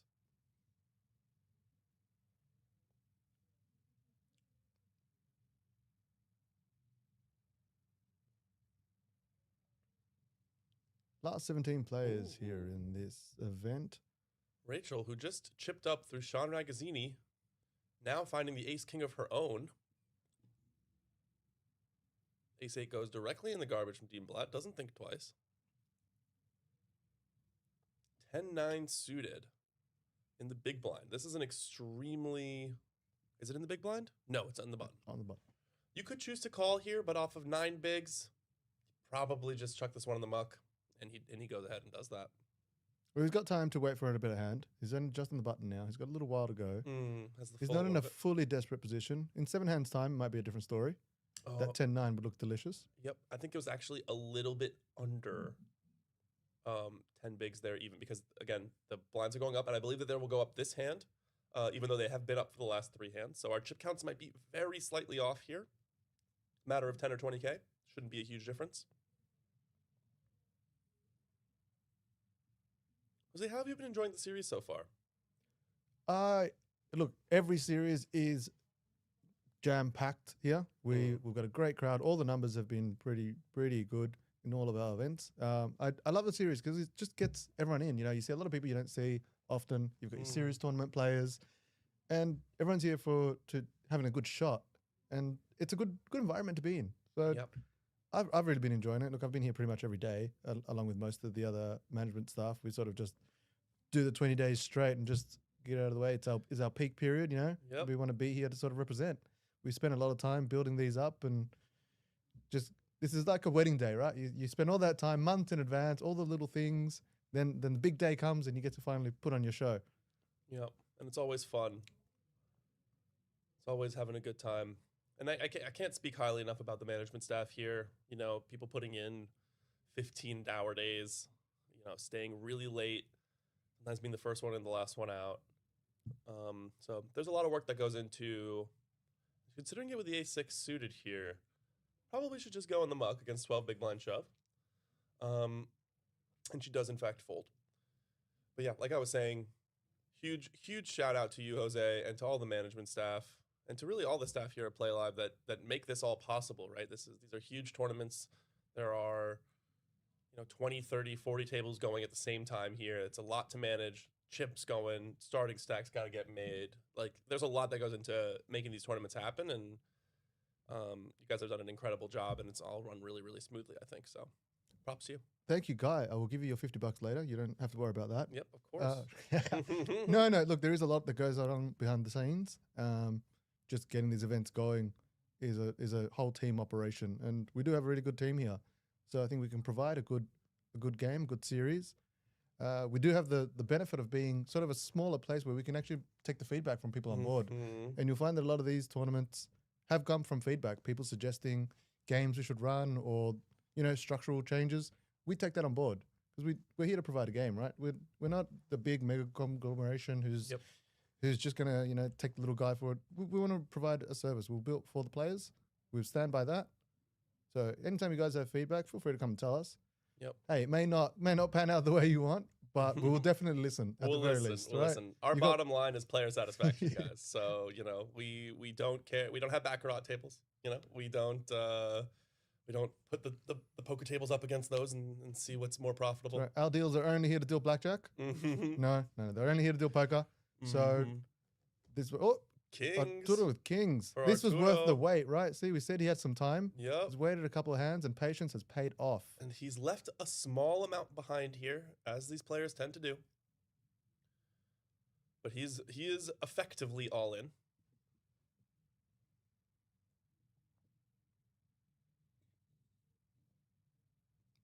Looking around now, he's just hoping someone's got a little bit of anything. Yep. And it looks like a whole lot Ace of nothing. deuce? Ooh, ace deuce. But you're also a 13 big stack. It's a tough spot. Like, you got to feel like a lot of the time you're dominated here. Right? Like, there's all the ace king, ace queen, ace jack, ace 10 suited. That's going to be shoving from that position. Maybe even ace 9 suited shoves from that position. So there's a lot of aces that you're running into. But at the same time, he's sitting there with 13 bigs. Oh, he's chuck it in the muck. He's a stronger man than me. Yeah. I don't know that I could have gotten away from that. They look so pretty, don't they? Suited connectors. Yeah. With an ace in hand.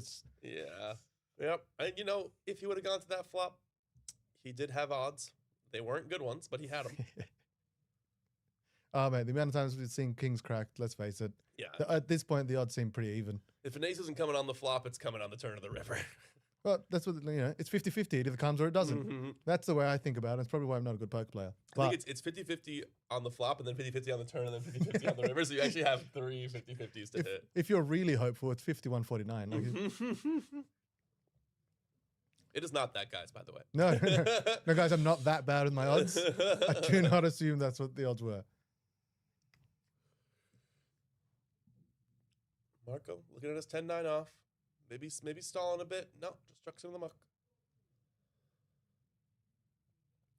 You got a few players here with really, really few chips. Oh, and we got the ace king with what should be 9 big blinds, I believe, at the correct. You see that going all in? Yeah, there it is. Yep. He has announced all in. He's got the little triangle. Decides not to try and induce off of this size of stack. Just gets it in. Inducing off this size of stack just looks nutted. So you just stick it all in and hope someone doesn't believe you. Wen G doing a little bit of Hollywood with the 7-3 off. And what does the big blind have?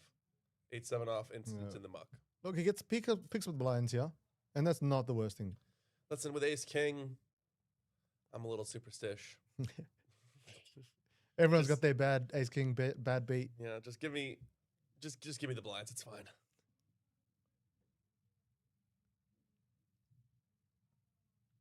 So, guys, as we get down to this final 17, who are you going for? Is it Dean Blatt, Aussie Millions runner-up? Battle Stacks winner. He's got form. We know he can do it. He's got class. He's the nanny? No, that was a different. Who you going for, Jose? You show some bias. No, I cannot do that. Oh, wow. I couldn't because someone will hear it and then they'll. You know, Jose, he wishes luck to every player that comes in here. Every single person. That might as well not be wishing luck to anyone. No, it's equal that way. You don't understand. You're giving the same meager luck to everybody. You gotta give me all the luck, Jose. Well, Marco's happy with his hand. Ooh, King King Jack off. Jack with 4.9 bigs. He's put almost everything in. We have the blinds adjusted. Okay, so now we are at the correct blind level. Okay, so 4.9 bigs, kept the $5,000 chip. But basically all in. Jet says, Dean's won enough money, bro. Don't be jealous, Jet. Yeah, Jet. Come on, mate. Maybe you should try runnering up in the Aussie Millions main event. That's what it is. I don't think he's ever put his intention in there. Yeah. He should have gone, you know what? He was going for first. It's greedy. It's just greedy. Just take second. You know, it's not bad. Yeah. I will take a second place in every tournament. Let's face it. You're going to run pretty good. Yep. The ace 10's put in a tough spot here because you are ahead, but this is not the kind of hand you want to be calling all-ins with. It's a very, even after 5 bigs, you just have so many players behind you. I would imagine that we see Arturo stick this one in the muck. Your isolation doesn't really do much, right? If someone's going to call 5, they're going to call 10 for the most part. He goes ahead and gives it a call, okay? So he wants to see if maybe he could just get his hand in good, which we know that he is right now, but he honestly could easily not be. Well, as I said, it's 50-50. He's either ahead or he's not. That's the facts of it. Okay. Goes ahead and does, in fact, end up getting it through. Does not get punished for the call. Things don't go well for Marco here. Still alive. He's got a chip behind. Oh. But with the king on the flop. King on the flop. Oh, we did chuck it in. Yep, I'd really hope surprisingly, Arturo does not fold for the 5K. I'd really hope he doesn't. Hey, it might have been a mad soul read. He could have just been like, you know what? Yep, he's got it. I mean, he'd have to have you drawing pretty much dead for that to be a good soul read. But he does end up losing the hand after being ahead on the pre-flop. Happens. Not ahead enough. No, and the short stack's not scared to put it in here, as we've seen. Yeah, at this point in the tournament, if you have 5 bigs, kind of got to make moves one way or the other. You're not going to make final table with 5 bigs from this position, but you might make final table with 10 or 15. Look, at the end of the day, you got to get in the mix, right? You must. The blinds are going up, the pressure. What I've heard someone say before is that playing tournament poker is like constantly treading water, and the water is just rising the whole time, and you got to keep getting a little bit of chips and keep feeding it a little bit so that you can stay afloat in these tumultuous high blind waters. And it is the constant pressure. Where it's an apt analogy whereby you got to concentrate the whole time, right? The moment you got a little bit of a lapse in concentration, the moment you, and this is my fault, I lose concentration, I get distracted, and I get bored after a couple of hours. These guys here they've been playing for hours on end and still making the right decisions, thinking about their hands. They've not only played earlier this week, but they're playing again today all day.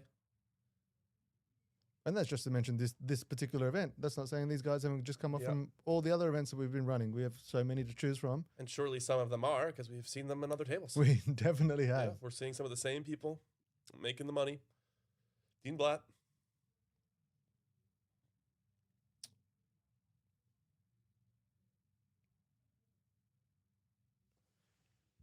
Where can you believe it's already been so many days of this event? It has gone. It has flown by. Flown by. It has absolutely flown by. I just think maybe because we're busy all day long, we just don't notice the hours go by. Because honestly, half the time I'll look up at the clock and be like, "Whoa, it's midnight."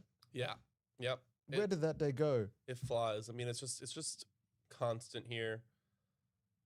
Which is so much fun. Honestly, it's great to have the chill times during the not serious times and letting the community atmosphere really grow and have people come in and maybe really make it feel like it's a hometown joint. But it's so much fun having the real big series and having so many people come in from out of state and just the same faces and everyone saying, "Hey, what's up?" And just a great time to come down here. And if you've never really been part of the community, it's so easy to get started and just sit down at your first table, make some friends, and bing bang boom, you're part of the poker community. So we really, I can't say enough good things.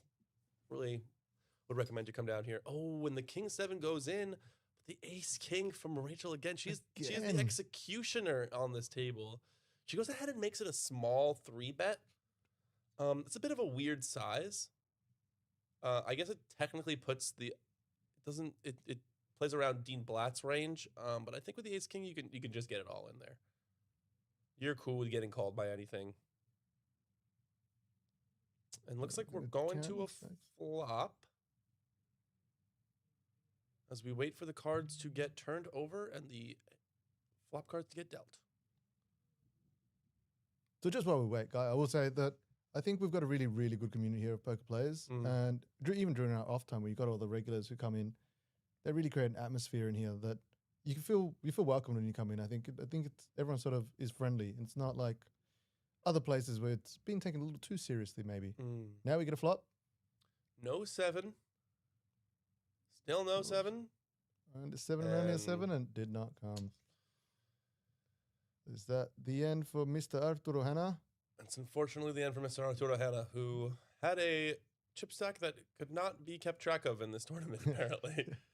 But we know how much he has now. That's just the kind of player he is, mate. He keeps his cards to himself and chips. Never ask a woman her age or a man his stack size. You know what they say? I would never. No, that's personal, mate. That's... I've been trying to come up with clever things to say at the poker table as I've been playing more. And I have some decent ones. Like if someone puts in like a all in for like 2 chips, I'll be like, "Oh yeah, how much is that?" That's a good one. That guy is probably loving you. Yeah. They're going, "Thanks, mate. I've got my last 2 chips in the game," and the guy's needling it right here. And then if like 2 aces come on the flop, I'll say, "Oh, that's the last time I ever fold aces pre." Look, the point of a joke on a poker table is to entertain yourself. Realistically, everyone else is just your audience. Rohan. Ace Queen. Ace Queen. Should be a hand he's pretty happy to see with 10 bigs. I think it's probably just an all-in. It's and he leaves 1 behind. It's a classic. Oh, no. Extra couple? Nah. Oh, that's a string bet. Give him back 10K. Damn it, Shane. Drop the hammer. This is what you get for doing the all in but 1 when it is technically not wrong, but 99.9% of the time irrelevant. But we are not FT bubble yet. We have 16 players left. There's 9-handed here.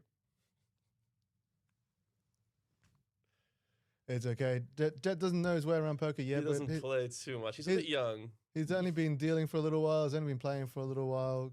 He'll catch up. We'll get there. We'll stick him back behind the computer. Just make him be the graphics monkey. Jack 7. Do you think he's got enough here? No. I don't. Not even for one less than the guy's stack. And looks like no one can find a hand as it comes around. And then unless this is a good one, and it ain't. A little bit anticlimactic. That's fine. Good thing he kept that one behind, though. That's probably what made everyone fold. Mm-hmm. They're like, if I take this guy out, sure, but with that one chip and a chair. Yep. No, and you know, the reason these players do it is that if it goes like all in, call, then you can theoretically fold down to your last big blind, because somebody else is likely to get eliminated in that hand. Yep. So you will see a money jump there. That's why they do that. Look, these are the extra strategy things that I never really saw while I was a dealer myself, and so I dealt a lot of cash games in my poker career, and then doing a lot more tournaments as of late. And there's a lot of strategy even outside of the game itself, with it not including the cards. So this leaving a chip behind and really working out where you are in the tournament, not just in the hand, but in the whole tournament. Like, it's just another level of thinking that I didn't even consider about. You know? Yeah, it's pretty essential at these really late stages of the tournament because the jumps in money are just so large. They're just like a full buy-in or 2 buy-ins or 3 buy-ins or 4 buy-ins that it just really makes you print when you're just printing these few spots in that somebody else might not. We got Dean rated up ace 2, 160K. Jet saying his minimum wage job is higher EV. Not to rag on you, mate, but I agree. I've seen all your archive of all your performances here. What? And if that's anything to go by. What? You can't out Jet like that. He's doubted himself. He's there. I'm just agreeing with him. That's all I'm saying. I'm just agreeing with the guy who made the point. Nah, Jet's a good player. And a class guy. Oh, look, he's definitely a quality guy. Quality poker. We'll see. We'll see. You think because you're the big boss you can get away with this, Jose? This is exactly what they put me behind a mic and no one can stop me. Jet's not even here. He's not even here to defend himself. Come at me, bro. Come at me. Go, come all the way to work and I'll stop. Jet was born in the year 3523. He's not old enough to be able to talk to you like that. You know what's sad? It's probably when I started my first dealing game. Oh, he was probably like 5 at best. I've been dealing cards since you were in diapers, boy. Listen, when you were in primary school, I was flinging cards. I was slinging them cards. I've been pushing stacks for years. Ace 8 suited getting folded from under the gun with 9.8 VIX. It's a reasonable fold.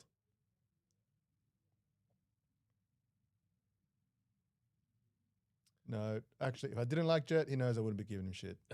he knows it. Yeah, so for all you people that Jose is not talking shit about, watch your back. Or you guys should wait. We'll be face to face in a second. I'll tell you straight. I put Jet on blast across the world.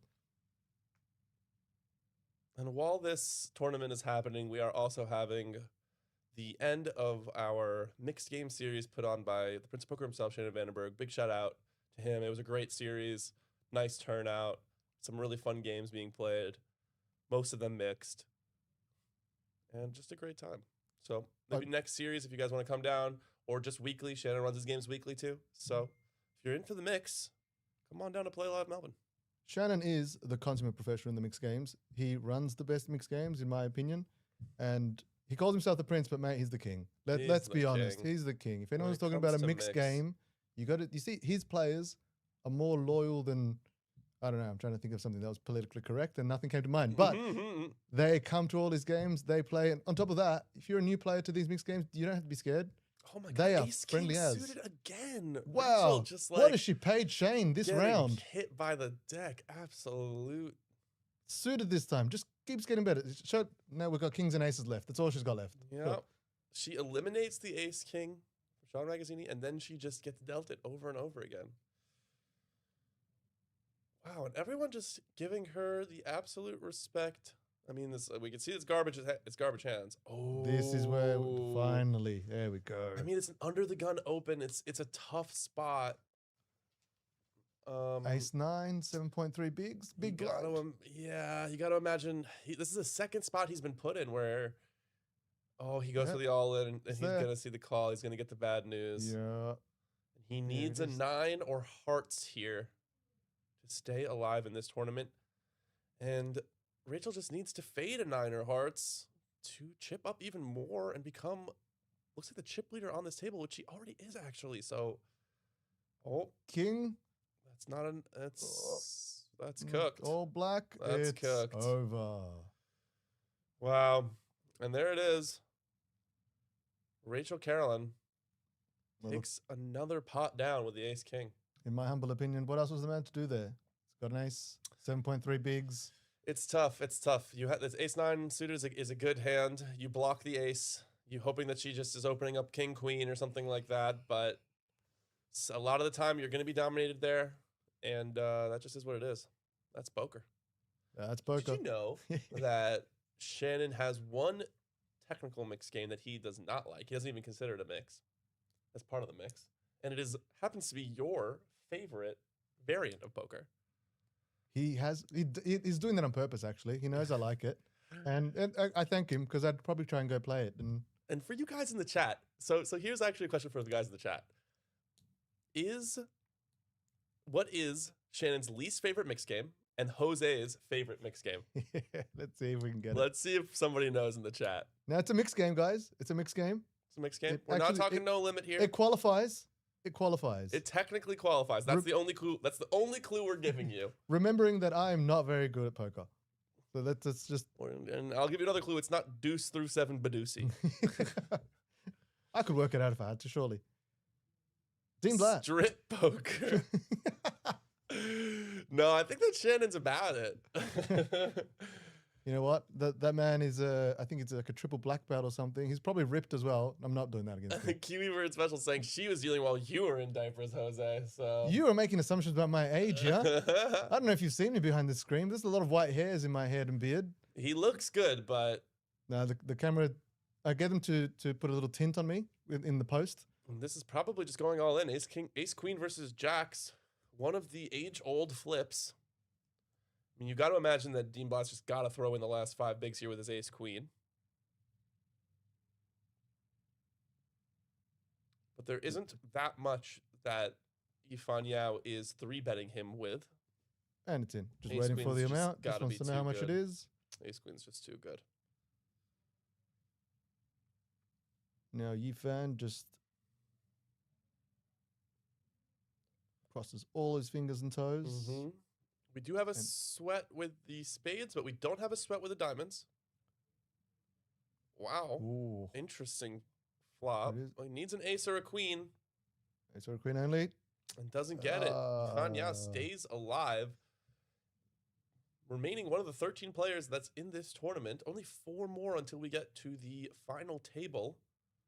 For those of you asking in the chat when the bubble is, that is 3 away from now. You ain't 65 years of age. All right, you win this one, Kiwi Bird. You win this round. I did a lot of poker, if that counts for anything, but yeah, fair enough. Stuart Allen says, I was in Baghdad playing poker while you were in your dad's bag.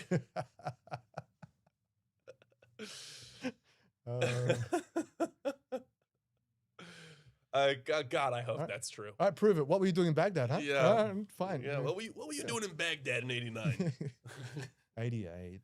88. Whoa, no. Oh, no. I know. I made him say his age. Yeah, I said it, guys. It's all right. You still don't know my favorite game. Oh, yeah. Nobody's going to guess? That's got nothing to do with my That's got nothing to do with my age. Guessing. We know it's a mix. I'm going to have to give it to strip poker as a win. Yeah. Just as a default, the only answer. So far, strip poker is out in the lead. But we'll see how the flop and the turn go. Look, we do try and run different poker tournaments here at Playlive. Strip poker probably won't get the runners we want, and even if it does, I don't think I want to run it.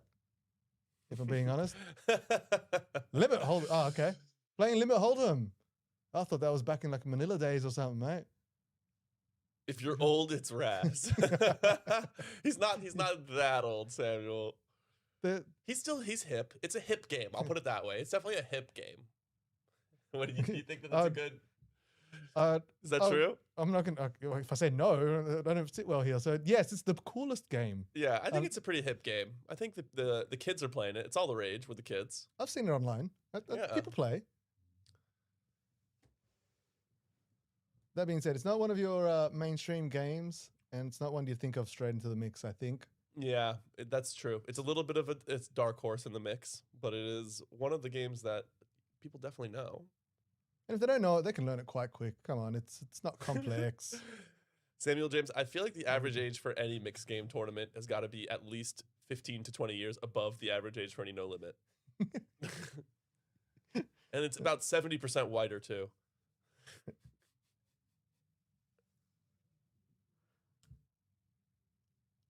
Here at the action, we got King. Oh, Jack. Kiwi Bird Special gets it. Crazy pineapple. Oh Correct. my gosh. But it has to be crazy. It has to be crazy. It has to be crazy. Can't be pineapple. Regular pineapple, I don't get personally. Yeah, there's no fun. Like, oh, now I've let it go. No, you got to see the flop. You got to have a sweat. See the flop. You got to see the flop, and you gotta feel like, oh, I can get rid of the best card in my hand because it doesn't play towards the board. You know, that's like the skill of the crazy pineapples. Like, I'm gonna discard my ace because I'm drawing to the nuts with the other cards. You know. See, it's nothing like you look at the hand. You're like ace and a pair. Sweet, this board's gonna be great for me. And then nothing turns out, and you're like, oh, I'm pretty dead here. But it's crazy. That's my problem with strip poker, Arthur. It's a short deck. I'm sorry. Jose, we shouldn't let you in here. This is my fault, guys. Sorry. I'm sure there was, before I got up here, there was quality poker chat with Monk. And, you know, the guy knows everything, but here I come in and I brought guys down to my level. I apologize, guys. It's a little bit of a behind the scenes of what it's like when we're at the desk or just out on the floor. You guys now have to suffer with it. We are a little bit immature, but we're professionals. Listen, we are what, 10 days into this? Yeah, if we're not getting loopy now, guys. 10 days into the series. We're not, when you get to the final streams, it's going to be some interesting conversations. Just wait for the main day 3, guys. That's going to be a doozy. Especially if it gets to way late, like some of these have been going for. These guys are not just jumping out quick. They're going at it. They're really giving it thought. They're really pushing, grinding. We got kings, which he induces with. Just goes for the raise. Obviously planning to call any all-in. Surprisingly not ace-king for Carolyn. Does not pull one of those last 2 kings. Sevens for Marco. Oh, now this has got to be looking good here, right? Spot. This has got to be looking good for him. I mean, in so many cases, you're at best case flipping. Like, Rohan's not just opening garbage. It could be ace-king, it could be ace-queen, it could be ace-jack. Like, but he's never folding to your shove. Lays it down. Yep. That's why is in the top 12. Oh, top 12 now. You make these decisions. The right call, probably. Especially with that other 7th, which you've seen, so... Yeah. He was drawing quite thin. Yeah, yep.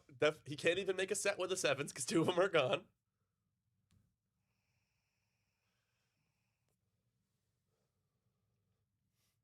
Well, Kiwi Bird, we're here to keep the action going all night. We do appreciate you. Thank you. I know you were on the stream yesterday when I was on here. Flop comes out. Oh, wait. He chooses to call with a 9-7 suited. That's not unreasonable. It is a suited hand. And it's pretty well connected. If you see the right flop, you could continue, but this is not it. No. This is not it. Yeah. Show the set of kings. Show them. With the kings there, you got to pray that your opponent has an ace. You're just like, yes, let's go to town, you know? You would have seen that ace and been like, all right, yes. Yeah. Just have one ace. Just have it one time and I double up. But no luck. He's not got the goods. There's 3 overs on the board. He sticks in the muck. Even with a backdoor flush draw, it's too late in the tournament for those sorts of shenanigans. You're not deep enough for that. And they're not the shortest on the table, but they are somewhere in the middle there. You'd hate to be knocked out, I think. Someone was saying, when you've got the other short stacks around you, and you're this close. Everybody wants to make that final table. Everybody wants to be in that picture. And the big pay jump is definitely not outside of your consideration either. Right now, between 10th and 12th, we do not have a pay jump. So until final table, we will not be seeing another pay jump. So getting eliminated here versus getting eliminated in 2 more spots is exactly the same. So you're saying no one's going to keep a chip behind? They shouldn't, but they might. It's a classic move. It's a classic move. I mean, who knows? Maybe literally the whole table goes all in and calls in the 0.000001% chance. So you better leave that chip behind. There's a chance. What are you saying? There's Yes. a chance. There's a chance, so you got to leave that chip behind. I am not a huge fan, but it is what it is. Been here from the start. Yes, you have been, Kiwi. You were the first person to answer my question of where you all from. Appreciate you. Always active in the chat. We love hearing from you guys in the chat. It keeps things going. Keeps things fun for us. We love reading your comments. With the ace-2, really giving some thought here. Really considering Dean Blatt making a little bit of a loose open, but it's pretty fine into the shorter chip stacks. Obviously planning on folding to any re-raise. And he's gone all in. He's gone all in. Smells it in the water. Knows that Dean Blatt's getting a little bit out of line. Dean Blatt is going to do about 0.01 seconds of Hollywood into a fold there. So you go. All right, I'll take a bit of a stab at this. All right, I found out where I am. Yep. Funny enough, he's actually not so behind with that hand against ace deuce off. Like, in terms of pure chip EV, he probably could call, but obviously he does not know that it is that hand. He'll look back at the stream then and be like, "Ooh, I could probably play it out." I don't think he will. I think he'll be very happy with his fold of 7-6 suited to an all-in, because that was his plan from the start if he got shoved on. And Rachel Carolyn looking at not ace-king, so she's going to stick it in the muck. It's one of her 2 options. Yep. Ace-king or not ace-king? Ace-king or not ace-king. 50-50 for her? 50-50 every time. Everything's 50-50. Everything's 50-50. Sorry, guys at home, I do keep throwing this out. I do like saying that I like things that are 50-50 and that my life is always in balance. My main story is that I had 2 cars. One of them, the brakes failed on it and wasn't working. And the other one wouldn't start. So I had a car that wouldn't start and a car that wouldn't go. My life was in balance. Thanos would be proud. This is actually an interesting spot because we actually saw every queen folded here. So queen 10 versus king queen, there are no queens. And now it's queen 10 versus whatever, and there's no queens. So he cannot flop top pair. He can't river or turn it either.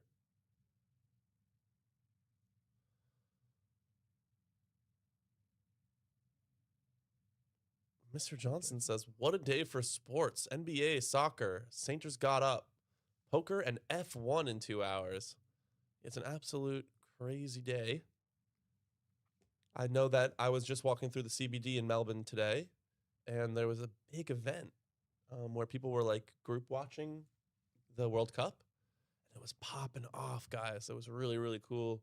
Everyone was yelling. Everyone was hype on Oz's win. So it's always good when the whole country kind of gets behind their team, and it's just really, really cool. You will find that Australia really gets behind the soccer when the World Cup is on and we're in it. And then outside of that, yeah. we remember we have a team. We do remember, but we don't follow it. The good thing about this country is they're sport mad. Whatever the sport fever season is, we've got that fever. And if you're a man who likes any sport, you can find yourself a group of people who follow and watch along with you. Yeah, it's crazy to me that, you know, some of these AFL games are getting 80 to 90,000 people at them, and there's only a couple million people in the whole country. So it's like, well, you guys are coming in like, 1% of all people are going to an AFL game. That's like insane. Like, another raise from Dean Blatt with a queen 10.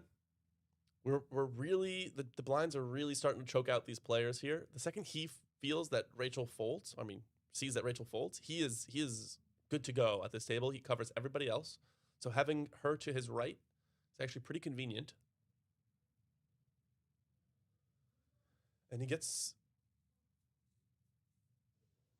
And this is more of a matter of him playing his stack than necessarily the cards, right? This is where the strategy of bully the shorter stacks, try and put some pressure on. That's right. I mean, I imagine that Dean thinks himself the best player at this table and is happy to play post flop, especially with these shorter stacks, with most decent hands. And queen 10, 5-handed, or 6-handed. I can't quite tell here. Either somebody got up or have an extra player. Yeah, somebody got up 6-handed. It's not an unreasonable open. It's one of those that you're definitely happy to throw away if you get 3-bet though. Stuart telling 905. We got Stuart saying Melbourne played the Highways APL 200 Sunday game, 130 runners, card dead for hours, picked up kings in the hijack to a shove, called, got shown ace king, ace on the flop, and I was home in 20 minutes tail tucked. Yep. It's always great when, you know, this happens with day twos as well, where you got through day one and you're like trying to be really prepared for day two. You wake up early in the morning, you have a nice breakfast, you meditate, you have a shower. Like you're cooking for day two. You make it all the way to the venue, you sit down, you play 3 hands, you go home. Like it is card dead for 2.5 hours. Exactly. Finally get something you can work with. And the fates have decided otherwise for you. Yes, sir. But it's poker, right? That's poker. Stuart, sorry to hear that you didn't get the 1-outer on the river for that king. Wouldn't that have been sweet?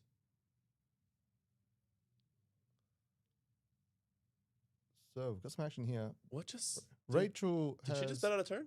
She did just bet out a turn. Interesting. That's a very strange bet. She's small blind, big blind. Yes, but you don't connect with the board in literally any way. Maybe she feels like she could just kind of take a stab at it and take it down, but Dean's a seasoned player. He's going to be calling very wide here in these blind on blinds, which is what you're supposed to do. Now, I feel like you just got to give up as Carolyn here. Like, what is Dean calling the flop with that he's going to fold the turn? I mean, theoretically, he should call the flop with almost any 2 cards. She's not really against on an ace-jack-jack board. Now, he goes ahead and raises it up. And she gives it a call? She 3-bets. She check raises Dean in this spot. Wow. Playing hard at him. This is... Has she shown all of her ace kings? Can she represent here? Is that what she's trying to do? I think she's representing the jack, like, just hard. She's saying, if I had a jack, what would I do here? And she's just playing at him. Dean really giving her the eyes, going, do you have a jack? He's like, I do not believe you, but this is a strange line. Everything you're saying is saying jacks. Yes, this is a very strange line. Yeah, I'm wondering if the reader's not right, but you know what? If she gets this through on Dean, then she just kind of owned him. Like, it's hard to deal with this sort of play. Like, she's really chosen a hand that she's representing, and she's trying to take it all the way to the streets with it, even if she does not have that hand 1%. I mean, she is the chip leader here. I mean, she is also drawing dead. But only she knows that. Only she knows that, I suppose. We know that. We know that. I mean, 20 minutes ago, did she know is the question. He uses another time bank. I mean, at the very least, Rachel got Dean to use 2 time banks. Like, she really put him in the blender. That's... If you've got him confused, because this is a man who I find is generally very confident with this game. He'll work it out. Like, he'll sit there and really think about it, but he'll come to a decision after evaluating all his facts. If you're making him think this hard about it, and she gets him to fold. Play. She gets him to fold. Oh my gosh, she's got to be happy with that one. That was so sick. That might go into the reels, mate. We might make this a little footage. Literally, like that goes. Do you remember Katie's bluff from the very first series with the bottom pair? Like she had like 2s on like 4, 3, 3, and she like took it 3 streets against kings and got him to fold. That was disgusting. She was here yesterday, and someone immediately came up to her and was like, "Hey, that hand you played." We made so much content. So much fame of that hand. It's a sick hand, and it's like the whole time you're like thinking like, oh, she can't possibly have it. She shows down and she just absolutely has it. Just has the bluff. Love to see it.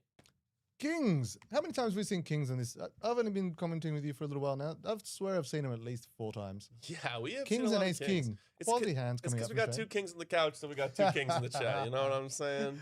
I was about to give praise to Shane, but no, I like that one better. Do you guys think that Dean was betting? I mean, considering the fact that he folded, I don't think he was trying to induce.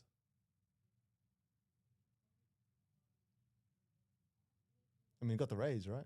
He got the raise and then he folded. So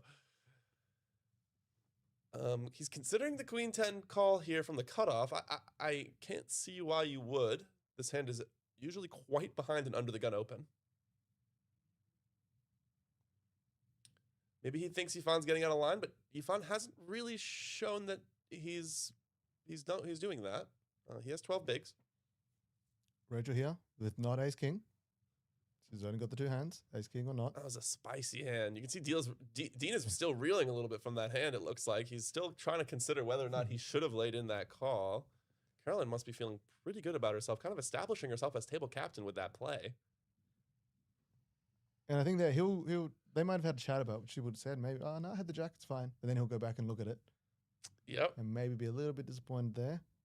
But realistically, with the way the action had played out, forgetting that we know what she actually has, she could have a jack. Yeah, I mean, absolutely. She could very well have a jack there. Like, and to play that aggressively and so quickly, honestly, is it showed a lot of confidence. It showed a lot of confidence. And it may have been what threw him there. It may have been just the mental games here on play.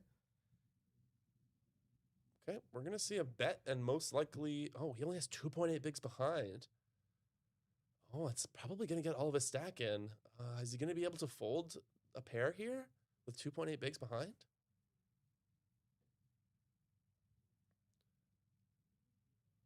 Oh, but Yifan is a little bit scared of this flop, but his opponent only has 2.8 bigs. It doesn't feel bad to just go for it.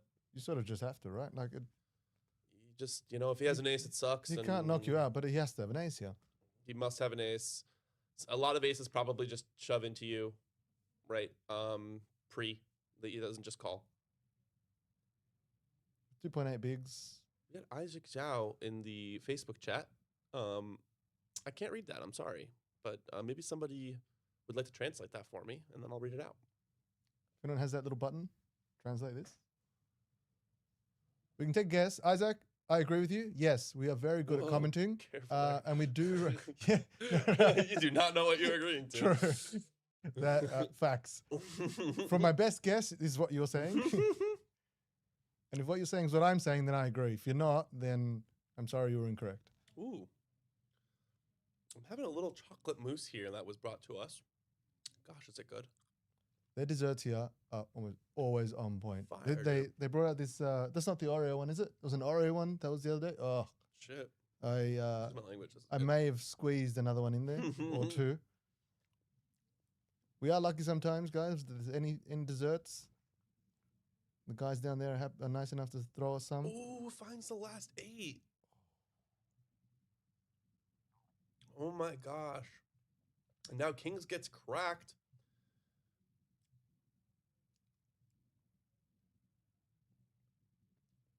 Now, what are his options So correct me if I'm wrong, but Yifan bet 1 big on the flop, got called, and then checked. Then it was a check. Yifan did another 100K bet. Yeah, see, my problem with this is that he most likely has to call here, so he might as well just got it in on the flop. If he feels like he's going to have to call a 1.8 big bet on the river, after he let him realize all of his equity, I kind of like getting it in earlier. Can he find a fold? It looks like he's trying to. He's trying, but really it's trying. So little. Like, this would be the kind of bet that if Marco gets it through and he was bluffing, like, it's a crime. You know what I mean? Like, it's an absolute crime. Yep. He shows his time cards. I got them. They're going to get a few more time cards on the final table when they get there, so players not afraid to use them in this tough spot with 11 people left in the field.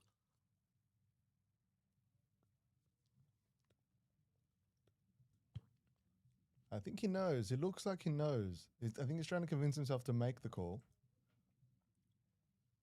With the action on the flop, this sucks. Just doesn't allude to anything. The 8 is a tough card too, because it's like, what's he calling the flop with? An ace or an 8, right? Like, so both hands beat him here, and he's got to feel like most things that call the flop, maybe 7-6 with the open ender that doesn't get there, and then he just jams it at the end here. But there's just not many hands that are playing this that aren't just beating him. And look, and with this pot, can you say no to it? Like he's got what? There's almost a mil in there. Yep. He's got to put in 180. 2 to win 11, pretty much. So you kind of almost forced to do it, and I think that's what he's trying to convince himself not to. I think so. Down to his last time card now. You gotta imagine that Marco folds though on the flop if he hasn't connected. So you're pretty much only beating any random 5 that he had, or the 7-6 that just didn't get there. There's a lot more actual value hands than there are misses here that he's just betting with randomly. Do you think he's considered 3-4? Flop comes out. He's there for the 2, then the 2 comes out. You're not calling the 3-4. It's really tough to call with 3-4 there. I don't think it's putting him on 10-8. So, I mean, if the range of hands is potentially putting him on, and that's not one of them. But me being the pessimist, maybe 3-4 suited, but there's only 4 combos of that. Then the turn can look a little bit of a trap. The river comes out, and he finds the fold. Good job, really, really good. He should be proud of himself there. Really good fold. Maybe a little disappointed he didn't go a little bit harder at the start. Could have just taken down the blinds or something. But yep, that's the tough part. But what separates the good players from the great players is the willingness to fold these absolutely nutted hands pre-flop once the flop and the turn just don't come your way, right? Like you have to be willing to let go of the queens, let go of the kings, and even let go of the aces sometimes when the board is just for your opponent and they're representing it.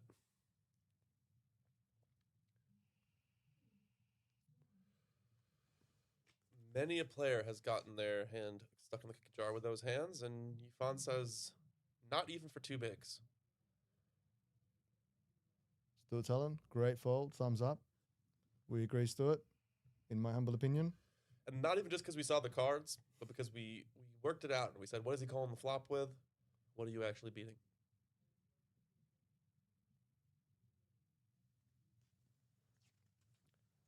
So, guys, if you didn't have time to come down before this, don't worry. There's still plenty of events leading up. We've got at least another week and a bit. Well, if you make the final table of the main event, you've got more than a week. Yep. If you don't worry. There's still games every single day for you. We will culminate this whole thing with the Berserker on the 23rd of June. That is a $400 buy-in at 7 p.m. That does tend to go off as the final event. It is a lot of last opportunity for a lot of people to sort of scrape back any losses or just top up their win. This is a sign of a player that really knows what they're doing. Just raising half of their stack so that, if there's an all-in and a call, they can think about the fold with the ace-5 off. But putting enough pressure on where it's virtually an all-in for either of the 2 players that are remaining. Will Shireen play the main? Not sure. You will have to ask Shireen. Hopefully. But yeah, we know he does love to come and visit us during the series. He, I think he's been on this final table for the 600 Sunday a couple of times. At this point, I'd be surprised if he doesn't play the main. But, everybody has their commitments. Yeah. Oh, look, maybe taking down an Aussie Millions is enough for him. Not everyone has to win everything. But everybody wants to. Oh, well, yeah. These guys are not here just to look at the hands and practice throwing them in. They're here for the top prize. Even though there are many, many cool ways to muck your hand, guys. And I would encourage you to find them all. There is not much else to do sometimes when you're just looking at dead hands. And have fun for yourself, even if no one else is enjoying it. Just don't expose your cards, please. But Marco gets ace-king suited. Ace-queen. Ace-queen suited, sorry, diamonds. He leaves a chip behind. Sorry, I don't know poker very well. To These protect his cards. He doesn't want his cards getting mucked with that 5K chip on him.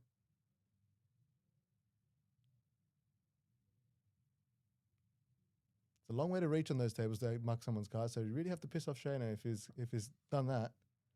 Yifan finds pair of 6s. Oh, and he just Here we go. looks like he's insta-calling. And the king-jack just has to fold. Like, it's messed up to get this hand when you have 8.7 bigs and not call, but like with an all-in and a call, it just feels like you With have someone to else throw going it out in. before you, potentially? Yeah, you got to let They them. don't take the risk. Yeah, you're going to be on the final table bubble. One of these players almost gets eliminated. So let's see. Oh, this. we're hearing actually that Marco We'll is not covered here. He actually covers by just a bit. So Yifan's actually the one at risk of getting eliminated. Oh, Yifan he with the needs to find an ace sixes. or a queen or a 9. And Yifan wins it. And Marco is left with 40K. He's not eliminated. He's left with 40K, which is half a big blind. Less than half a big blind. Chip in the chair. Chip in the chair, Marco. Don't give up hope yet. You still got chips in front of you. I'm a big proponent of giving up hope in this spot, personally. Look, once I was under 20 bigs, I probably would have given up already. Down to 20? I would have shoved some pretty looking connectors and then been like, how did I win this? That's far too early. This whole game's rigged. This whole game's friggin' rigged. No, my best chance is before the first hand when I've got an average stack of everyone else. After that, then it's a real game. And Oh, is that Jason standing over there watching the game? That's unfortunate. That means he most likely busted if he's not just taking a short break from his table. He was one of the bigger stacks at the last table that we were following, so shame to see him go. Quite a player, very solid. some unseen things happen on the other table. It happens. And look, just because you got the big stack doesn't mean you can't get unlucky. In fact, because you're playing so many hands, it increases the variance.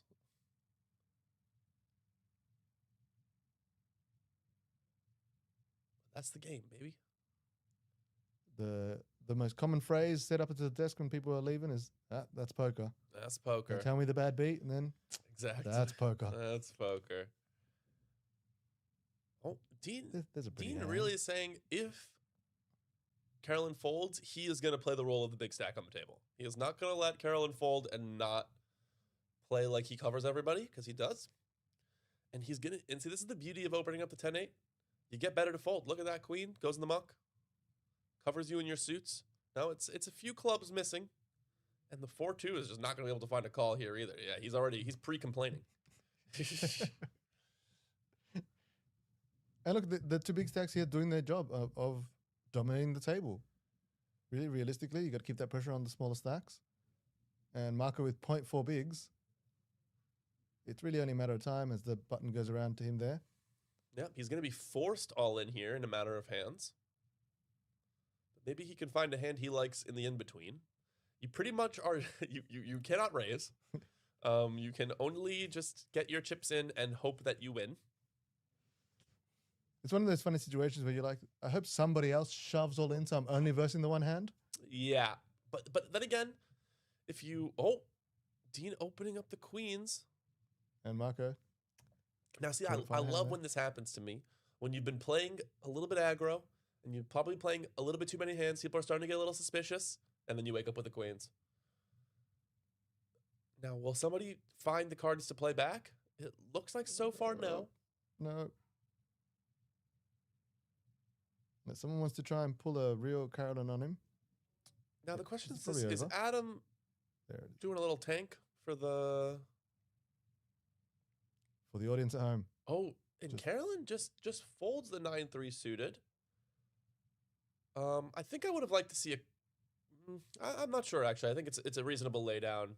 Your 3, never plays. It's really hard to play, but you do have a suited hand in the big blind, and you do cover your opponent.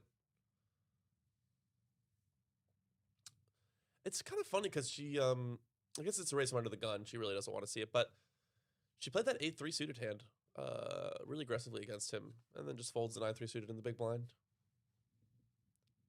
I think she really knows how lucky she got getting that one through. And probably like, I won't take my chances twice. Listen, man, it's not luck if it gets through, you know? That's pure skill, baby. It was a beauty and It was beautiful. beautiful. Oh, no. Yeah. He started me. Guy, this is what Guy does. Like the roos out in the pastures. Beauty. Like the Aussie Roos. And of They just had a course. win. Yeah. Yeah. Go Socceroos. There go Socceroos. I'm Okay. sorry, guys. The- Your culture is not my costume. I apologize. No, please. If there's any people who can make fun of themselves, it's us. That's true. And it folds around and Dean Blatt insta calls because he just, I mean, both Rachel and Dean Blatt are just in the hand automatically. Can't imagine they're going to do any more into this hand unless something. I actually don't love the shove here from Marco, even though he's under the gun and he has 0.4 bigs. Your average hand is better than this hand, right? Like you could just be in the big blind next hand, and most of the time you get a better hand than this. Look, everybody knows what you got to do. We're just checking it down. Checking it down, and killing the guy, which is it never feels good to be in that spot. Oh, so Carolyn's out. Dean must have put some Dean money must in have there. put in a small bet 'cause he feels he has the best hand, and Carolyn just folds. Maybe Carolyn was checking a little bit too fast there for Dean's taste, and he wanted to show her that he could win the pot if she let him. But you're really not generally getting better to fold there, so that bet doesn't really make a huge difference. But So we say goodbye to Marco. Place number 11. And we are going hand for hand now as we go down to 10 players. FT bubble, and also a pay jump bubble of, I think, 1,200? Scrolls around. Maybe more? I think you're correct. We'll just stroll around so we don't tell any porkies. That's also that's an Australianism. You guys have pigs. We don't call it lies porkies. Well, I'm going to assume this is from Looney Tunes, is why we call it, but all right. I mean, maybe I don't know. Maybe I don't know. Someone in the chat can tell us where the saying came from. Yeah. You guys have Google in front of you? I do Yeah. not. Oh, yeah. Sorry, guys. We'll probably do that the entire time we're here. We cannot help it. Again, you're just getting a behind-the-scenes view of what we're like when we're not behind the mic. Yep. I learned my Australian accent just walking into Playlive every day and going, "How you going?" Well, I told him the trick, guys. I wanted him to sound like it was really one of us. And you gotta. He does it still with too much. Too much. Like he seems too professional. Like it's polished. It's polished. It's not. It's how you going? How you going? Nah, see, too polished. How you going? You're making effort. It's almost like I told you. Your jaw just drops and the words sort of fall out. That's how we greet it. We're not here to make a big effort and a big scene. We're saying hello to each other. We're just how you going? A Queensland drawl. Porky Pies is lies. Is a Cockney rhyming slang. Yes. Yes, I love a good Cockney rhyming slang. I don't fully like. It's always longer than the word. Yeah, but it's you know, it's How you going, mate. Thank you for enabling us, Stuart. We appreciate you. All right. So as we get into hand for hand here, Okay, just a battle of the crap hands here. Like literally nobody has anything. And then, of course, whenever this happens, you can always assume the big blind's nutted. guaranteed. Always. He's sitting here going, "Can I get anything out of this?" Everyone else is just throwing it. Dean hasn't even made an attempt for it. It's just Yeah, I mean, you almost are obliged to put in a raise, but Dean's just always folding. put in anything you found. You're good, mate. You don't know that. Dean's extremely capable of having a hand here he could call with, but you find putting on the max pressure. Raise and fold. And he chips up a little bit, so he is no longer in extreme danger. Played that king's hand really well to have a few extra chips here, leading out into the final table. Now just looking at those stacks, Carolyn sitting on 48 big blinds, Dean Blatt on 23, Newfound on 21. Sub 10 for both Rohan and Adam. So probably feeling the pressure here. Yep, I'd love to know what the chip stacks look like on the other table, as well. If Emma can, put that in the chat or send that up, that'd be awesome. It is 20 minutes later though, so it's a bit hard to ask for that. Osmonde says, "Shove in against aces and you'll be in Barney Rubble trouble." Sure, Barney Rubble. Where did they get that? You know what I mean? I've heard Trouble in Strife. That's your wife. Oh, that's your wife.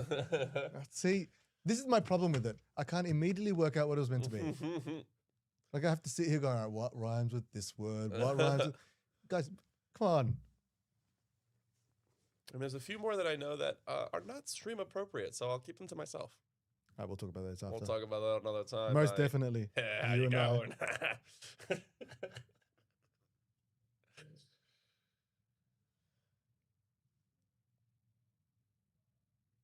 All right. We are hand for hand here in the mini main event.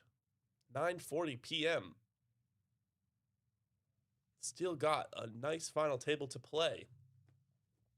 And we're going to be bringing it to you until it's over tonight. I would be extremely surprised if it did not end tonight. Look, we do have a policy here where we played the 12 hours of that tournament day. Then the players do get the option.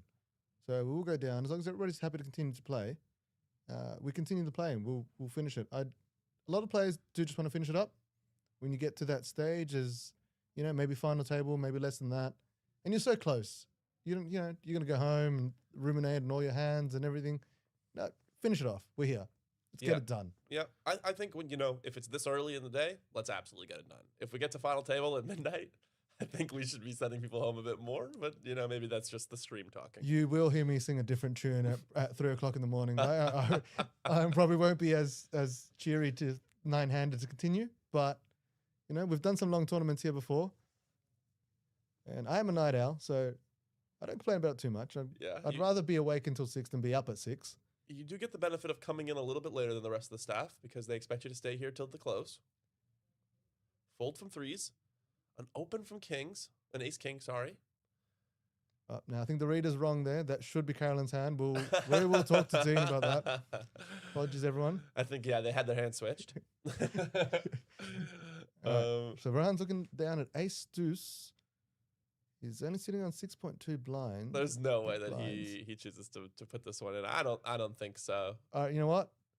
Here it is. He's gonna go all in. He's gonna do it. You heard it here first. He folded. You could have at least waited a minute, mate. You could look wrong immediately. Stuart says 10 years ago we were playing we were in a brutally twisted yoga pose, and my Hungarian yoga teacher with his thick Euro accent would keep us in the pose and make us sweat, then walk up to us while we were dying and say in the perfect Aussie accent, "How you going, mate?" Oh. That man was teaching you mental fortitude and physical. You gotta appreciate him. If you could keep your pose after that. Like it's always a bit of a thing for me to hear Guy do it because he goes from his American accent to the Australian. But coming from a thick Hungarian accent would be amazing. How are you going, mate? It's good. Surely I'm not here to fuck spiders. That's for sure. 10 years ago, damn, it wasn't the USSR. But so many USSR jokes. Although before I got here, I honestly thought that was not real. Like my friend told me, he was like, "Oh yeah, they say they're not here to fuck spiders," and I was like, "No, they don't." Like that is like it's made up, Like it's like the ruse eating your baby or something. It's like not a real thing, Like do dingoes actually? Are dingoes dangerous here? I haven't had any run-ins. There's the whole content. There was the one story where the lady says the dingo stole her baby. Yeah, dingo stole her baby. That's very sad. I don't know if that was debunked or if it was turned out to be true. I just know it was a thing that everyone sort of knows about in Australia because of the phrase. It's like shrimp and the Barbie. You got it. You have to have all the phrases out there. We have some like we don't call them shrimp. That's the best bit of it. You don't call them shrimp. We don't call them shrimp. And there's other things in America that we think you Australians like that you do not. For instance, the beer Foster's. Have you heard of this beer? Yeah, I'm aware of the Foster's brand. Yeah, the Foster's brand it's Australian for beer. And you can't get a Foster's. It's not a thing here. I think I'm blaming Simpsons for that. That's one of the Simpsons references. Or they did the 4X as well, I think. Just 4X beer. 4X beer. And I know that it's like the Furfies is what? Furfies is new. No. Furfies is the latest trend. Oh, is that right? Yeah, and everyone's getting on them. Everyone's getting on the Furfies. Got to get on the Furfies, mate. Get a couple of beers. Get a pint of Furfy? Yeah, get on the beers. Thanks, mate. Thanks, mate. So everyone... it's Australian for dog piss.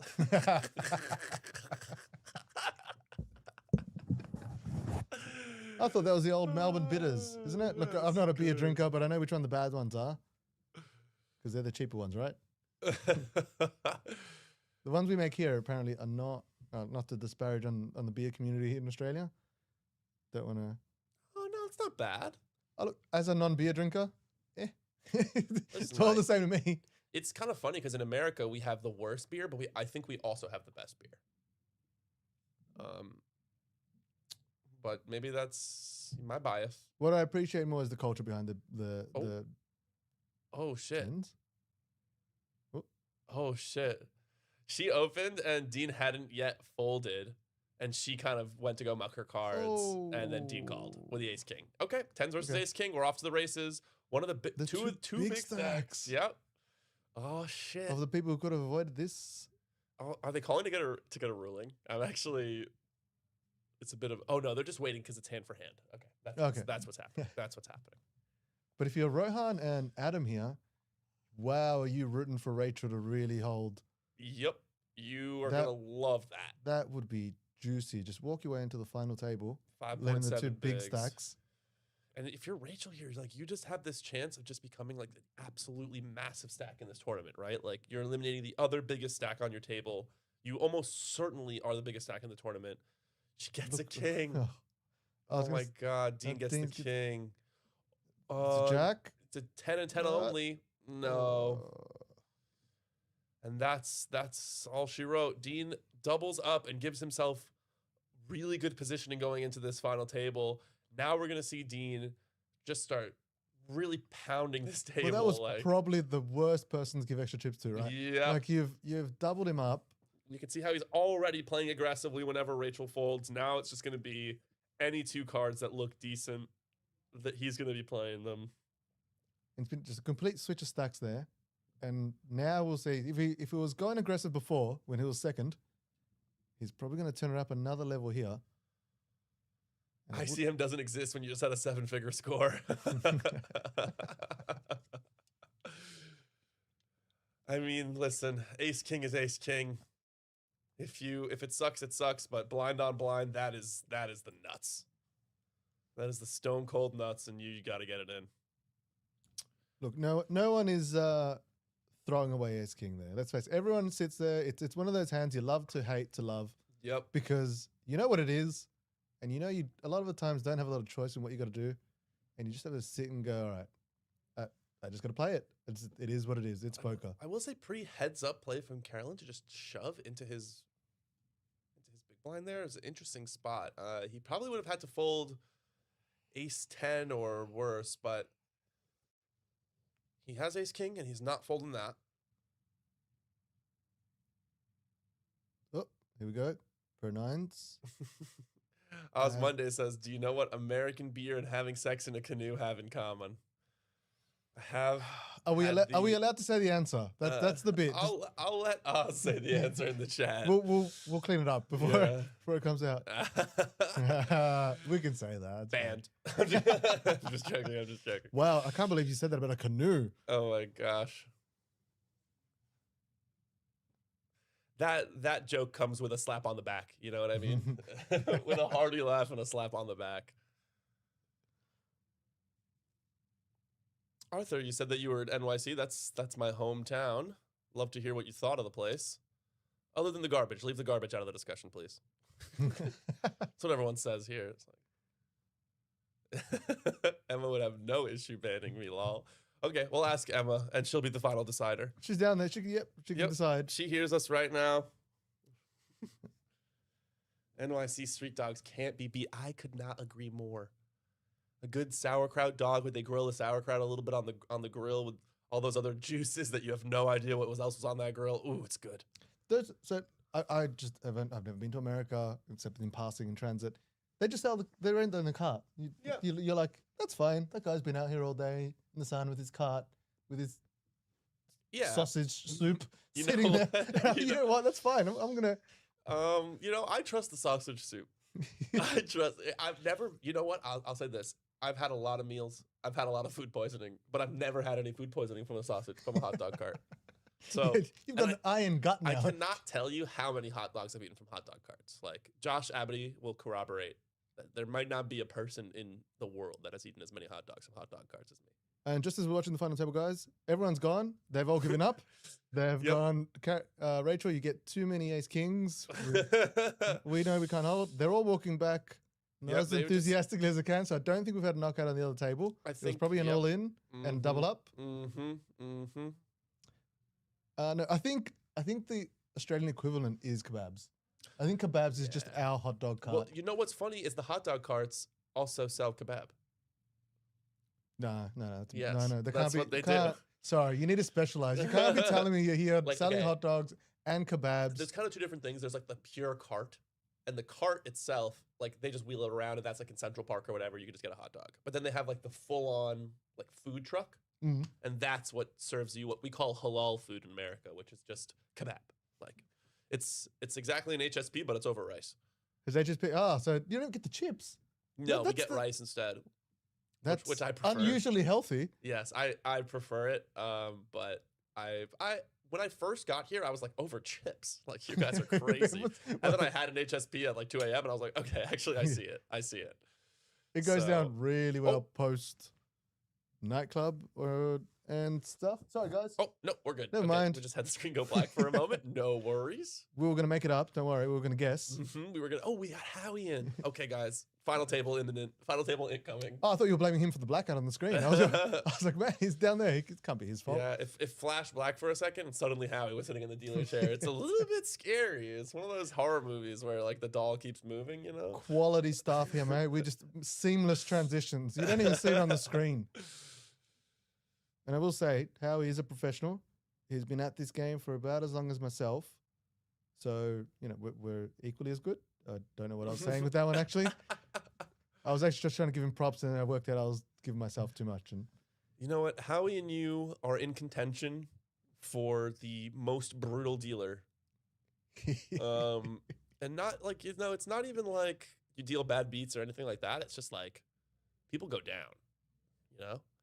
I'm not going to pretend I don't time it to when everyone's under 20 bigs to make myself look like a big shot here. Listen, mate, I've had dealers deal 2 hours for everybody being under 20 bigs, and then you come in and suddenly it's over. Like, Arthur says, loved it, went over to a conference and stayed in Brooklyn, though I reckon my favorite part was Queens. Love the vibe there. I love Queens, Arthur. It is, I don't know if you know this, but it is the most diverse place inch for inch in the world, mile for mile. So more different kinds of people living in Queens than anywhere else, and that makes it the best food in the world, in my opinion, because god damn is there good food in Queens. There is nothing like somebody coming up from wherever they're from and bringing their traditional recipes, the way they make it, like they've always made it for the last 100 years. None of this, no offense, whitewashing it. You get what they get, and you realize why they love it.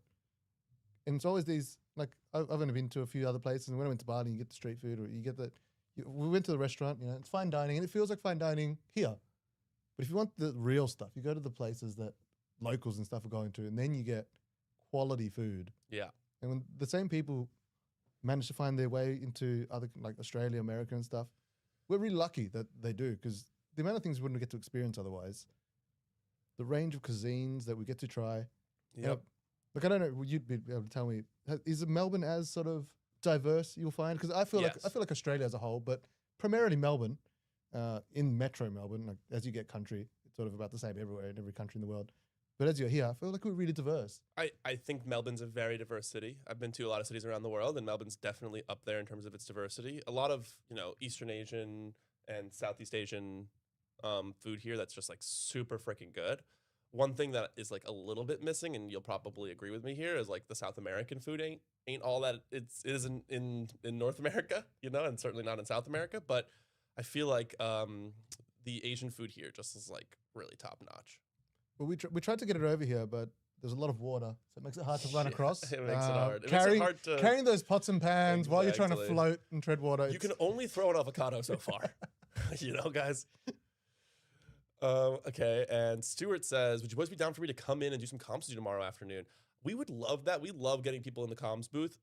Unfortunately, tomorrow, there's not going to be any streams for the next couple days. This is a good time to mention that. We are taking a little bit of the break from the streaming as we wait for some day ones to happen over the course of the week. And then we will be back streaming on Friday, Thursday. Thursday? I know Friday we're streaming day 2 of the 600. And I know Thursday there is a stream happening. I'm fairly certain. So expect that. If you'd like to come in, like come see me. You know what I mean? I'm always usually down in the stream booth. My name's Guy. I'm like very approachable. You can always come chat with me. And we can organize something. We're always looking for more people to come in and stream. WKAU says, who's on the mic tonight? It is me, Guy Greenstein, and my good friend, Jose. You've got I believe you may have been I may have been referred to as the Swiss Army knife. Swiss Army So if you don't know me by my name, it's only because Monkey and Berkey just like to give me the nickname and go with that one. Well, I think you're a bit famous now, Jose. You've been in all the content. I got tricked into doing some social media stuff. Yeah. Hope you guys have been enjoying that, by the way.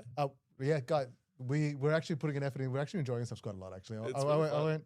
The social media guys we have here are young people, so they know what's cool. Yep. If it was videos from me, I don't know, something in black and white. With like the text that comes up on the screen. It's like Jose walks in and it's like, good morning. I'd be in the same suit, and, you know, it's black tie. Such a beautiful day to play poker.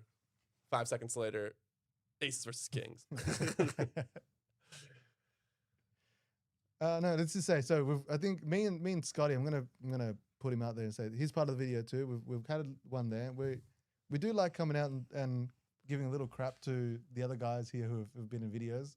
We have 150,000 views, and I think that officially makes me an F grade celebrity. I think, dude, that bumps you all the way up to a D grade celebrity in my opinion. Outside of poker circles, I dare say no one's probably seen it. I mean, mate, 150K, like. There's been a lot of likes on these posts, and they've been really, really fun, and it's been so much fun doing them during the series. It's really great. During guys, we'll get Guy into one of the next videos. I've got a few things in mind. Please no. No. You're behind the mic, mate. You've got a face for a screen. Don't pretend.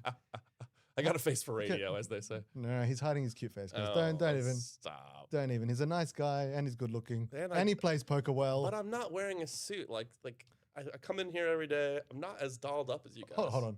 Anybody can wear a suit. Yeah, but there's not a special ability that. Okay, yeah, fair enough. But I won't wear a suit. I've managed to go my whole career without having to wear a suit. I think that I'll continue to attempt it. When I started working here, initially I was a dealer and I was on the front desk as well. And we're not in any suits. We're in probably the same things you see the dealers wearing, the button shirt or the polo shirt. Quite comfortable to be in. And then we got to this series and they're like, all right, guys, we're in suits. I was like, I just dodged this I came out of I did a different job where I was wearing a suit for 15 years. I was wearing a suit in high school for the 7 years of. I didn't have to do that either. On top of that, it was a private boys' school, so I had all the worst. Like I had to be dressed like a clown. There was nothing fun at school. No wonder you're the way that you. Yeah, this is why I'm so jaded. Yeah, that's right. Guys, you're getting a little bit of insight into my psyche here. I'm going to avoid telling you all of my secrets. So. Yep. We're about to turn off the mic to do a therapy session, guys. So if you can give us a sec. I think something might be happening on the other table. We have paused and people are looking over. Yeah, we have Arthur in the chat saying that no one understood his name because he went by Arthur. That was a bit of a British accent. I apologize. I probably butchered the Australian there. Arthur. That's how you say it in America, my guy. Well, we've made an assumption. It could be Artur. Arturo. He was in Hungary, so. No, he had a Hungarian. No, that was Stuart. That was Stuart. I thought. Sorry, mixed up, bro, dude. You got to keep track of who's Hungarian. Guys, fitness trainer. It's my first day. It's my first day. I sorry. I don't know. Oh my god, we're gonna lose subs. Speaking of which, guys, we don't plug it often, but sub to the channel. Come on, if you're not subbed, give us a sub on YouTube. Give us a like on the stream. Give us a like on the stream on Facebook if you'd be so inclined. It helps us get in front of more people, helps us get the chat going, more fun people in the chat for you guys to interact with. We do love hearing your stories up in the chat. Anytime you want to impart something on us, chuck it in. If it's kosher, we'll allow it. Yeah, absolutely. SV asks, where is this being played at? So great of you to ask. We're at Playlive Melbourne. That is my fault there, mate. That is the bit that I got to take up from Monkey. Sorry. I'll do my best impersonation. We're at Playlive Melbourne. No, that wasn't even close. That was terrible. Sorry, Monkey, if you're listening. I don't know what happened there, man. I apologize. But we are here at Playlive Melbourne, 129 York Street. Would you believe it? If you haven't heard it before, and we are watching the Winter Series. Now, this is one of the 2 final tables here in this event. We are playing hand for hand, so if you're watching and you're wondering why they keep pausing in the middle of play, that is because we're waiting potentially for the other table to finish. We just need to lose one more before we get a good final table here. Yep, we saw sixes take it down pre there. Dean Blatt does not want to get into the mix with his 10-2 suited. Happy to let it go. You're going to see the players really, really tighten up here. as they very much want to make this next pay jump, and they're extremely incentivized as there's a player with 3.2 biggie blinds. I'm from the city. I grew up on the Upper West Side, and then I lived in Chelsea for many years, and then I moved to Brooklyn as an adult and lived there for many years as well. Lived in Bed-Stuy, if you've ever heard of that in the rap songs. I was... Is that the in New York? I'm from Rapstar. No, is that that's no? I think... No. Yeah. Empire State of Mind? Now I'm out in Bed-Stuy. Now I'm out in Tribeca. That makes sense. Yeah, that's the song. And you made it popular, you say? You made that area popular. Oh, me? Yeah, well, I don't know if it was me or Jay-Z. I only know one person from there. And he is here on the internet, streaming out to the world right now. What's Jay-Z doing right now? I can't hear him anywhere. Yeah, I don't... Right? I don't see him, commenting here on a poker stream. Jay-Z is not in the room with us. That's right. So right now, as far as I'm concerned, you're the most famous guy from that area. You said his name, I don't remember. I'm already. Bed-Stuy guy. Bed-Stuy guy. That's at this point. I have nothing else. Okay, 8-5 versus 4-3, down to a flop, down and dirty, as Monkey would say. Jack King 7 does no good for nobody. Dean Black going for the one big blind bet. A common bind versus blind strategy. And the 4-3 sends it to the muck because it is a bad hand.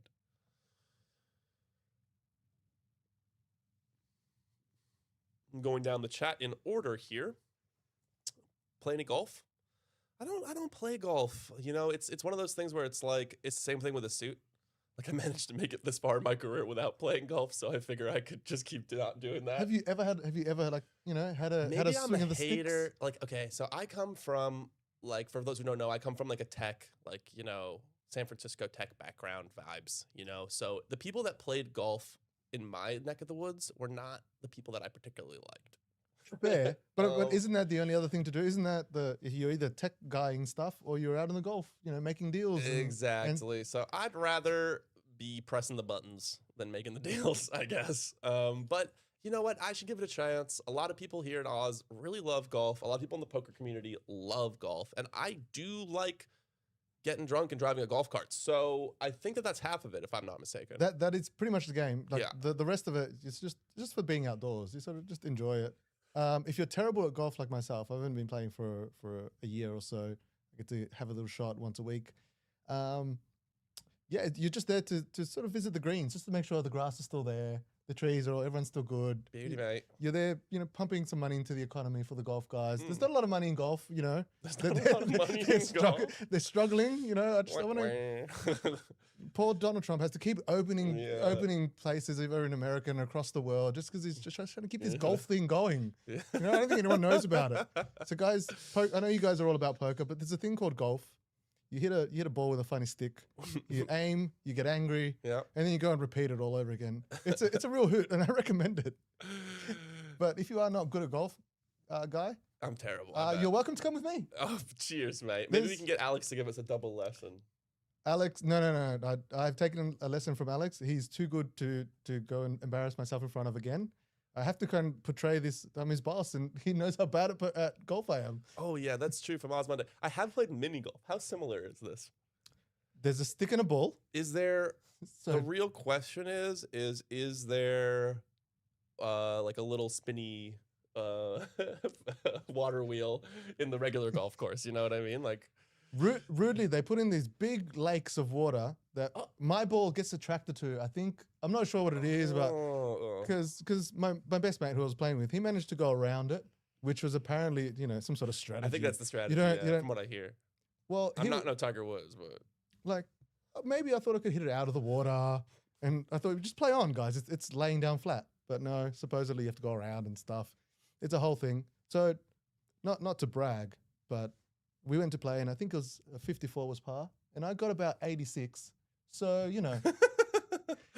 I'm not 100% sure about golf. That What- doesn't sound... what I'm saying is I finished the 9 rounds, and that sometimes you just take the wins where you can get them. Okay, we are waiting for the hand for hand here, but we do see an all-in from 10-4 suited with the 1.6 bigs. Do not flame this guy. He has 1.6 bigs.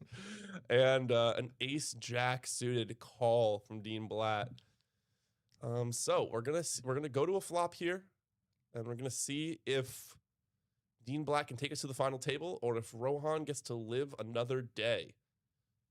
While we wait, let's read a little more of the chat. Did you catch much jazz music while you were living there? I did. I love jazz music. I'm a big fan. I had some good friends that lived up on 125th Street, Harlem. That's where a lot of the jazz music was kind of born and still played. Great jazz music clubs up there. I also play piano, so I'm a jazz musician myself. Oh, tickling some iris, do we? That's right. I love a little improvisation. Is that me doing that somehow? No, don't Sorry, worry. guys. Things keep blacking out and got some bad. I was here last time. They're trying to blame me for what happened this morning. I'm just feeling a little attacked. So we do get to see the hands now. So it looks like the hand's going to play out. The other hand must have finished on the other table. And SV asks, oh wait, let's go to this flop first real quick, sure guys. If there was someone out over there who might have a double knockout here because the guy in the same hand. Still needs to see exactly a 10 or a 4. No hearts to be seen. And there's no sweat but a 10 or a 4. And he doesn't find it. We are going to final table, guys. Dean Blatt, the eliminator, has eliminated another one. Tough call with ace jack there. Not quite. Okay, we're gonna go to a break, and we'll get back on this music chat when I get back, because it's certainly something I'm interested in chatting about. I'm gonna go see if I can find a keyboard in the meantime. Get you to do, while we're waiting for stuff to happen, maybe you can put out a tune. Listen, if you can find me a keyboard, I'll play you something nice. I'll play you something nice. Now I've got a challenge. Now you got a challenge. Right, see you guys in soon. I think we're coming back We're coming back in 20 minutes. 20 minutes. We'll see you guys. Hopefully I've got a keyboard and we can see if Guy can really play some jazz. Cheers, guys. See you soon. Bye.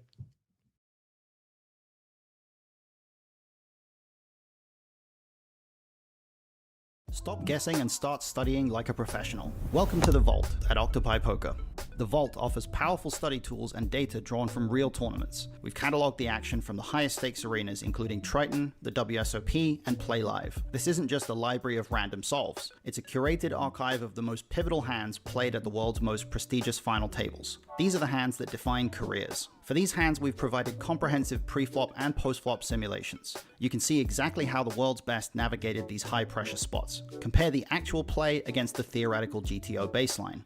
Analyze the frequencies, the sizing, and the EV of every action taken under the brightest lights. Studying the Vault allows you to move beyond abstract theory and see how poker is actually won at the highest level. Boost your edge by studying reality, not just theory. Sign up today at octopipoker.ai.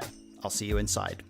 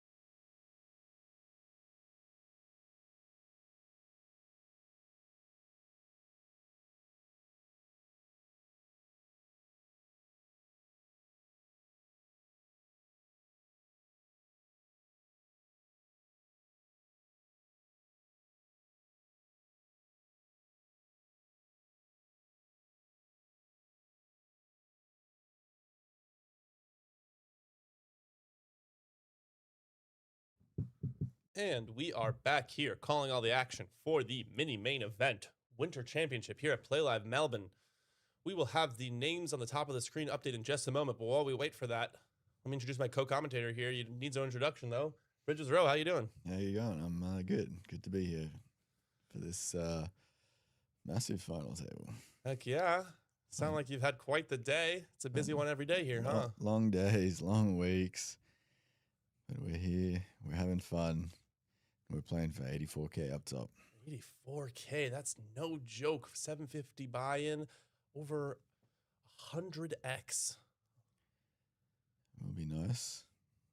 For whoever is the lucky player to take home this event's trophy.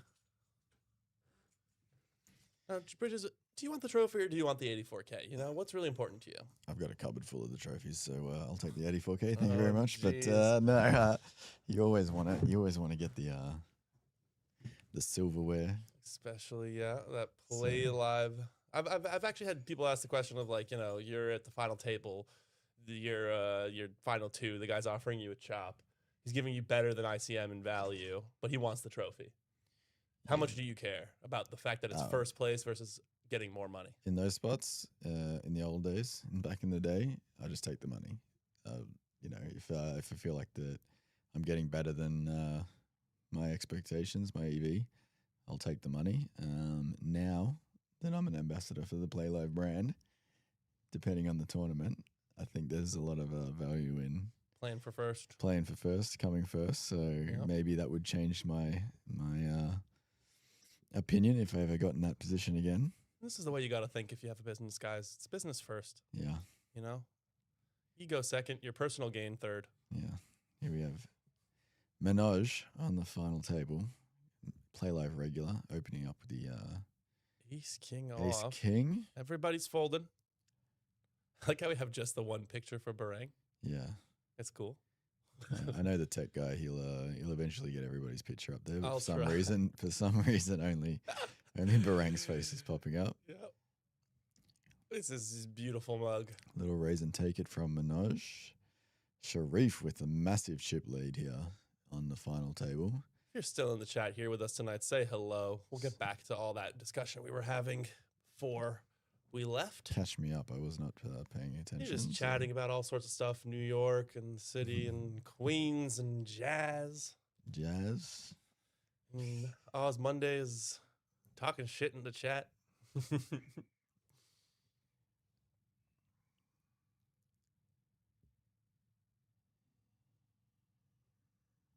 All right, Sharif with the chip lead.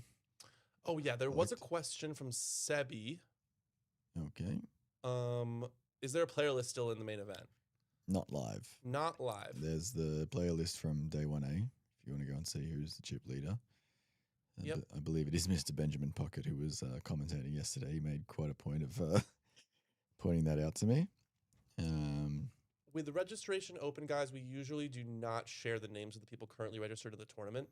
There are some questions about players hunting other players or coming to find people that owe them money or just all sorts of stuff that we don't want to get involved in. Yep. So we choose to keep that information just to ourselves, and then we just announce who's moving on to the next day. Yep. Kiwi Bird is still here. Oh my God, how about that? Has the 6-3 flops, Queen 6-3. Gotta feel good about that one. Miyagi with the deuces. Most likely going to put in a C-bet here because that's what you do with deuces. Yeah. You can't win most other ways. But my nose, you got to imagine, is coming along, if not I think three bet. you're If going not to play just for all the chips right raising now it on up. the turn. And that will be the end of Miyagi's hand. So what are the blinds here? 120K. There's 33 million chips in play, so... Miyagi's an absolute character. Yep. One of Melbourne's poker favorites and greats. And Icons. Can't He's say enough good things about this guy. He's been around ever since I've been playing poker, and that's a quarter of a century, so... Such a nice guy at the table. So fun. Always smiling, always cracking jokes. Always talking shit. Always talking a lot. Talking a lot of shit. Andy folds. Glad to still have you here, Kiwi. It's going to be late in New Zealand. Stuart Allen says, I drove Mr. Miyagi to Clayton Station from Sunday game after we both got it in aces and busted. Had some great stories. Yeah. I mean, Miyagi's been around the block. Is that in the same hand? You both had aces? And That would be crazy. My best aces versus aces story is... Oh, no, you got it in against aces. Okay, well, happens. Yeah. My best aces versus aces story is that I got it in on the very last hand of day one of the Aussie Millions main event in about 2018. And the guy four flushed me, and I bagged 400 chips. And people like messaged me going, "Did you bag 400K? Oh my God, you bagged 400K." And I was like, "No, it's not a typo, guys. I bagged 400 chips." Maybe what's the opposite of chip leader? Yeah. Well, I wasn't out, so I actually lived across the road at the time. With my then girlfriend, now ex-girlfriend, and ex-fiance and current wife, and I just walked across, put it all in on the very first hand, busted, and went home. That was the most long-winded way of saying that you lived with your wife. But we were just dating at the time, Yeah. a long time ago. Yep. I was like, bro, careful talking about ex-girlfriends. Your wife might be watching the stream. No, it's You're only talking about the one. As Monday says, do you even bother showing up with 400 chips on day 2 if you live across the road? Did you double up? No. I was off to breakfast or lunch or whatever it is. Happens, mate. Happens, mate. What was that in big blinds? Oof. It's a good structure, so I think it might have been 0.4. Holy crap. I think it might have come back at... Printing, bro. Chipping at chairs, what they say. That was Monday, would not come. There's the threes.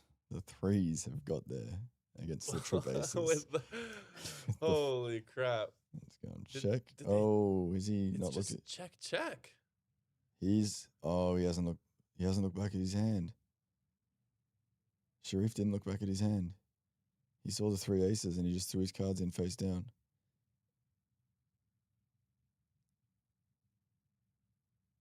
Wait, that would actually be unfortunate for the stream, as it would. It's going to mess up the chip counts. It's going to mess up the chip counts if they don't.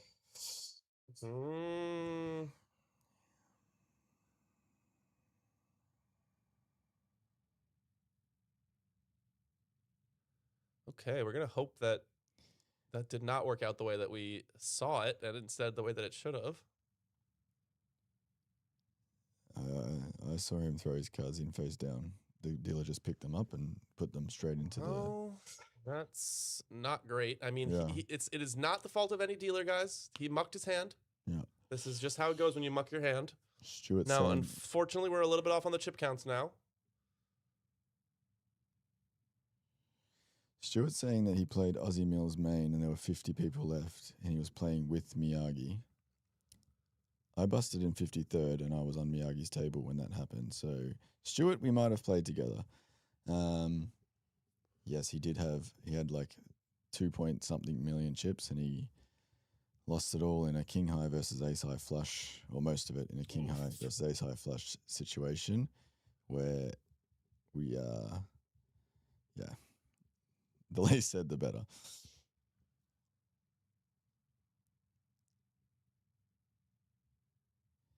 Oz Monday says, "Love that you call him by his proper name, Mr. Miyagi." Yeah, that's his birth God-given name, I think.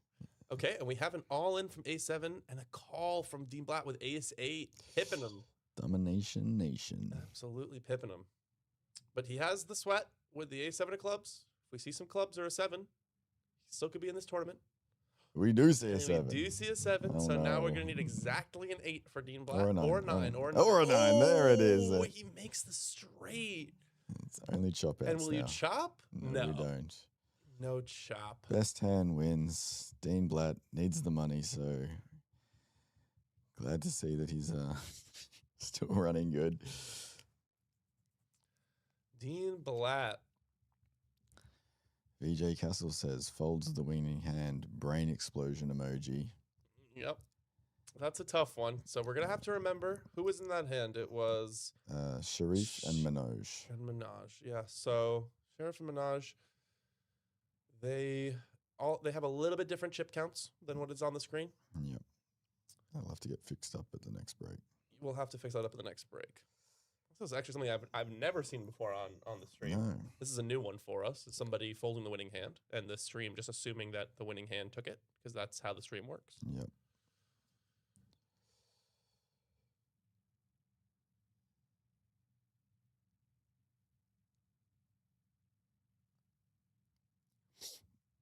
Okay, let's get to, let's see, lots of folds, lots of bad hands. 7-4, 7-5, 9-4, rapid fire. These players are not trying to stall anymore. There's no reason to. There's no other tables, so you don't want to like try and slow the game down so that the other table plays more hands and gets the bust outs.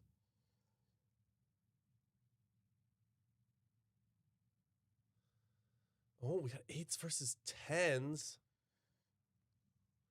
Will Manoj be able to get away from this one? Usually you get 3 bets with 8s.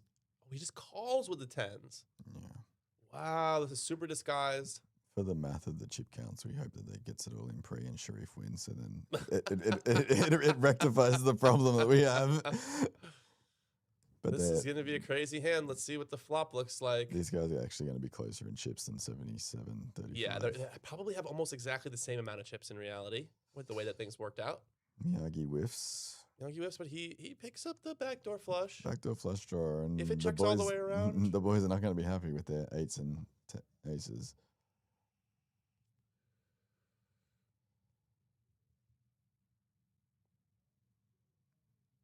Stuart asking which ex-girlfriend. I think the joke flew over his head there. The ex-girlfriend is my current wife, as she's no longer my girlfriend.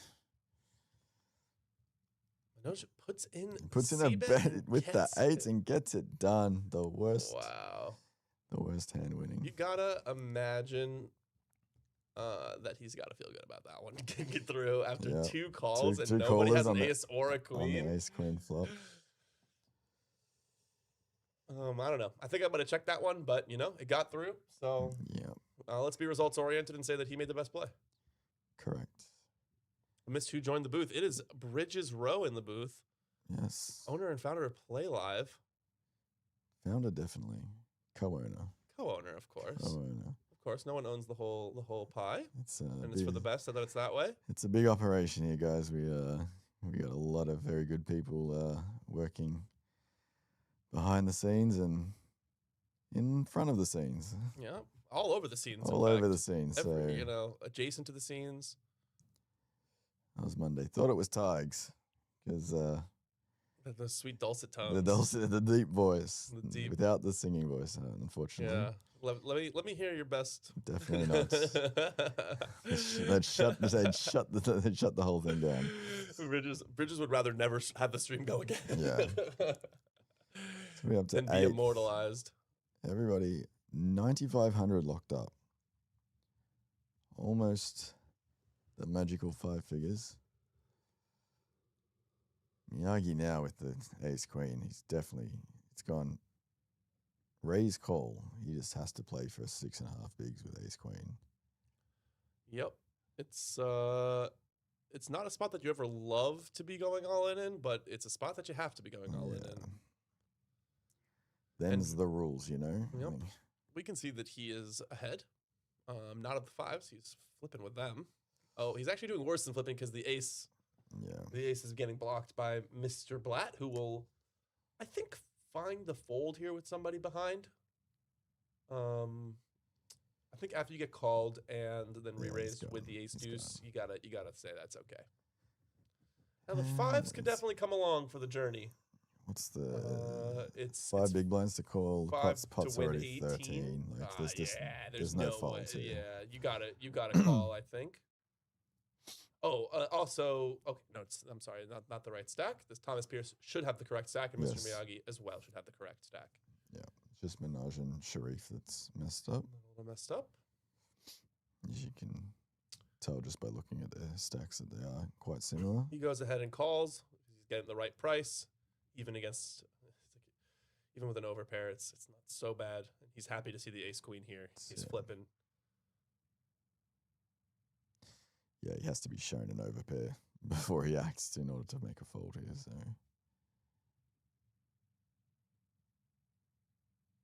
That is nothing so far for the ace of the queen. Needs an ace or a queen. If there's a jack, then he has a few more outs. Finds the queen. Now a 5 is the only Miyagi thing. is going to survive, it looks like. Yep. Okay. Miyagi's chipping up to 18 bigs. Not bad from 6.8. That's always nice to get an extra couple bigs there from a dead stack. It's not calling. Still the short stack, but now we're going to be playing some poker. We got the shortest stack is 18 big blinds. Quick math would tell me that the average stack is probably around 30. 35. So a lot of poker to be played here, and as it should be with $84,000 up top. Daniel's son, turn the queen.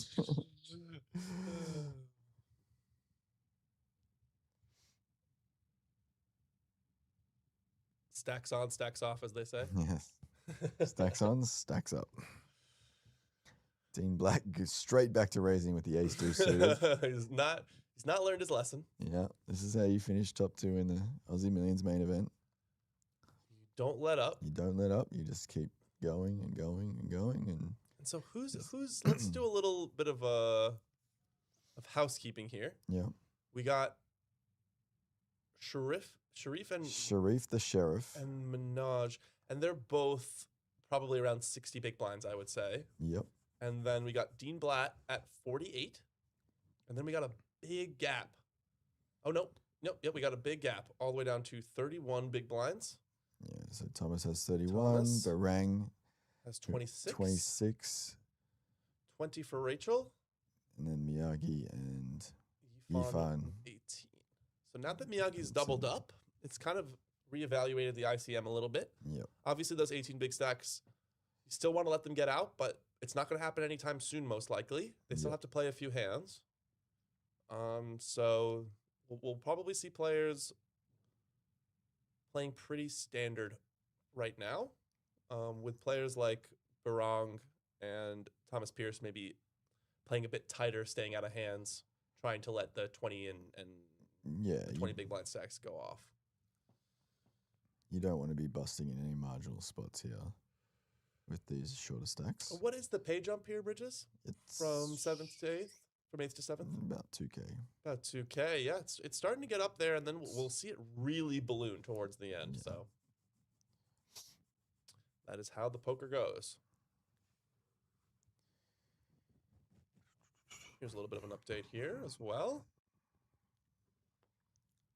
9.2 million chips up top, probably a little bit less, probably closer to 8.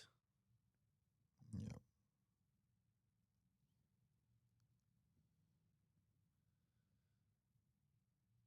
Stuart saying the Foxons own some. I think that was in reference to the multiple shareholders that we have. Yes, that's here true. At Playlive, yes. So the Foxons have come along as minority shareholders and patch wearers at the WSOP. So if you ever watch, I haven't seen Chrissy wear a patch, but I've seen Alex, whose name is on the paperwork. So he's been wearing the patch on his shoulder and quite a few photos. So that's good to see. It's awesome. It's so cool. Jack 8 suited on the hijack. 18 bigs. This is a Miyagi style open. Miyagi is definitely going to open this one. Looks I think this is probably should have been a fold off 18 bigs. Most likely, but... Oh, he's limped in, actually. Oh, he's limped in. That's interesting. Folds all the way to Yifan Yao with the worst hand in poker. Going to stick that in the muck. And now we see Dean Blatt with a 6-5 suited. I really don't like limping in on Dean Blatt's big blind. I'm not sure about that not either. Sure, what is the plan here? He not only covers you, but is quite the sharp player. And he's flopped an up and down versus a flush draw, so this actually could end up Could get spicy. Getting spicy in Miyagi's favor. Quite ahead with just the jack high as well. So if the board runs out dry, Miyagi will take it down. Oh, they Went both check, checked. check. Wow. Miyagi turns Miyagi the gets flush. the flush. Just a pair for Dean. I don't think he's going to fall in love with a pair. That's probably the worst card of the deck for Dean, honestly. Yeah. Other than the six of spades, that's the worst one. I mean, the 3 of spades is obviously. Oh and yeah, the I eight. guess that If he gets him makes the there. straight and Yeah, no, that's the eight of spades is in Miyagi's hand. worse. So the 3 of spades. Yeah, exactly. Miyagi holds the 8 of spades, so that's not a possible card. You can see Rachel doubling soon. I mean, she has been known to wake up with the ace king. We saw her wake up with it over 5 times on the last table, or maybe just about 5.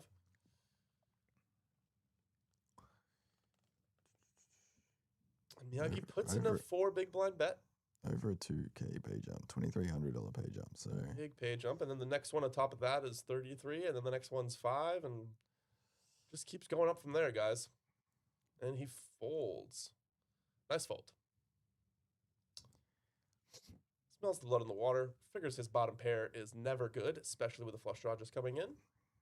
yeah.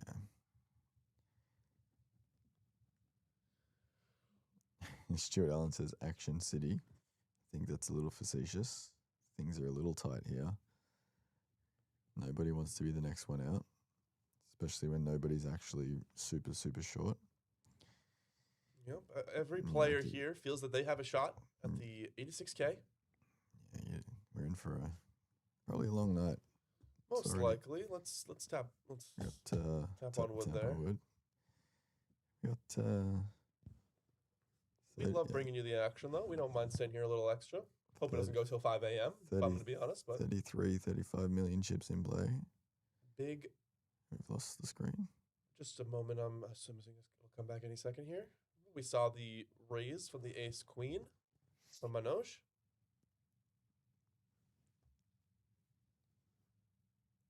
And it looks like it folded over to Miyagi, who has ace 9. He's considering a call. I'm not so sure about this one. Against an under the gun open. The ace 9's not the premium here. No, he's got to. And he sticks it in the muck. Give respect for the. Oh, okay. Kyle just wants him to scan his hand, and then he'll stick it in the muck. Yes, our dealers don't tell you what to do here at the Playlive when it comes to playing your hands. You have to play them on your own. It's actually so no takebacks once you've folded. Very specifically in the rules, the dealer cannot tell you any of the action that has unfolded, only what the bet is to call. Yeah. So they cannot. We try very hard here to make sure they cannot influence the action in any way. Thomas does come along with the ace 5 on the big blind. Grabbing a coffee as we go to the flop here. Flop the gut shot with the ace 5. Flop the gutty. Ace queen still ahead. The bottom end, so even if he makes it, he's not going to be overly thrilled. Check, check. Check, check.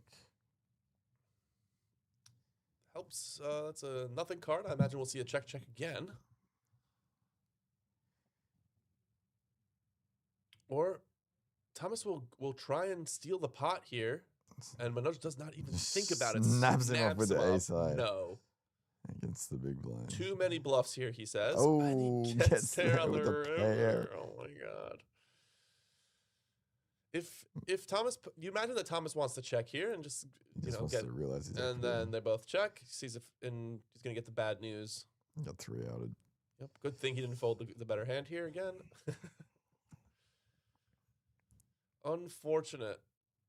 It's I think I like a bet there from Manoj. If you're going to flat the turn, it can't be purely to try and win with ace high. I think if they bet the river, you sort of want to evaluate what are they really saying. Check flop, bet turn, and if the 5 hadn't come, he was saying I have nothing, and I'm just going to double barrel. But he did get there with the 5. So when they check the river, you have to ask yourself: are they checking because their plan is to call, or are they checking because they took one stab at it and are giving up? And are giving up. Or can I get him to fold a bad pair in this spot? So it'd have to be a pretty big bet on that pretty dry do have board. to- For his range to actually get the fold. So I don't blame him for just checking it back, but Yifan. Wakes up with the tens. Is happy to get his whole stack in here, most likely with his hand for 16 bigs. Yeah, 16 bigs. He's just trying to figure out a way that he can get it in. He's gonna go for the min raise here. Looks like he's pretty consistently gone for the min raise over shoving his stack with that 12 to 20 big spot. Oh, and they got the queens, Dean Blatt. Can Yifan get away from this one when Dean Blatt 3-bets him?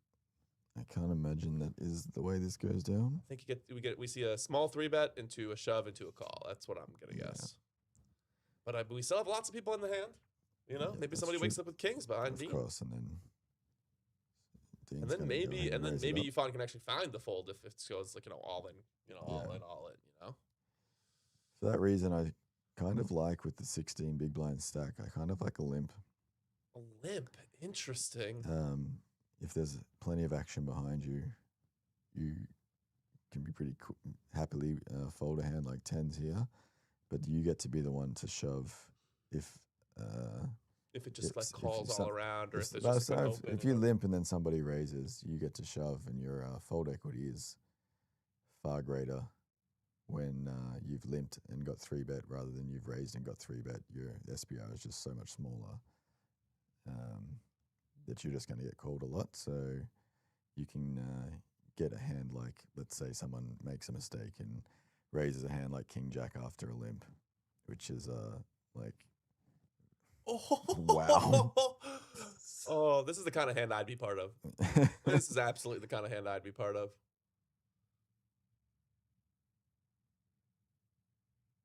And a 10 and 10 alone needs to make quads to win. Cold deck right there. Oof. And the rich get richer. Dean Blatt eliminates Yifan Yao in eighth place. He takes home $9,500. Not bad. The RNG is rigged. Yep. So we can actually see Kyle doing a full wash of the cards there. Yep. He's just he's making sure that we can't make any claims. Yeah. Now, if we are in a simulation, guy, then there could be an argument that. Oh, that's fair. That's fair. I think that if we were in a simulation, they wouldn't boil it down all the way to making that hand happen the way that it did. Yeah, the powers that be. Yeah, I think that they would be worried about a bit bigger things and let the cards deal how they get dealt. In this reality, on this scale, the cards are very much shuffled in a random order, and that's just a little bit of a cooler there for Yifan. Stuart Allen playing a little bit of the name game in the chat. Eminem, Mr. Miyagi.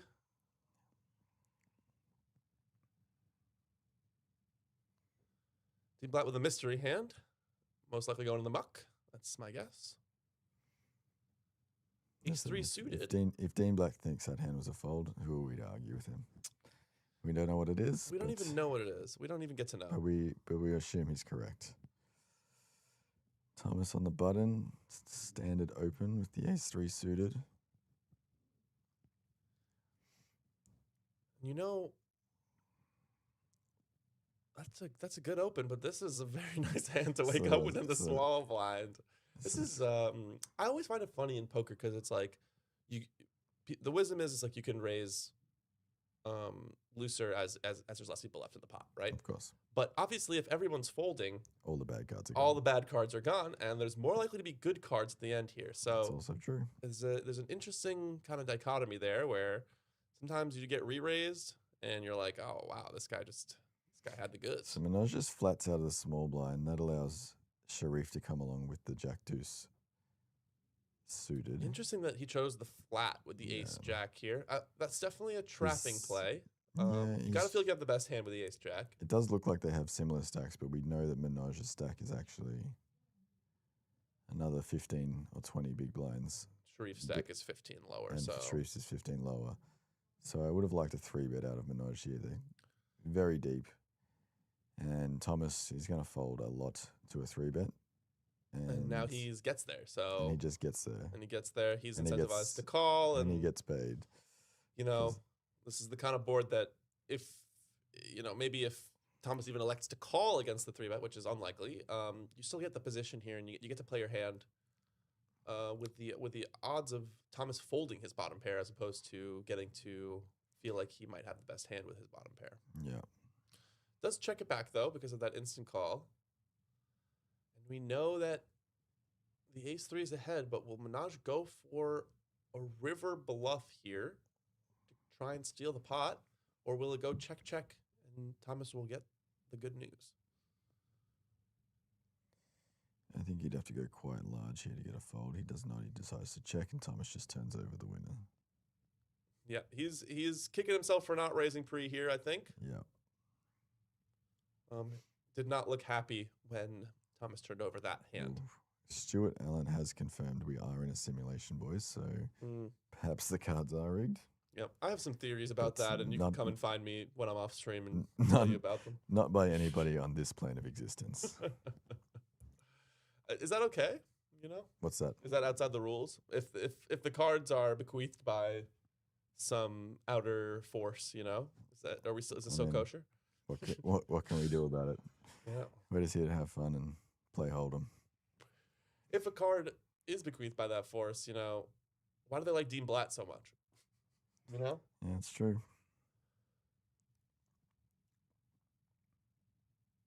If.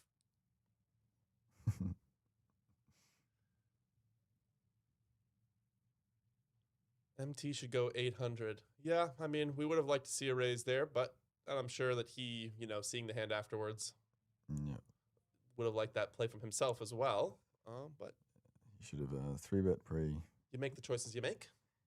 Maybe go for a pot-sized bluff on the river. And now he is on the button with the king-8 suited, facing a raise from Dean Blatt with the ace-deuce suited again. The third time he's raised this hand in the past, like, 5 hands.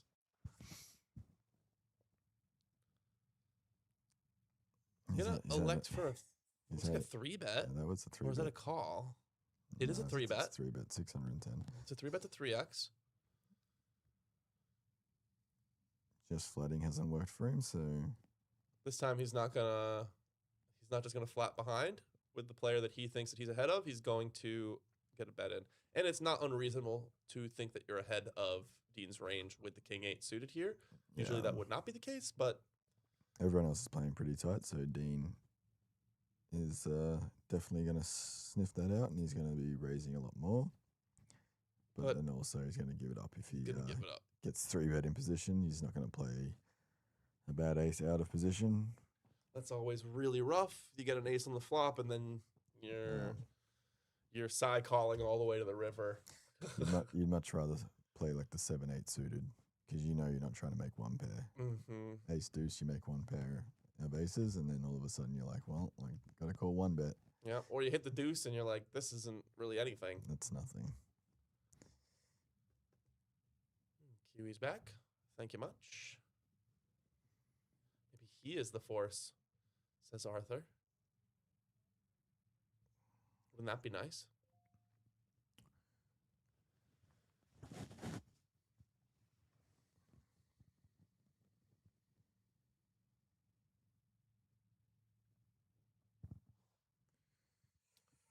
Manoj considering opening it up with the 10-9 from the cutoff. Bit of a loose open, but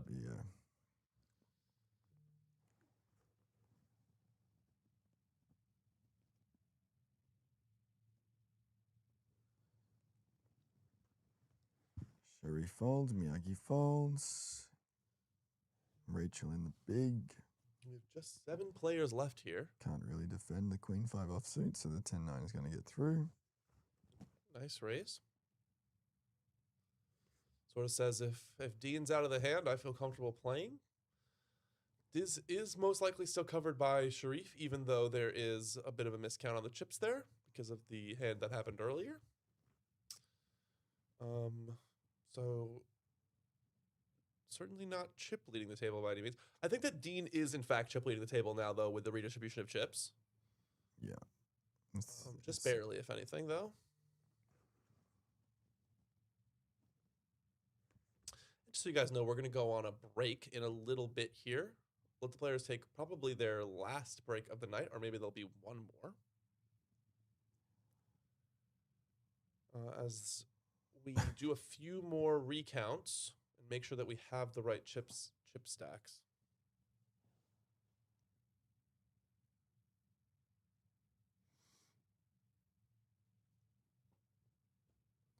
And Miyagi chooses to go in with the ace 4 off for 18 bigs. And you see Dean Blatt hyping up Mr. Miyagi, and he shows the ace high. I think Dean Blatt wants that to continue. 18 big blinds is a very large amount of big blinds to risk to pick up 2.5. So I think Dean wants that to continue, and he wants to try and catch Miyagi with the weak ace. With a small pocket pair.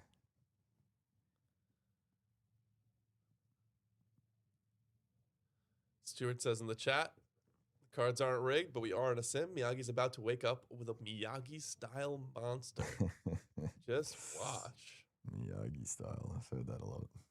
That's the best part about him being named Miyagi is he calls himself Miyagi in the third person. Just an absolute character. I think that's my favorite part of poker as a game live.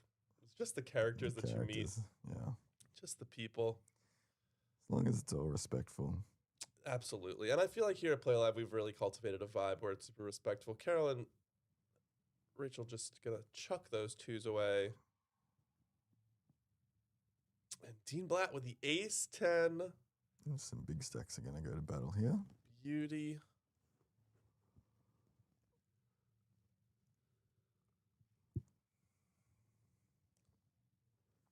Oh, and he flops the 2 pair, and King Queen flops the gutter. Could be fireworks if we see a jack. There Probably is. not the jack of diamonds, but well, maybe because Dean does have the ace of diamonds. So He makes the bet. Dean's gotta feel like he's super nutted here. Now the question is, does he just elect for a call, or does he elect for a check raise? I think with this consistency, you can go for a check raise here. You're gonna get called by a lot of aces, ace high, right? yeah, a lot of worse aces. worse aces rather. You're gonna get called by flush draws, right? He could be betting with a flush draw, and you don't want to let him get there for free. So he has done that. Done exactly what you said. Check raise to 3x. And he also has the ace of diamonds, so he probably feels pretty good about that. Yes, Very even comfortable check raising here. Even if a diamond comes on the turn, he's not going. Kind of the nutted flop for Anyway. him. Yep, and it gets through. King Queen does not want to continue on that board to try to find their jack. Little did Sharif know that he was drawing even more dead than he probably thought he was against not just 1 pair, but 2. Mm-hmm.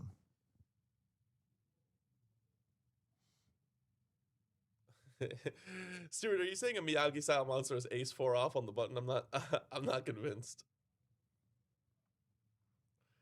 Ace 3 suited for Manoj under the gun, 7-handed. Not exactly a premium, but something he might choose to open and just fold to any counter action. He goes ahead and does that.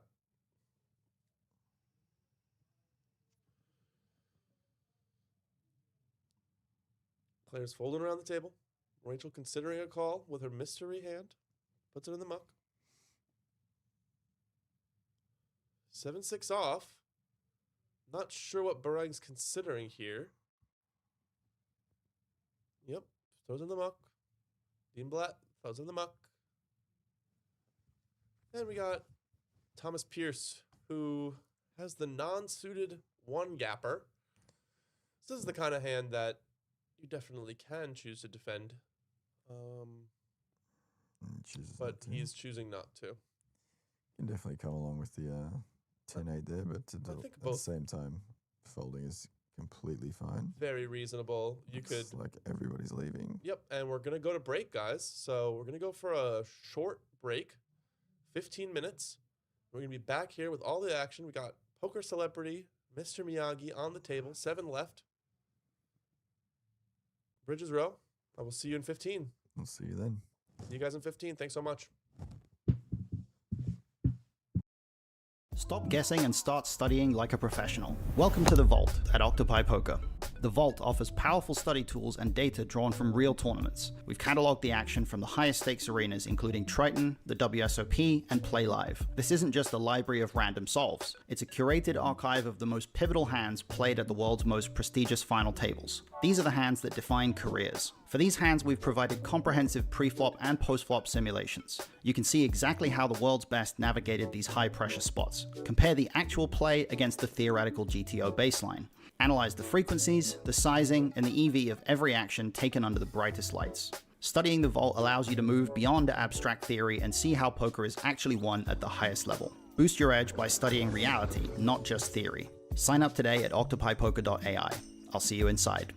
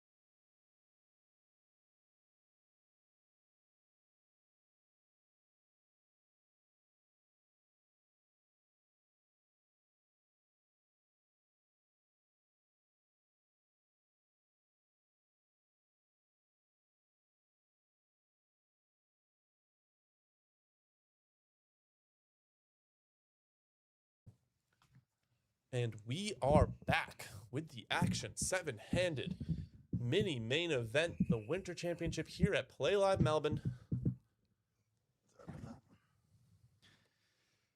What have we got? Under the gun, Sharif has raised it up, looking to battle with Minaj. And it'll be an easy call with Jack 9 suited, blind versus blind. It's a pretty good hand. And he banks the jack. It is only second pair, though. Second pair. He's not going to be falling in love with his hand. He's opted to check, and Sharif makes it 400, looks like there. C-betting the ace high. Minaj should definitely come along for at least see what Sharif is going to do on the turn. With And he 2 does. diamonds here, middle pair. I think there's a lot of reasons to come along on this flop. And that card doesn't really do anything for anyone's range particularly, but does give Sharif the gutter. If Minaj thought he was in front before, Jesus, oh my God. If Minaj thought he was in front before, he should still be in front on that turn card. This is so disguised too. Like, There's no reason to believe that. he probably is going to bet here. He's going to get re-raised. And then will he call the re-raise? It's a very tough call. You'd think that if there was something like... I don't like this bet. I think he's turning a bluff catcher into a bluff. There's not a lot of worse hands that are going to call on this texture than Jack 9, but there are a lot of worse hands that are going to bet if he goes check. So I think Minaj should have checked here. He would have got to see. Such a tough spot, but he puts him in on the river. I mean... He may end up folding money, but this raise is so small that now Minaj doesn't know what to do. Like, he only beats bluffs. He's made the call. Goes ahead and calls. Feels like he could maybe be beating something there. But he's going to get the bad news. Just the bluffs. I don't know what bluffs are going to go with that sizing on the river. Yeah, that's kind of my question too, is like, what do you actually think he's bluffing with for 3 big blinds? He's going to get called so often. Like, it looks so milky. It's just like, looks value to me, yeah. But it's really tough not to call once, you know. That's the point of those kinds of bets, right? This is why I checked the river. He would have only had to call a bet of 400,000, 450 rather than putting in 650,000, and that extra 200. Extra 200K is a lot of. Let's go, Kiwi, in the chat. Telling people to hit that thumbs up button. Thanks. That's the kind of stuff we want to be seeing in the stream chat. Doing my job for me. But really, guys, like, you'd be shocked at how much that makes a difference. If everybody currently watching the stream just hits that thumbs up button, we will have twice as many viewers next stream. Like, it makes a huge, huge difference. If you're enjoying the stream, if you're appreciating Dean Blatt's work here, or if you just are hate watching. Nobody can hate watch Dean Blatt. One of the nicest guys in poker. One of the nicest guys. Some people don't like a winner. You know who doesn't like a winner? Oh, what is going on in this hand? You know who doesn't like a winner? Who doesn't like a winner? A loser. Oh, that's for sure. And haters gonna hate. We're going to a flop 3 ways. 8 banks it. Oh my God. Unfortunately, the other 2 don't get a huge piece. Dean Blatt does have a gutter. Just the gutter. Could be GG's for Thomas if it comes in. Elects not to 3-bet this hand, and now is behind. That's the one thing that I think I've noticed is there's not a lot of 3-betting going on this FT. Yep, a lot of people just trying to see a flop, see where they're at. Means you're going to get to see a lot more flops with a lot more speculative hands if you are picking up on that.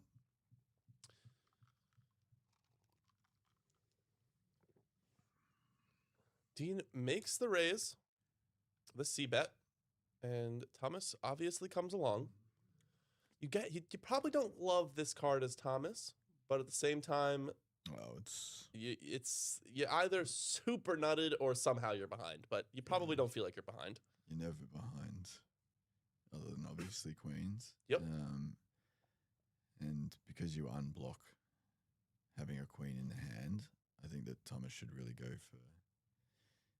And just on cue, he checks it back. Now You have to go for that pot size on he the has river. to go for he unblocks the queen X. He unblocks the Jack 10. He has a very disguised hand. What a bad card on the river for Dean.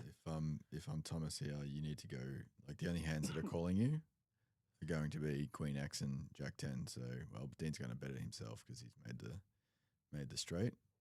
That makes sense. Thomas has checked back the turn. So now you just have to go for it all. You really do. There's no size that you want to go for that is an all-in. You think so? You're not going for pot here. You're never sizing down. The bet's already 6 big blinds. You got 27 big blinds. If you go 22 big blinds, like you're just leaving 5 big blinds behind. I suppose you're right. For no reason. Shows the time cards. Probably a little bit of a bluff here, in a sense, to show the time cards. Be like, hey, I got to think about this one. Yeah. But really, he just wants to think about how many chips he can put in and have Dean Black call. Yeah, you're either going to get a fold. The way this hand played out, if someone has a hand like aces or kings, there's no way that a player of Dean's caliber is going to call a shove on the river here. Yep. Unless he has some huge read, live tell. Therefore, you just want to bet it all. I don't know if he's done that. Looks like most, if not all of it. Looks like most of it. Oh, sorry, that's not his stack over there. That's all right. But yes, he's raised it to 14 big blinds. 2.1 million. And Dean will call, and he would have called for all of it. So I do believe maybe Dean Blatt's good enough to get away here from the river straight, but his hand is also so disguised that basically he's... This is a very, very tough spot for Dean. Yeah.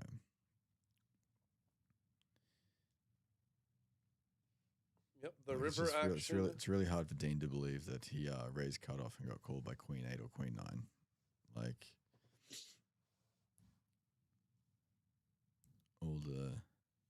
all the suited combos of those hands are kind of out, given that the... Yep. So Dean's probably going to discount full houses here, so he's definitely going to call this eight bigs. There's only a few combos of 2s, 8s, and 9s. Yeah. And there's only one combo of queens. But what is the goal of this bet if it's not one of those hands is a good question. Like, what could it be if it's not the nuts? Right. That's the other advantage. Hard to answer. The other advantage of putting it all in is that you can have more bluffs. This just looks like so much value where it's bet 6 big blinds and raise 8 big blinds more. What are you calling with, like, I guess you could make it here with ace jack. I guess. Or ace, like, it's a raise. You maybe call the raise pre with ace jack, and then you feel like your hand's bad on the river, so you just go for a bluff. Like, I'm struggling to name bluffs. I think that's what Dean's going through. Dean's man, he can't find any bluffs, but he can't think of any hands that, other than basically 2s and 8s, that would play this way. I mean, his own Jack 10, which he double blocks obviously, but right. would play this way, right? Yes. If the other it was thing Jack 10 called Jack 10, is he also up against Jack 10? Just chopping, but there are as many other combos of Jack 10 as there are combos of 2 8s, and there's less combos of Jack 10 than there are combos of 2 8s and 9s combined. Yeah. Like, is Queen 9 suited? Is that a hand that he could have? Like, maybe? Queen 9 of... No. Queen 9 of clubs and Queen 8 of hearts are the only 2 suited combos. Yep. That are... Yep. Dean really mulling through all the different options here. I think, I dare say we're going to see Dean fold this. There it is. Wow. He just looked like he wasn't finding the answer that he wanted to. Correct. That, ladies and And- gentlemen, is why Dean Blatt is one of the best poker players in Australia. That is why he just finished second in the Aussie Millions main event for $1 million. And it's also, it's like, he basically got min clicked on the river and we see the cards, and guys, saved, but saved the exactly. We see the cards and managed to save 8 big blinds. on the best possible river for him, pretty much. Like this is the situation that you gotta go through in your head, guys. Is like he's raising that river because he swears that he is ahead, and he should feel that way. And then just for the basically the min click, he completely reevaluates his position and is able to find the fold there. So really good job.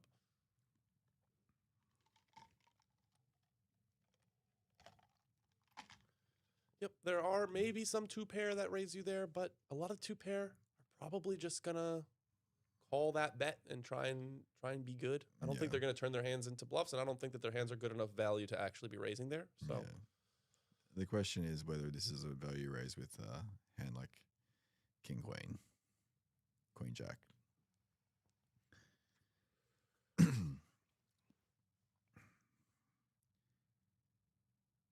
I think he might have got called if he went for it all. It becomes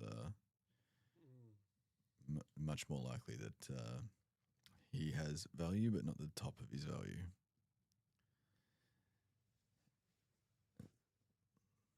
Just clicking it back just looked super nutted. So it's like, Dean Blatt. please pay me with Exactly. whatever you have. Like, he's not. The issue is that I think the mistake that was made was that Thomas didn't target a specific hand. He just kind of raised, hoping that he would get a call from something. That was the point I was making. You're not getting called. Well, you're not getting called by Jack 10.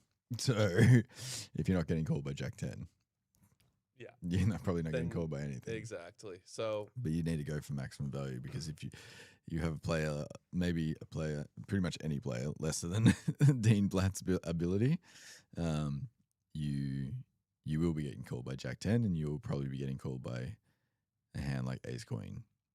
yes, sir. So Is Ace Queen really checking back the turn? I mean, maybe to trap, but yeah, you've got you've got the deck pretty much locked up when you turn the third queen. So it is possible that he checks the turn to let Thomas opening from Thomas the cutoff. to take a stab at it. Very interesting hand. Yep. Great fold by Dean Blatt there. Thomas opening and getting 3-bet by Ace Queen from the button. Now, most of the time when I'm getting 3-bet with the 7s, I like to fold. I feel like a lot of the time you're at best flipping, and a lot of the time you're not flipping. Against the 10s, 9s, plus of the world. Yeah, it's hard to play out of position with stacks as short as they are. Especially because, like a lot of these hands, we're gonna see a small bet on the flop, and 7's really gonna call that bet, like unless the board is like insanely dry. Like I don't think so. So yeah, that's a good point. You do probably have to just chuck think it in the ahead. mud. You do have to think ahead with what you're doing. Goes ahead and calls. 7s is just one of those hands that I personally like to fold to 3-bets because I just feel like it's so hard to play post flop. Right. If you're very confident and you know how to play it, then all power to you. You can make that call, but I'm not. He's been out flopped, but pretty much any board he would not know whether or not he'd been out flopped. Exactly. Like 100 plus big blinds deep. Sure. You wanna Jacks any set mine. Jack plus on the board, and I'm not just gonna bet it. So you're gonna have to fold so often here. When you find the 7, you don't always even get paid. So it's like it's just not like a set mining spot. Yeah. This short, like you're a 1 in 7 chance or something to flop a set. So when everyone's under 50 big blinds. Well, tell him I say hi. Maybe I know him, Kiwi. Everyone in America knows each other. We're all very friendly.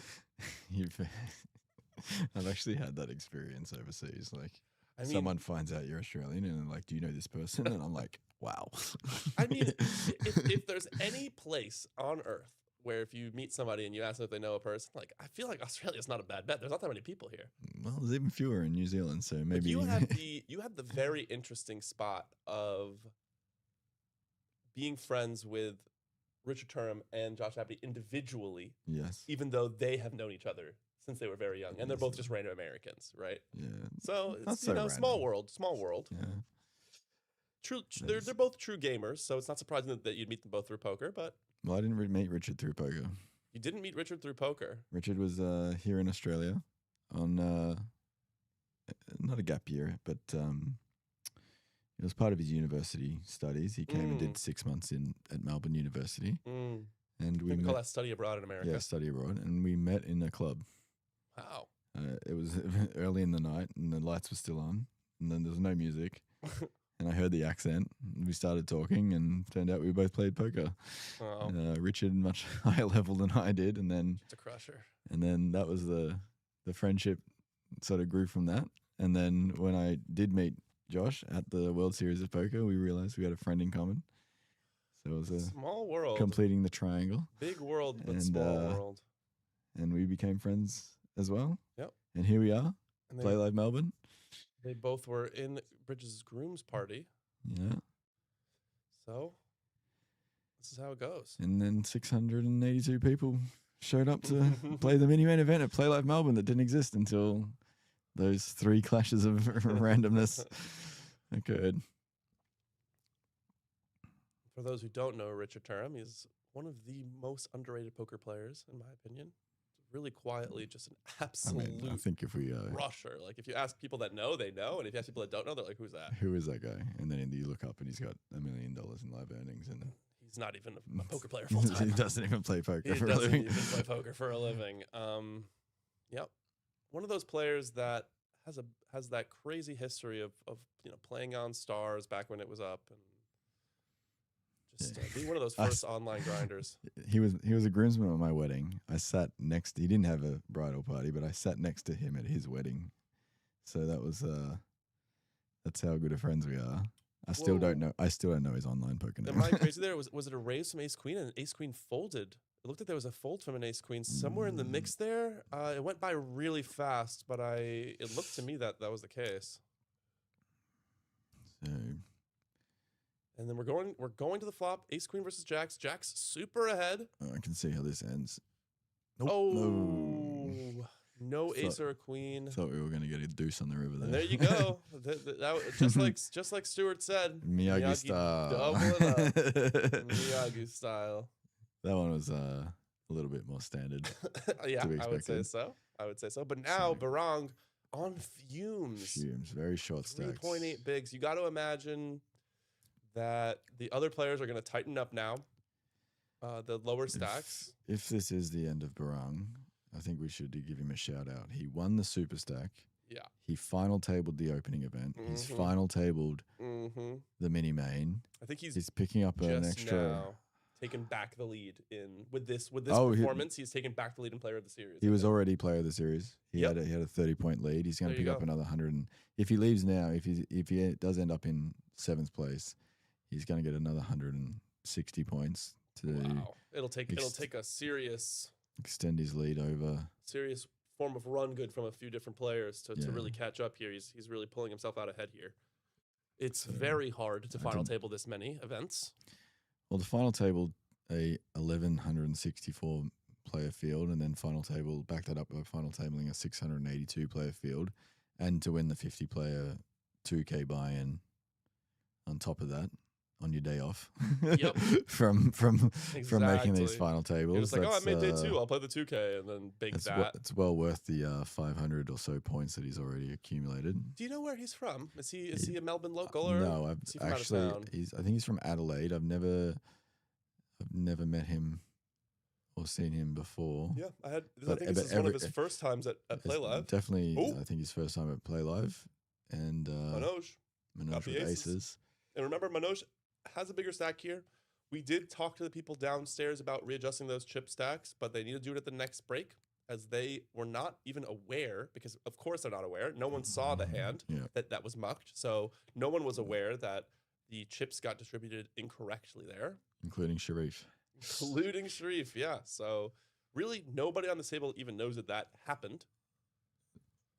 They might know now. They might, but I actually was downstairs and I didn't really see a lot of players like trying to watch the stream on the side, or a lot of the time you have, you know, someone's rail kind of letting them know what's going on, but there wasn't much of that. Oh, and Barong has to fold his big blind. Now he's down to 1.8 bigs. It's brutal. That is very brutal. And he's going to have to pay another half big here. So he's going to be down to 1.3 to the small. There's not a lot of hands he's not getting it in with. I think given how short he is, that he's probably can fold a lot of hands here. You think just because he has a full orbit afterwards? He has a full orbit. He can put it in under the gun, win the big blind, win the ante. So the big blind ante plus whatever he has behind, which is probably a full big blind as well. And we did have a chip race here as well. So some of the players getting a little extra, and we take those 5Ks off of the table. So I think his best chance to eke out a little more equity is to just survive and hope two of these other stacks clash in a cooler spot. Some point in this orbit. Rachel also has only 14 big blinds, so not impossible for her to find an all-in and bust. Miyagi disciplined fold with the ace-8 offsuit. Barong does fold the king high. Dean Blatt will see a flop with king 3 suited. I love those zooted hands. In the big blind. Very easy to know where you're at once you see a flop. No, not. He flops bottom pair against top pair. Against you can see Dean Blatt getting up. Oh no, I'm sorry. That's Thomas. That's Thomas. It's gonna go check. It's gonna go bet. I would be. And it's probably gonna go fold. I'd say probably find the fold here. If you flops bottom pair on a different board, less coordination with 3, a 6, pre-flop 7. You know exactly. He's gonna come along and see a flop. Come along. See a turn card. Sorry. You got to feel like a lot of the time he has that ace, and he happened to have the ace this time. So pretty good fold. Even, you know, against the bottom of his range in that situation, like, I don't know, king, queen, king, jack, or something like that. Yeah, a lot of outs, a lot of turn cards you don't a lot of bad overs, and just a really hard hand to play past that point. If he just keeps firing, you just are going to end up folding on the turn or on the river instead of on the flop, where you could have saved some money. Barang with his last 200K. Barang was on the stream the other day, kind of passing out at the table. I'm glad to see that he has a little bit more energy here. We have a long night ahead of us, and he needs to focus up. His partner did come in and deliver some dinner to him on the break, so nice. That's nice of them. I saw them having a little date in table 1, whilst we were. Oh, okay. Chooses 9-8 suited to be the hand that he goes with. 9-8 suited, the hand I busted the Aussie Millions main event with. Similar. I wasn't this short, but happens, mate. Happens. You know, every tournament that you don't win, you do bust. That's true. He does have 2 live cards. 7 of hearts against the 9-8 of diamonds. He just flops the 9. Pair. Can he hold? Needs to find an ace, queen, or 8. Does not find it. And he's back to 5.5 big lines. Pretty nice hand to find yourself against. A 7 suited there with a 9-8 suited. Whenever you got the 2 little middle ones with that hand that is like a suited connector like that, you always feel good about it. It's not ace jack or ace 10 or God forbid ace 9.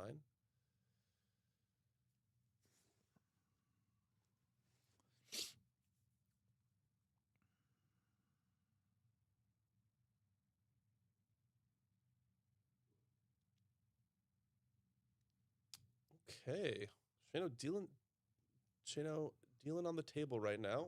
One of the best dealers. Just a no nonsense guy. In the industry forever.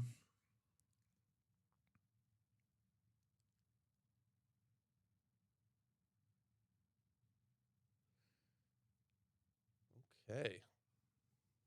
Down to the action. Queen 4 gets folded. Miyagi taking a peek around the table, seeing what he sees, seeing if he sees any chinks in the armor. He's got the 6-4. He likes it. Oh no, he's gonna limp.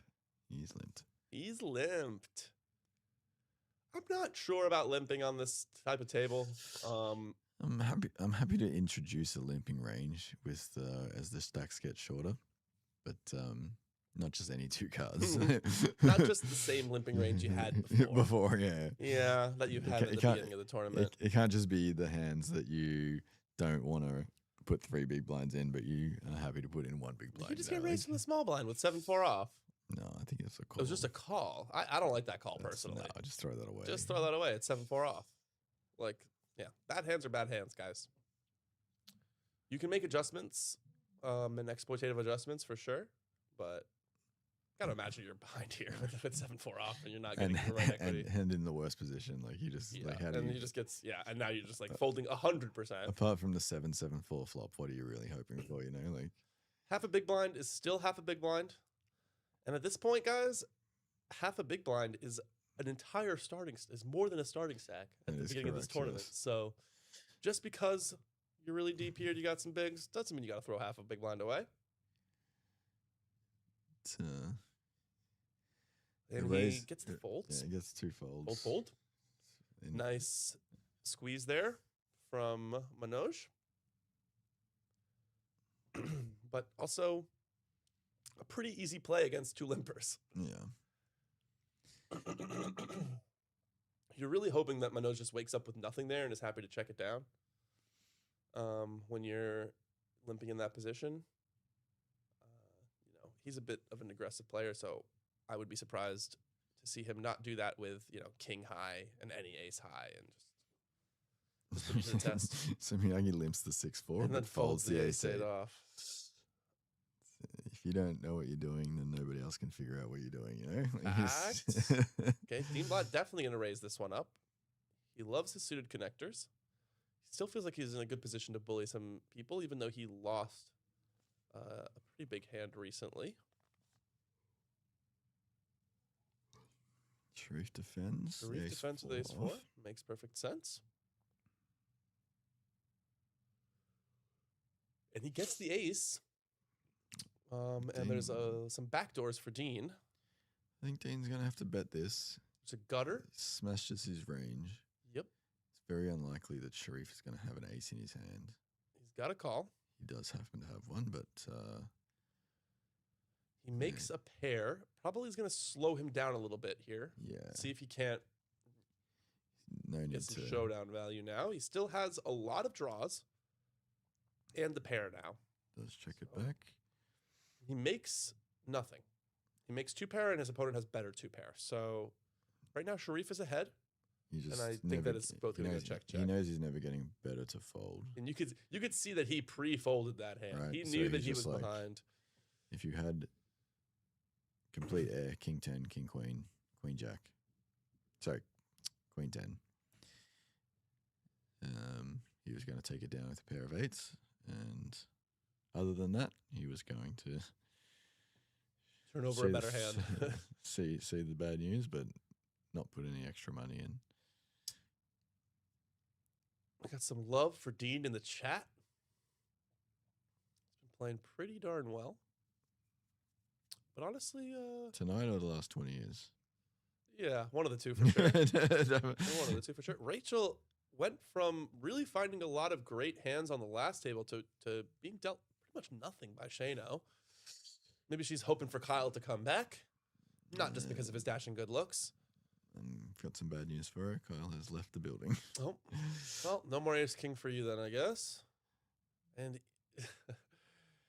you know what? You do have to mix in some bluffs here. Personally, it's just like I don't want to play a hand with 7 deuce no matter what. So I'm just folding this one. But it can get through, and there's Miyagi with his little smile. He didn't even think, like he didn't even know time bands. Yeah, he's just like Miyagi style, and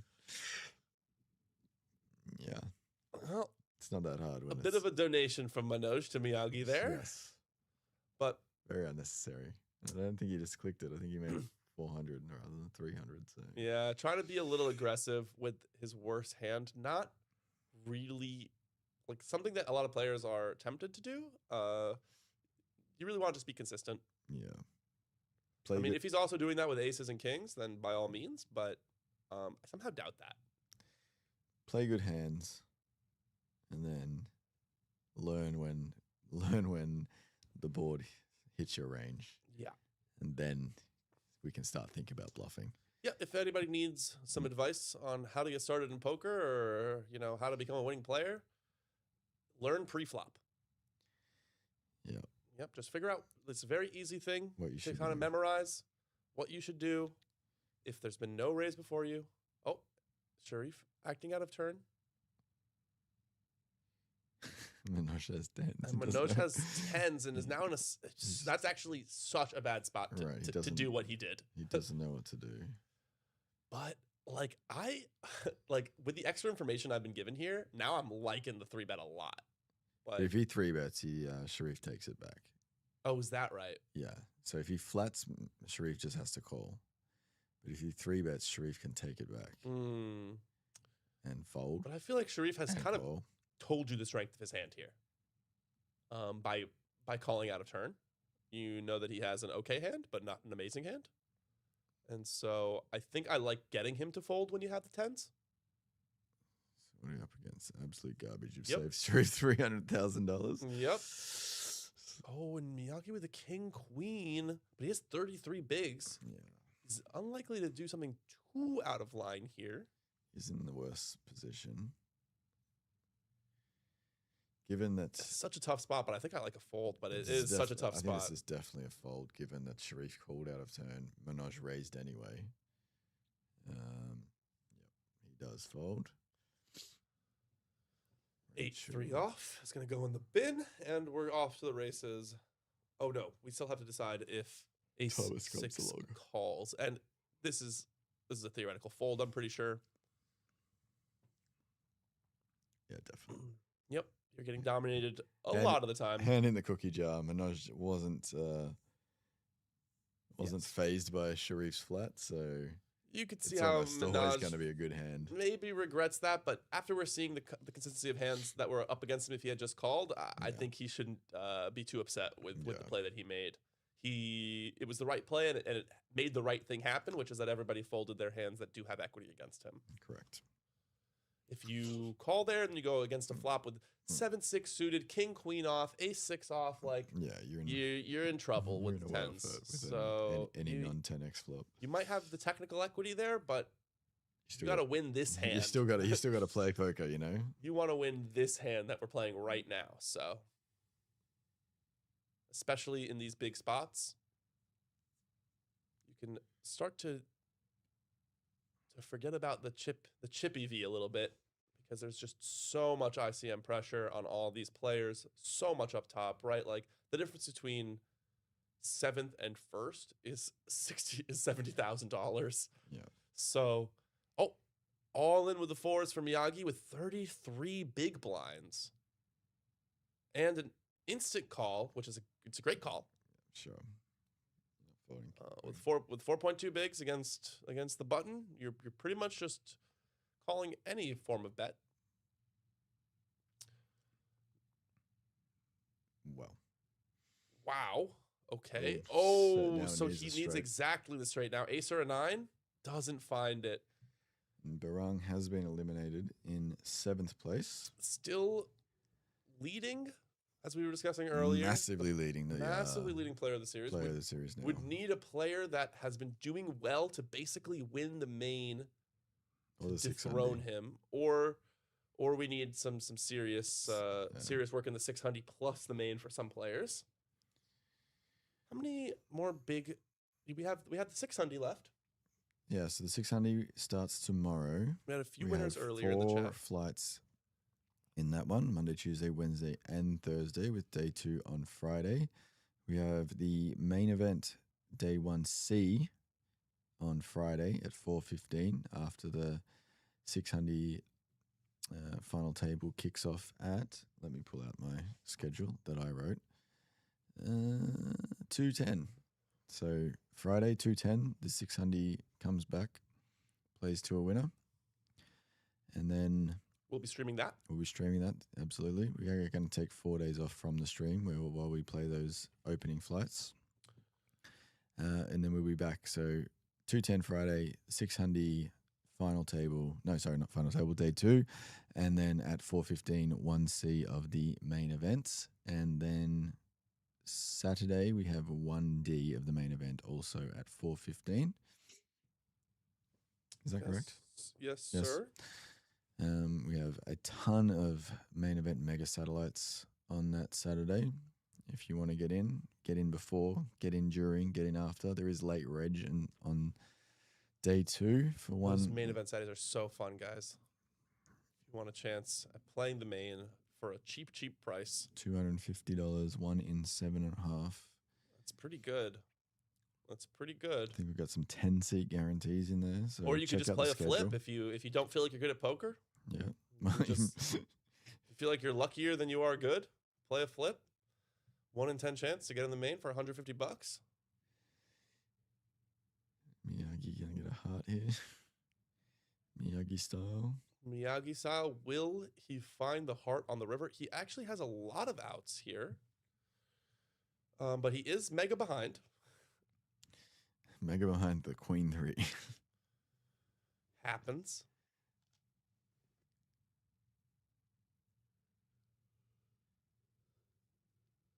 Yeah, he checks. He wants to realize his equity. He wants to actually see the heart. And he does. And he sees the heart. Of course he does. And he sees the heart.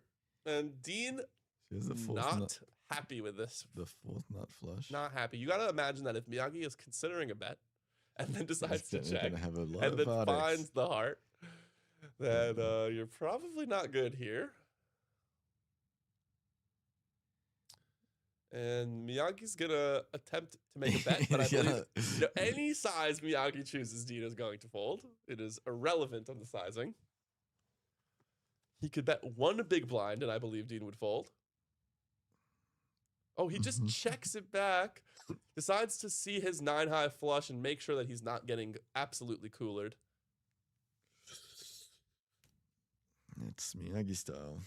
That's Miyagi style, baby. I mean, Picked up realistically, 3 he's big not getting blind. called there anyways. I think the check is probably correct. Wow from Stuart. Stuart, why are you saying wow? You're the one who brought Miyagi the run good by saying that he was gonna pop off here. And just like that, Miyagi goes for what is he was down to like 5 He bigs was at one point. very He short was when I came into the booth. very, very short. Now he's almost Got 2 full doubles and then he's with there with the big boys. We know that Sharif has a few less chips than it is on the screen. Manoj has a few more chips. yeah. But as the blinds get bigger, that difference that from that hand is getting smaller and smaller as well. As a professional chip counter, I can tell you that Manoj has Okay, let's hear this. 6.3 million chips. Really? So So he's only down 0.3 million. Now that doesn't sound right to me. So the green stacks are 2 million. The orange stacks are 500,000. So he's got 2 stacks of green. That's 4 million. He's got 3 stacks, but there's 1 stack behind. So he's got 1.5 there. Then he has another 600 or 700 in greens, and another 200 or 300,000 in oranges. So he's just he's Blind versus blind. King 8 versus King 6. And Dean goes for the small bet and gets it through. And Sharif has 3 stacks of green, which is 6 million. Another 600,000 on top. And then it just depends on how many oranges he's got that we can't see. So I feel like a more studied player, or maybe, a player that is used to playing with Dean might have actually called that flop there. Now we see at home that he was getting absolutely dominated, and that would have been a very bad call. But blind versus blind, you can really call with King High. You know what I mean? So we do not see a call from Thomas, which is the correct decision in this particular moment. But against Dean's King High bet, not an unreasonable call either. King 6 suited. Thanks, brah, saying praise Miyagi. We know for a fact that is Mr. Nicholas Mooney, who was in the booth earlier today. Thanks, brah. Miyagi opens. Oh no, he just flats. And Rachel instantly shoves with the queen 10 suited. Might have tanked a bit longer there. Not exactly the premium, but good against Miyagi. Insanely good in this exact spot. Extra one big blind from Miyagi is all the juice that she needed to He can't possibly call here. put in the... Together, they only need one card to make a straight flush, so... That's true. I want to see the Jack of Hearts. Teamwork makes the dream work, you know? I'd like to see the Jack of Hearts on the flop if Miyagi chooses to call, just for some spice. He does not. Good fold, Miyagi. Mr. Miyagi. You can see folding with gusto. Rachel loves the extra big blind there. Yep. For That's free. the freest extra big blind. She's One very quietly just holding on here. Very solid player, Rachel. I played with her quite a bit down at Crown, Aussie Millions, and other series that they've had down there. One of those unassuming players, but we watched her on the last in the last table make an absolute insane bluff. Blind versus blind against Blatt. With the 8-3 suited. With the 8-3 suited. With the 8-3 suited on the ace jack flop. Beautiful. She just kept she bet, he 3-bet with the ace 5, and she just kept putting on the pressure. She did not let up. She said, "No, I have a jack. You don't." And he said, "Okay, you have a jack." I think 8+3 does get you all the way to a jack if you That's true. doing the maths. Maybe that was her reasoning. Maybe that's how she balances her bluffs. Mr. Blatt. Ace king. Ace 3 behind. Chooses to fold. Good job. Ace 7 in the small blind. Also probably a fold. Should be folding this one. But then again, Dean Blatt from the cutoff, you could try and find a light 3-bet here, and then just fold to any action. Manoj is the kind of player that might go for a play like that. He's thinking about it. Does cover, Dean. He calls. He goes for the call. I'm not a huge fan of the call from the small blind here. Oh, the blinds have gone up. We're playing 10, 100, 200. Playing 100, 200, and the stacks are getting shorter, guys. Sharif comes along with his 7-4 suited. Oh, maybe that's why the queen 10 shoved so aggressively. Getting a good because price. the blinds went up. So with 11 bigs or 10 bigs, that's much more reasonable. Sharif has flopped bottom pair flush draw, and Dean has flopped top. Top. Dean's definitely going to come for a c-bet here. And the question is whether or not Sharif wants to apply maximum pressure. And this is the problem with the A7. Like, even if you hit the ace, you're still behind. Right. Here you have the backdoor nut flush draw, and you still probably have to fold because you're in the middle, but he's going to choose to call. This is the problem. Like, you're getting priced in over and over again if you make this call for the first time. And Sharif just calls, gets there, and now we actually do have that flush draw to make the Manoj has a big problem. The nut flush. It went check from Minaj. Yep. Sharif is counting out chips. Wow, he's going to bet out of turn here as the flush draw comes in. He doesn't want to see any more diamonds. I'm not 100% sure I like the bet out of turn. I think Dean's really like with a hand like Ace King, and like you have to think about what Dean has. Yes. Dean's going to check back this. That's true. This turn card a lot. I don't know. There's a lot of King Queen in Dean's range as well. Like he could have, King 9 suited. Like a lot of hands that would choose to continue even on the 3 diamond board texture, but now really making Dean just like has an easy fold here, as opposed to a spot where too good. No, Manoj has the nut flush draw, so we've gone from. So what's the bet here? It's worst 6 hand. big blinds Folded out there into 19, so it's 6 to win 25, and you have what we see is 6 outs. What he could assume is probably closer to 7 or 8. Yeah. Is he raised? And he's raised. You got to imagine he's just gonna put all the chips in here. Well, he's committed now. He only used a bit more than what he has behind. Well, no. Again, he has more chips than this. No. Sorry, like it says he's bet. He has a 2.4 million, and I'm counting his stack. Oh, okay. I'm not looking at. Oh, you're not looking at the. I'm Okay. counting his Okay. actual Respect. stack. So he has about 2.4 million, plus what he's playing with in his hand. I feel like the time card here is a Hollywood time card. He's gonna shove all in. Or he just calls? No, No, he's no, gonna shove all he's in. all in, and Minaj is just And Minaj in just the put himself in an absolute trash terrible spot. spot. Just a spot where he is just has to call now. Like all of his implied odds go out the window. He really should have just called. And if he binks, Yeah, if he binks the flush, then he gets to win all the money. And if not, it's 12 big blinds to win, like, you know, that's a heap. 60, 70 big blinds or something. Fortunately, you have the equity to call, but it's just like insanely high variance spot for your tournament life. Yeah, when it's 84 million. But folding here is also 84,000 just on the line. torching, like Right. absolutely torching. So He folds now. Is the short stack. he put himself in a really, really tough spot here.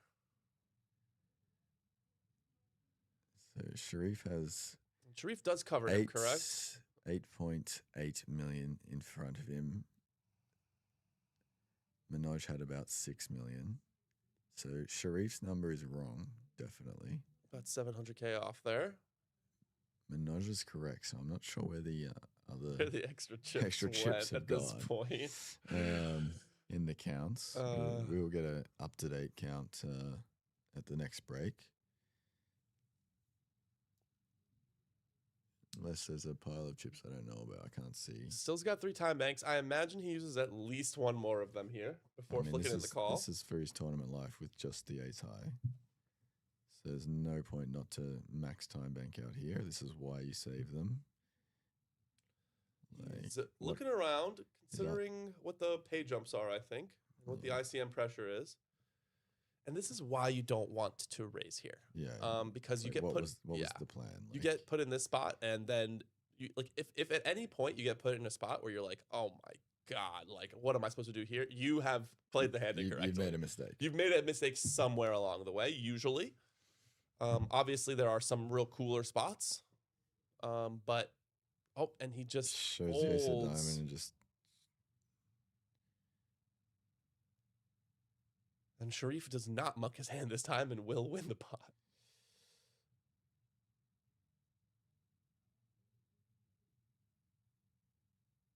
He has to put out extra chips because he didn't put in that min click. That's... Yeah, it's a very big misstep from Minaj.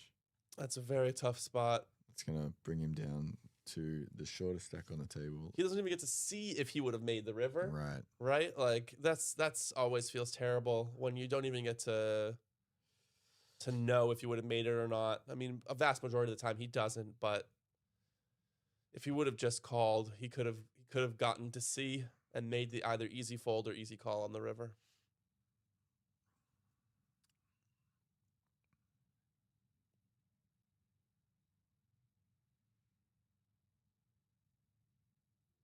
Okay.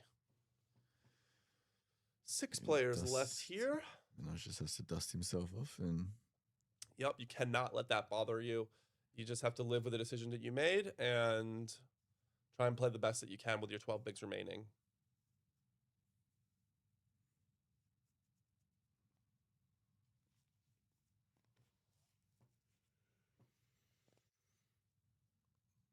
Thomas Pierce with the 7s again. He did not win the hand last time with his hand, and he had to fold. He should have folded to the 3-bet from the small blind. This time he gets it through the dealer button. Minaj folds the mystery hand. Sharif with absolute piles now with the queen 10. Just gonna flat. There's no a lot of calling from the small blind on this table. I'm not in love with Mr. it. Miyagi's. Oh, he hasn't seen his cards. He hasn't seen his cards. I thought he was literally rubbing his hands together after seeing that. And he does. And he excitingly gets it in. You Like gotta for not 28 feel. big blinds. He just. Mr. Miyagi, you gotta keep it a little bit closer to the chest. You know what I mean? Also, Like, let's consider 3-betting less than a whole stack. yeah, you know, you see that little smile on his face, and you gotta feel like you're behind with the 7s and the queen 10 here. I mean, whether he had looked at his cards earlier and then just playing around, I'm not sure. But he's going to get 2 folds here. Yeah, as they should. They should. I think I like 3-bet calling it off. Blocking aces and kings. seeing a flop some amount of the time. Ace King is a premium, guys. Ace King suited. It's a very, very good hand. It's a very, very good hand. It's a very good hand. Hard to make a pair, and it's the It best is behind hand. sevens, weirdly It's enough. the best hand that isn't a pair, so you do have to. You can't just play pairs, because as we've seen with the sevens earlier, and the sevens just here, you might not even get to showdown. So Ace King suited is a great. It has a lot of playability post flop. Yes, You know, exactly. this isn't the kind of hand that you just don't know where you're at. Like usually, you know pretty quickly where you're at on the flop, and whether you can keep going or whether you should call it a day.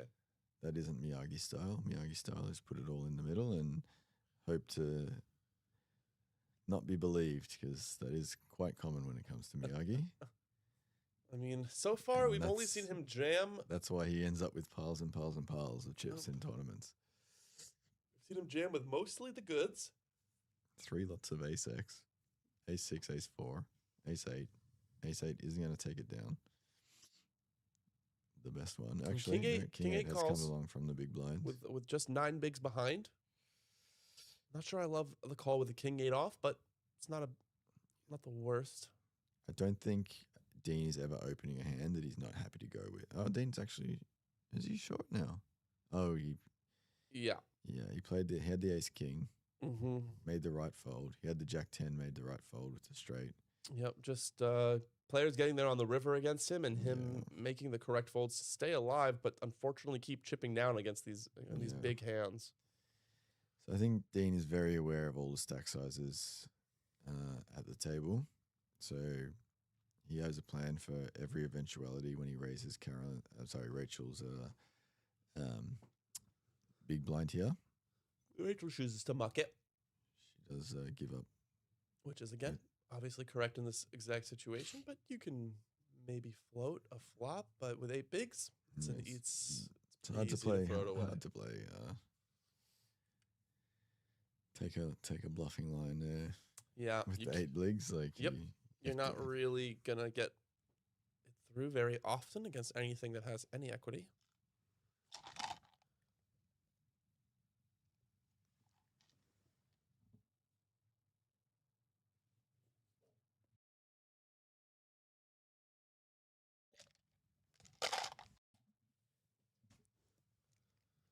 We're just having a drink here in the booth, keeping ourselves awake.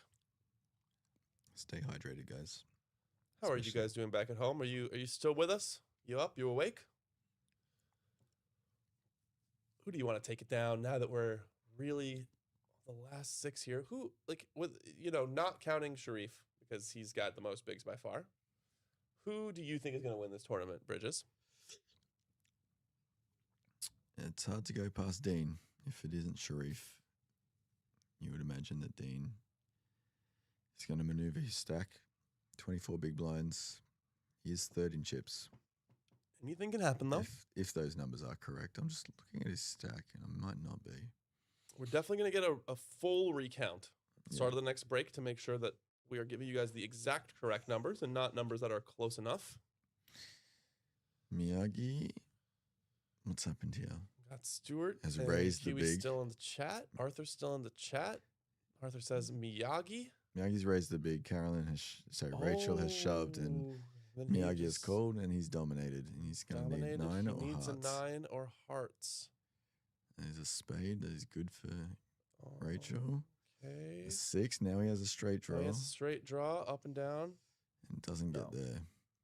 So Queen Jack High is going to take it down. Rachel is going to be back to almost 20 bigs. And the game continues, all guys. Those middling stacks are now there together. Minaj is now the short stack. If that is the amount of chips that he has, we do know that it's possibly Somewhere not around correct. there. Somewhere around Sharif there for sure. way out in front with some amount of big blinds. I do believe it is closer to 11 million than 14 million.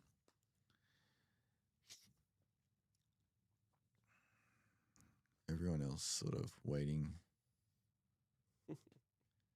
Has the TM messed up the chip count? No. Osmonde, it is not your partner's fault here.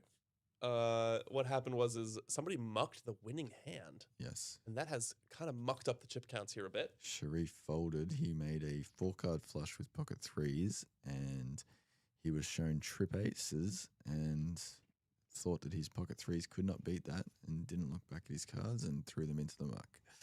So all the software has awarded Sharif the pot, but the chips went to Minaj, and therefore all the counts are out.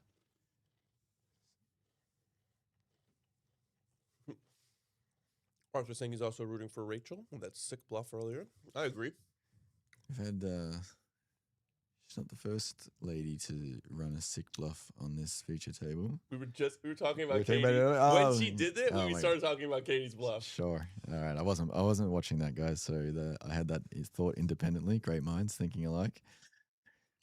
Those of you who remember back in the Melbourne Millions, I think it was the mini main event as well. Final table. Katie got counterfeit after defending twos in the big blind against pocket kings on a 3-3-4-4-5 board. Yeah, the last card was like a rag. Or something like that. And she put our previous winter championship main event champion, Daniel Desmond, in the blender. With kings. With pocket kings, and he did end up making the fold. I would have also made the fold if I was in his position. It's a 6 spot. It's a 6 spot. She really but knows her stuff for getting it all in there. It's fearless. She knew exactly what her hand looked like. And she had basically the only one that wasn't beating the kings, but you can't call when they have one combo that you beat and all the other combos you're way behind. So he saved his tournament life. I think he ended up coming second in that tournament. Mm-hmm. So And she ended up busting not Yeah, too long afterwards, unfortunately. But she came fourth and he came second. And she actually, because of that bluff, this was actually very early on the stream, and there was a lot more like, I watched the stream so I can get more information on players, and a little bit less of that these days. But oh wow, another queen. Manoj is licking his lips here. Needs to fade the 2-outer. If I'm Manoj, I cannot check back fast enough. That's out of turn. So he does have a little bit more than... I don't really... There's been a lot of betting out of turn on this table. A bit surprising from this caliber of players, but there might be strategies here that I don't understand in play. Yeah, not out of turn. Oh, was it not? Did he check the flop? That's not the right terminology. You're saying betting out of turn is when it's not on you. Oh, yes, fair enough. What we're describing here is where one player bets on the... Yeah, I think it's called donking. We call it donking. It's not betting in flow, or checking in betting flow. out of flow, yeah, betting out of flow. If someone bets on the flop, generally most players are going to check to them, let's see what they do on the turn. Just calling a bet on the flop, and then you're still the next person to act on once the turn card comes out, and deciding now to bet. And that has been happening quite a lot. Quite a lot.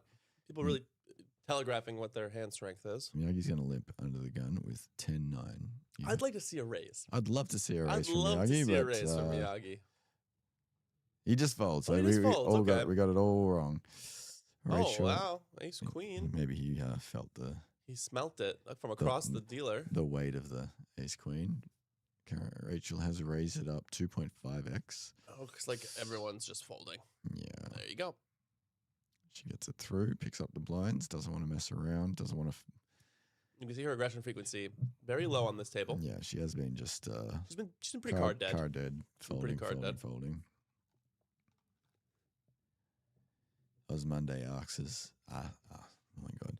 Osmonday asks, too hard to fix on the fly with the chip counts. Yes, we would have to stop the tournament and count all the chips, and we don't want to do that. Yeah, whatever we do on the stream, we do not want interfering with the play. With the play, yeah. Yep. So we love bringing you all the action here, but they are playing for a lot of money. It's their tournament. It's not our tournament. Yeah, we are secondary to this. We are secondary, yes. So we are voyeurs in this experience. We do give them a 15-minute break every 2 hours, and that is our window to get in there and count the chips and make sure that everything is going correctly. Frankly, if we had the streams way, the players would never break. Yeah. Yeah, exactly. We lose viewership when we go on a break. Every time we go on break, so we would make them play like robots 6, 7, 8 hours straight. But no, they are humans. They do need to. Whoa! What's happened here? Both of them have flopped a straight draw. They flopped the straight draw. Yeah, Just the correct. gutter, Just the gutter. Yeah, he's leaning over the table to have a look. He's got his time banks. His in his eyes head. aren't great.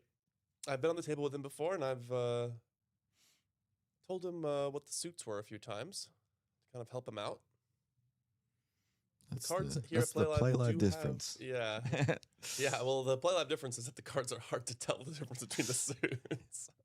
not on the stream decks. Yes, we recently started using the 4-color stream deck. We started using it. Yeah, we started using it because of the PLO, because it's much harder to keep track of in the PLO. And I like it personally. I like the 4-color stream deck. I personally am a 4-color deck guy in general. Yeah. I want to see. This is red and black. They both get there. They both get there. No, sorry, no. Dean doesn't get there. Dean doesn't get there. Yeah, he needs a queen. He needs a queen exactly. So Miyagi did get there. Miyagi, again, a little bit of betting out of flow. I got there. Let me tell you that I got there. And Dean's gonna find the easy fold here now. When he might have been. Dean's playing out of his mind and he's not winning any hands. Like he's making all the correct decisions. He's betting when he's in front. He's folding when he's behind. And somehow he's just chip stack is going down. And now he's he the has short the stack. least amount of chips. The best player on the table is playing the best and he has the least number of chips. If that's not poker, I don't know what is. That's poker, baby. Sorry, am I in the booth with an Australian? Yeah, mate, beauty. How you going? It's going good, man. It's going? Yeah, mate. You want to go for chicken palm? G'day. Go for a chicken palmy in a pot. Palmy, I could go for a palmy right now, mate. Anywhere open? What time is it? It's midnight, mate. Oh, it's Midnight 30. That's one of my problems with Melbourne, mate. No palmies at midnight. No palmies left at midnight. That's what my wife tells me too.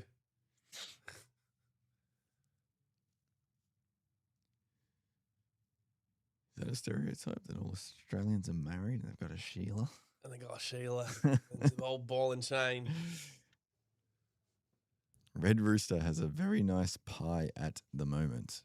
Could find a Red Rooster open at this time. I'm a big fan of the Australian pies. It's one of my favorite things about Australia, weirdly enough. Yeah. I love a pie. We don't have them in the States like you guys have them here. Oh, Miyagi. Miyagi again. Miyagi style flopping top pair. Yep. Calls with the king, Checks to queen from the trap. small blind. Checks the trap. Menage with 0 equity here. He doesn't have 0. If he bets here, it's a no equity bluff. He's raised. He has bet. He's raised the 10-6 suited. He's just giving chips away now. Yeah, this is, getting your hand caught in the cookie jar a bit. Against a player like Miyagi, I'm not sure I like a C-bet here. It's Oz Monday giving us the closest Red Rooster to play live. And their operating hours, but they are closed. And Minaj just gives up another 400,000. Miyagi shows him that it was a good fold, but I think Minaj knows it was a 10 high. It was a good fold. Nice guy, Miyagi, letting him know. Anyone at Play Live and is looking for some Red Rooster, make sure you bust the tournament before 10 so that you can get down to Todd Roadshell and get yourself a nice pie. Speaking of food, we are blessed here in South Melbourne with the South Melbourne market, literally 50 metres walk from our front door. That's not the only good food, It's not the only good food, but there is a around plethora here. of good food there at the market. There's We also have Juju's, Juju's, everything on Clarendon Road. We've got Luke's Banh Mi. Luke's Banh Mi. Oh my God, the Fire, line guys. outside of Luke's Banh Mi. If you guys like a banh mi, If this you one's fucking amazing. amazing, just amazing. It's after midnight. It's fucking amazing. And the line is just It's worth the wait. It's worth the wait, and it's just packed. It is loaded with And we're not paid to say this, the guys. goodness. This No, is we just- have no affiliations to Luke's Bun Me, but Team Blatt's most likely going to call here with the Jack 9 Big suited. Blind just going to see a flop. Thomas with the premium. Kings with the Kangs. Just like that, we have a 1,000,000 chip pot. Every pot, 1,000,000 chips. And unfortunately for Dean, he has flop top pair. He's probably going to go for a check raise for the all in to deny equity to all the ace king, ace queen, ace jack hands. Get the bad news. He's going to get snapped called. But then again, Dean Blatt is better than us. He'll probably just fold. Yeah, there's no way that Dean can fold here. He's got to at least call. If he folds here, like, this guy's on another freaking level, dude. He's just like snap bets 300K. All in. Yeah, there we go. And the snap. And he So shows he's him the got bad news. 5 outs for Dean. He's got a little backdoor action with the jack. He's not totally dead. He's got 21% I think chance. he would like to have spade on this board. But there is a 4. It's going to be a That's no 9, help. 9 or a jack. And it is not And it. that's it. And Dean has been eliminated in 6th place. Played perfectly. Lost every hand. Lost every single hand. And, You know, I think if you literally went through with the solver for all of Dean's play, the wizard. he would have scored a 10 out of 10. Yeah. I think the wizard might have called the jack 10. Yeah, Yeah, and the maybe. wizard would have been wrong. The wizard would have been wrong. And The he, wizard would have been wrong. he I don't would- know if the wizard calls Jack 10. There's just so few bluffs there. But I'm for, curious. for a click, for a min click. Sometimes the cards just yeah. don't fall your way. That is so true. And I think we will see Dean back here tomorrow. For the main. Well, the main's playing right now. They're going to bag up in You know what? half an hour our time. I He might might even just flick the main. He might just jump straight in the main, try and get a double I up. would not be surprised. I saw him in the main the other day, so maybe he's already bagged. I'm not sure. Yeah, well, you can play multiple flights of the Yeah, main. for you guys that do not know, every multi-day tournament in Play Live either is an accumulator, which means you will add up your stacks, and you can tell that because we call it an accumulator. Or the other option is that if you bag more than one stack, we will pay you off the ICM value of your chips. So Close to ICM value. twice the ICM value. Is that right? No, close to Close the, to the ICM value of your We chips, leave okay. a little bit of juice for the prize pool. So, for example, in the main event, it's a 1,300 plus 200. So you're contributing 1,300 to the prize pool for every buy-in. You get 100,000 chips, and we'll pay you out at $12 per 1,000 chips that you bag for your smaller stacks, where the value you paid for them was $13. So I mean, to say it in less words, it's perfectly fine to play more than one if you like to. play more than one flight. There's no downside.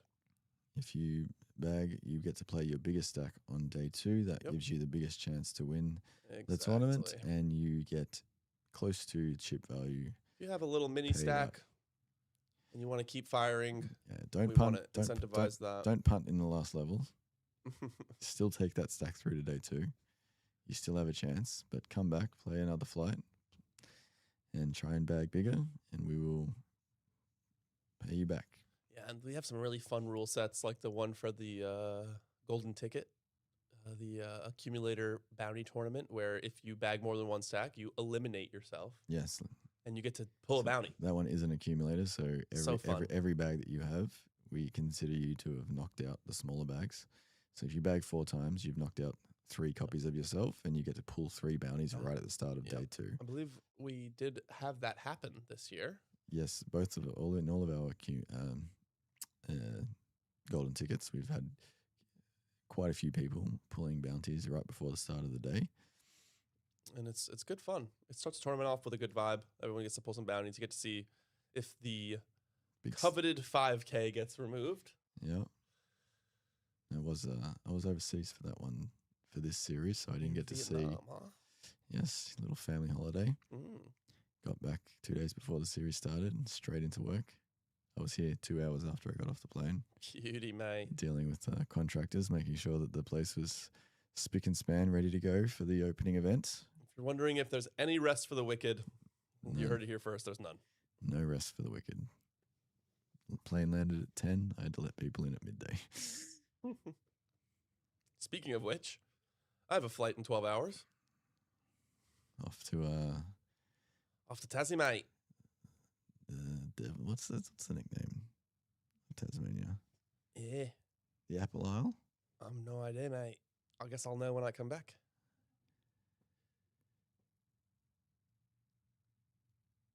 Miyagi. Not quite within his range, the 6 deuce offsuit. And if anybody has any recommendations for things to do in Tasmania, in the chat, I am so all ears. Like, I have planned so little for this trip because we've been so busy with the series. How long are you going? 3 days. 3 whole days. 3 whole days. It is. Flying to Hobart? We are flying to Hobart. We're staying in Hobart the entire time. Okay. We would like to do things outside, in and directly outside of Hobart. You're going to have And to climb Mount Wellington. we do not want to rent a car. Okay. So well, if possible, we'd like things that you can get to either through public transportation or just taking an Uber. you might be able to Uber to the base of Mount Wellington and then climb it up. Climb it up, yeah. If my girlfriend decided to buy shoes that she could climb in, maybe Sure. that's true. I did that when I was 14.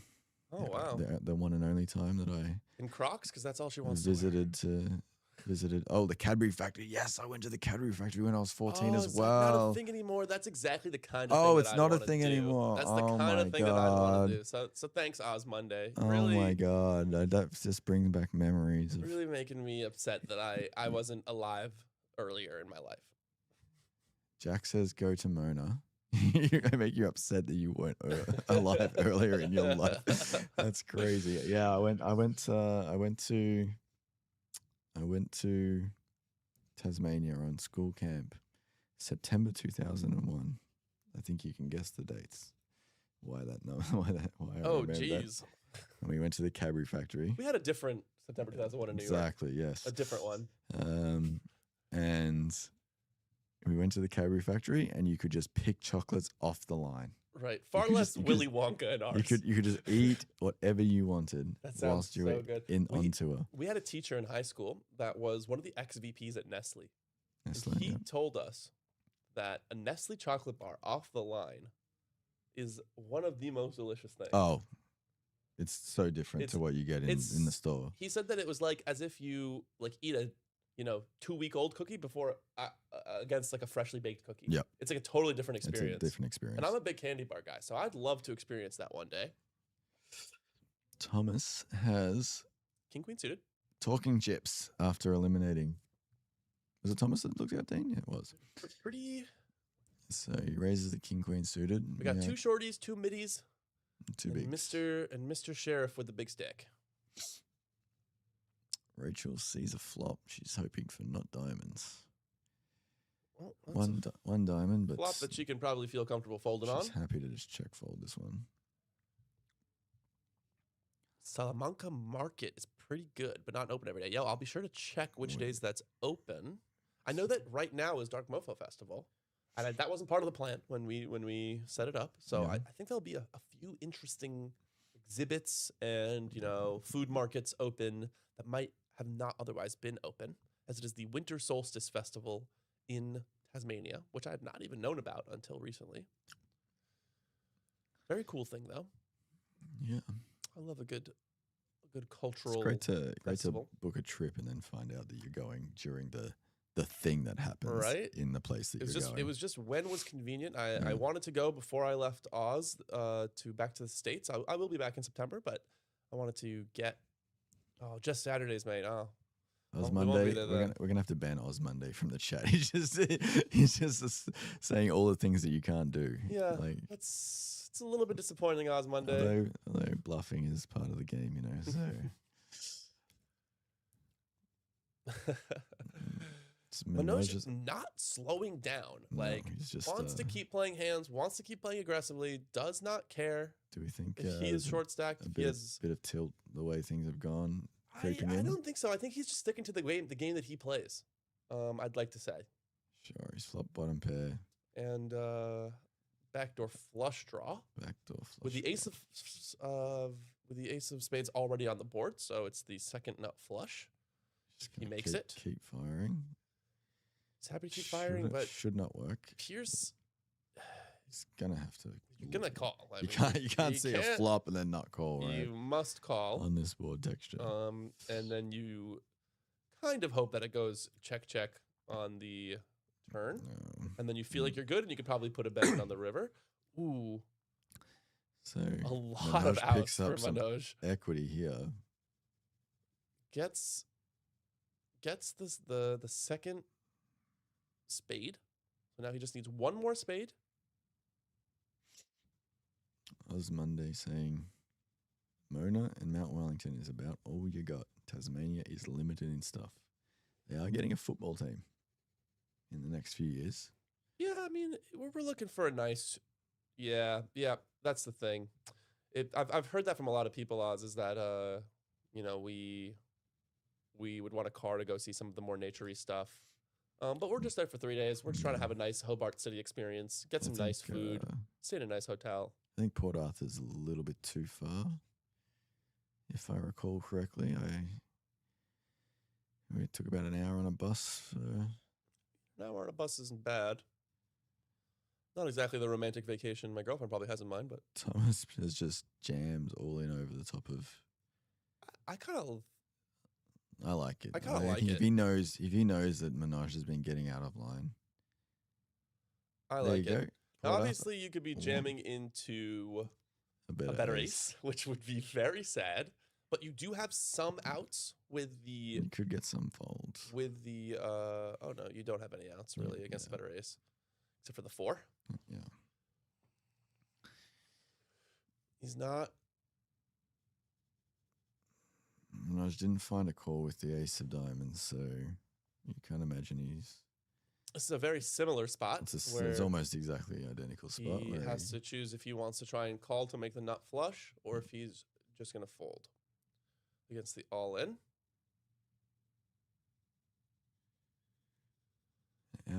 Theoretically only has 7.1 bigs left, so he's put himself in another spot where it's just like so rough. He's going to get the bad news that he's behind. But he does have outs. Probably was getting the right price. He has quite a few outs, in fact. Any 6, any queen, and any spade. And he finds the queen. Oh my gosh. It's gross for Thomas. So they're now basically even in chips. Sounds like Russell Crowe and a fake Aberdeen in the booth. I think we're just going to turn off the mics and go home. You get Russell Crowe and I get fake Aberdeen. That's bullshit. It's not great. I mean, to be fair, everybody said I sound like Russell Crowe, so I cannot argue with it. But fake Aberdeen, that's brutal. That's a tough pill to swallow. All New Yorkers. All this life, I thought I was my own person, until I get here. How you think you are down? I don't know what that means.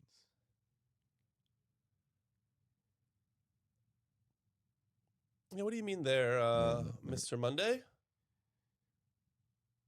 Winston Tan says we're doing good, boys, even though we're just a rip-off Russell Crowe and Josh Aberdeen. Thanks, Mr. Tan. I wouldn't be surprised if Josh comes into the chat and is like, "Oh yeah, I know Russell Crowe. We were just having a beer the other day." the man who knows everybody.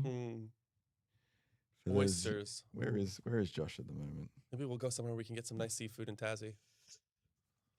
It's the winter season now, so I wonder what is in season. Oysters. I think I visited winter food or something. Well, they're a Tassie food. They're like all the time, right? They have oyster farms down there. They drop ropes into the ocean, and the oysters grow on the ropes. So wow. I think I visited a farm when I was there when I was 14 years old. You think oysters grow on ropes? They do. Oh, that's how they grow them. Oh yeah. It was kind of like a "Do you think oysters grow on trees?" joke, kind of. Oh, sorry. No, it's okay. It's late here, guys, and it wasn't a very good joke. I've only had one Red Bull. So he only has one pair of wings, guys. Oz is asking or saying, if you don't watch WWE, you won't get it, and I don't watch WWE, so I don't get it. some good oyster places. So I have seen some WWE, but I'm not a huge fan. I love some silly bullshit, so I like that stuff. Excuse me if I was rude there.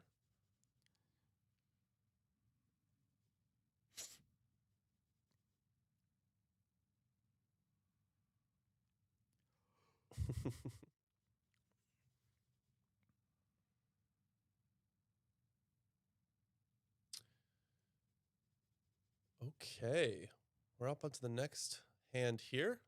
Again, we're 5-handed. Miyagi seems to always fold the ace-x under the gun, Yeah, I But- mean, but it's falls hardly into under the it. gun when it's 5-handed, but but falls in love with the 4-5 suited. yeah, he loves those suited connectors.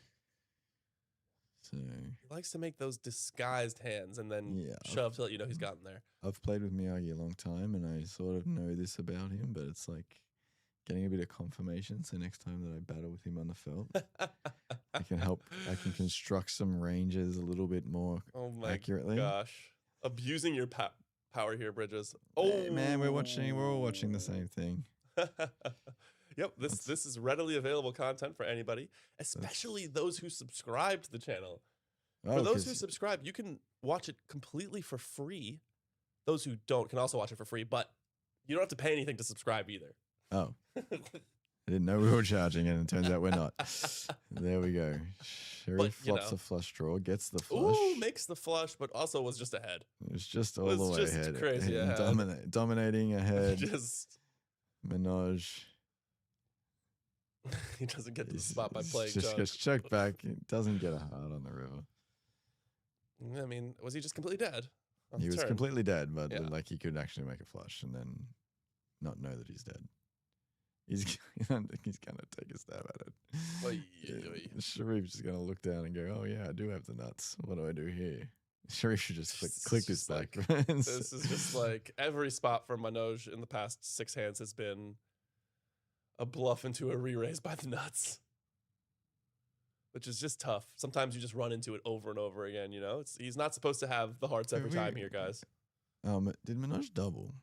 'Cause He did, yeah. No, he, Okay, won, yeah, he, sorry. he got the queen on the river there on that last hand. So Yeah, sorry, I forgot it. he called for his I was tournament like, life yes, with the flush draw in the with pit. some outs, and he got there.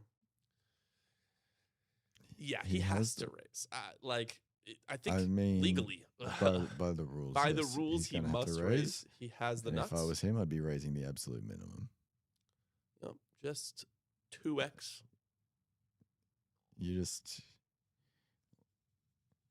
You're trying to get a king to call. Does he put in $1 million? $1.5 million. He raises, yeah, he makes $1.5 million. $1.5 And million. gets a fold. A little bit bigger than he wanted to, but then Yeah. again, every single hand was folding there. I mean, Manoj was folding to any bet there. Of so. course. Like what Folding flushes to are you every up bet. against? The question is like, can you size up and try and get paid by a worse flush that's trying to bet it out here? I don't know, maybe. I just think it's more likely to be a pair. And then you try and get called by that, yeah. And then we've got Jose laying down the law here. I'm not sure what the... Maybe he's letting players know that they can either not take their break or they can take their break and maybe have to come back tomorrow if we don't finish by the end of the next break. Right. The break isn't for... We do have a limit for how much. Yes, that is correct, Osmonde, not to interrupt myself here, but You can't check you the nuts. cannot check the nuts. That would incentivize Last to act. Yes, that would incentivize some collusion in some cases. So we just not allowed, and there's no reason that you shouldn't be betting with the nuts If I'm guessing, from the last position, right? You Jose can, is giving the players the option to come back and play another day. Yep. It does. Yep. It looks like they said no. Yeah, at this point, they've only been playing, and I say only, Almost Almost- 11 hours. almost right? 12 hours. Almost 12 hours. And what's the limit to how much? So there's no limit. There's just a rule in place that if it goes beyond 13 hours, Playlive has the discretion to institute like an unscheduled day 3, day 4, for example. Yep. If it's clear that the tournament is going to go for a lot longer. Mm, For example, like they played 13 hours and it looks like and it's heads up, we let them play, right? We let Yep, them play of the course. heads up because that could finish in one hand. If there's 6 people left, and it's clear that, you know, we're all 50, 60 big blinds deep, and it's going to go for another 6, 7 hours, and the sun's going to come up, and we're putting people's like physical health at risk, then we can be like, hey, sorry, we didn't know that there was going to be this many people in the tournament. Like, when we structured it. Yep. We do our best to plan, guys, but we don't. We are going to come back for an unscheduled day 3, and it's after 13 we hours. have an it's all in and a call, and a fold from everybody else. Looks like. So And we're off to the races. and Thomas, the blinds are up, so now it's a 250k big blind. So they are all getting very short, apart from Sharif. So Rachel with the Queen Jack. It's a good old fashioned flip. Thomas has it covered and has the pocket 7s. He's had it 3 times now, and he's like, If we really wanted Jose to put the pressure on them, we'd have him deal the table. yeah, the tournament would be over in 5 minutes. Okay, he needs a queen or a jack exactly. Does not find it. So Rachel eliminated. Rachel has been eliminated in 5th place. She is going to take home about $15,000. 18,100. Not bad, not bad. Not bad for 2 days off of $750. Yeah. The fields just Gotta love growing that. and growing. That's going to pay for the next few buy-ins. Oz Monday wants to finish it. Howie is back in the booth, in the box, sorry. So we've got 3 more hands, and then this tournament is going to be over. Yeah, we're pulling out the big guns here, guys. we're doing all the juju Yeah. to get this done so that we can all go to sleep. Jose said, "Oh, you don't want to come back? Yeah, How you like how Howie? you like Howie, the killer, the finisher. The Grim Reaper of final tables." Um, For those of you who don't know, Howie is notorious for absolutely finishing up final tables in a matter of hands, dealing absolute coolers. coolers. I would think I'd rather be known for dealing coolers than dealing bad beats. Yeah. If I was, because, you know, Tuna, one of the dealers here, he's known for dealing just the most god awful bad beats. That'd be a lot of, I feel like that'd be a lot of pressure. Yeah. Howie-san. Watch this, guys. No, don't say that, Oz. Don't say that. Watch this go for 6 more hours. No. Yeah, you're cursing your own partner here. Howie is the. She wants to go home too. You like this reference? Howie is the Mariano Rivera of poker dealers. Friggin' closing it out. He will close it out. When he gets on the mound, you know that they're going home. All in insta-fold. Miyagi's just ripping 7 million chips. Don't forget, guys, this is a 50k start stack in this tournament. And Miyagi's just ripping 7 million chips with Unafraid. with a king jack offsuit. Completely unafraid. Unafraid. We got Manoj with 5.4, Thomas with 7.3, Miyagi with 7, and Sharif with some amount of chips, probably around about Greater than 10 and less than 14. Yeah. So Someone has to pay for my Pokemon cards. Yeah. You're like, get those hours, babe. Papa wants some Evolving Skies. oh, so sorry, I don't know who Oz Monday is, but apparently his wife works here at Playlive. Emma. Oh, it's not Emma. Oh, so it's Emma's husband. Mm. Is that right? That's what I understand. Sure. Okay. I did not understand that. So Emma's husband. Emma is running the stream at the moment downstairs. He's doing such a good job, by the Doing way. a great job. Absolutely. Yes, sir. Oz Monday has confirmed he is Emma's husband. Absolutely killing it. Like, I barely gave her any prep time, and she's just taken to it like a fish to water. So really impressed that I'm able to be up here instead of down there. It's a blessing for me. Oz Monday going Pokemon card shopping tomorrow, it sounds like. Minaj just flopped a pair. Getting those overtime hours, putting them to good use with the Pokemon cards. Is the after One of my favorite forms of gambling. what's that? Cracking packs. Cracking packs. Cracking And packs, as they say. Thomas has turned the 3 out of here. Well, that makes more sense. she literally started running the Twitch stream the live stream without any training from us. Yeah, it was crazy. So she has some experience in that in the suck and the resuck. Oh. Howie. He wants this to get this over and done with. And Jack 6 was it's a 4-way. Jack 6 was in front. Minaj sucked out on the flop. That's the first suck. Then Thomas sucks out on the turn. That's the second suck. And then Minaj sucks out on the it's a triple suck. Out. Be careful with my words. The old triple suck. It's going bet and a call.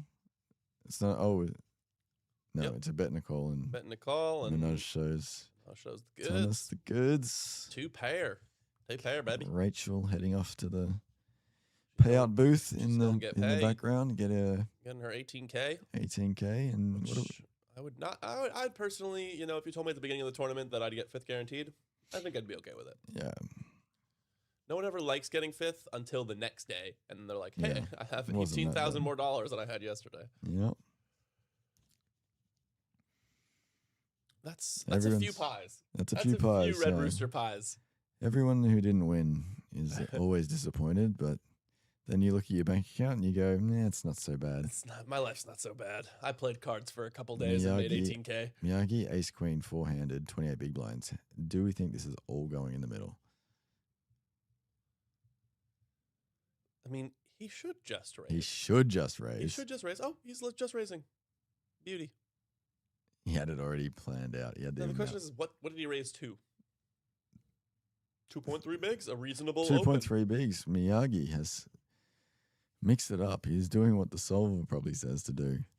Thomas, Rejams. Nope. Just call. Sorry.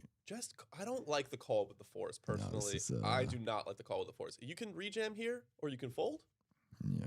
but the call is just asking to see a flop that you're gonna have to fold on. He does have position, so Oh, he may but be Miyagi's planning to gonna c-bet. outplay Miyagi.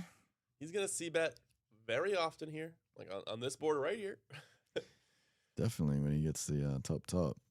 I mean, even I feel like If the my- problem with Miyagi is like he's liable to do this with some random garbage hands. So you can't really like even if the board comes like 7-10 jack, like and he c-bets, with the you gut can't shot. really just shove as Thomas. Like Yeah. he's totally liable to have a pair there. Goes check. Oh, goes Miyagi just check? makes Check. Miyagi just gets better. Wait, I love that from Miyagi. That is such a Now he's that gonna might bet too actually much. get Thomas to make a mistake here. That So check check. he's just so super nutted. He should just be betting like one big blind.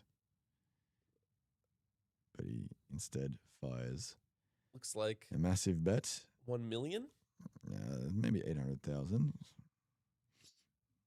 1 million. You were 1 correct. mil. 1 mil, which is only 4 bigs at this point, guys. There's 5 starting stacks in every big blind. Doesn't look like a million, but It's a cool millie, as they say. Now I feel like Thomas has a very easy fold here. yeah.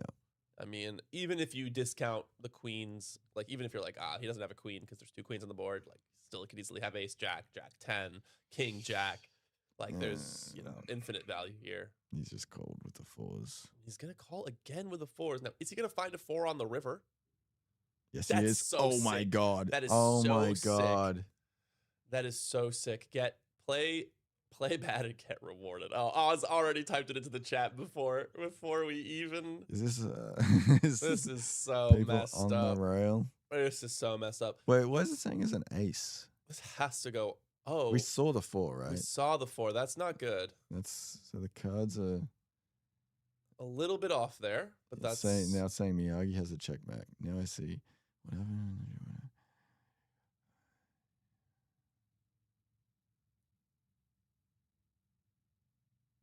okay. Okay. I'm not sure exactly what's happening here, but at the culmination of this hand, we will be getting a little bit of a fix. So all the chip stacks will be. So it's going to say that Miyagi has eliminated Thomas. It isn't what has happened. It was definitely a 4 on the. Yes. on Okay. the river. I see. We all I saw see. that. So it is very likely that what happened there is one of the burn cards accidentally got read. Yeah. As he passed it over the reader by accident, Howie. Yeah. And that's what got read there, and then now the chip counts are getting fixed. Okay.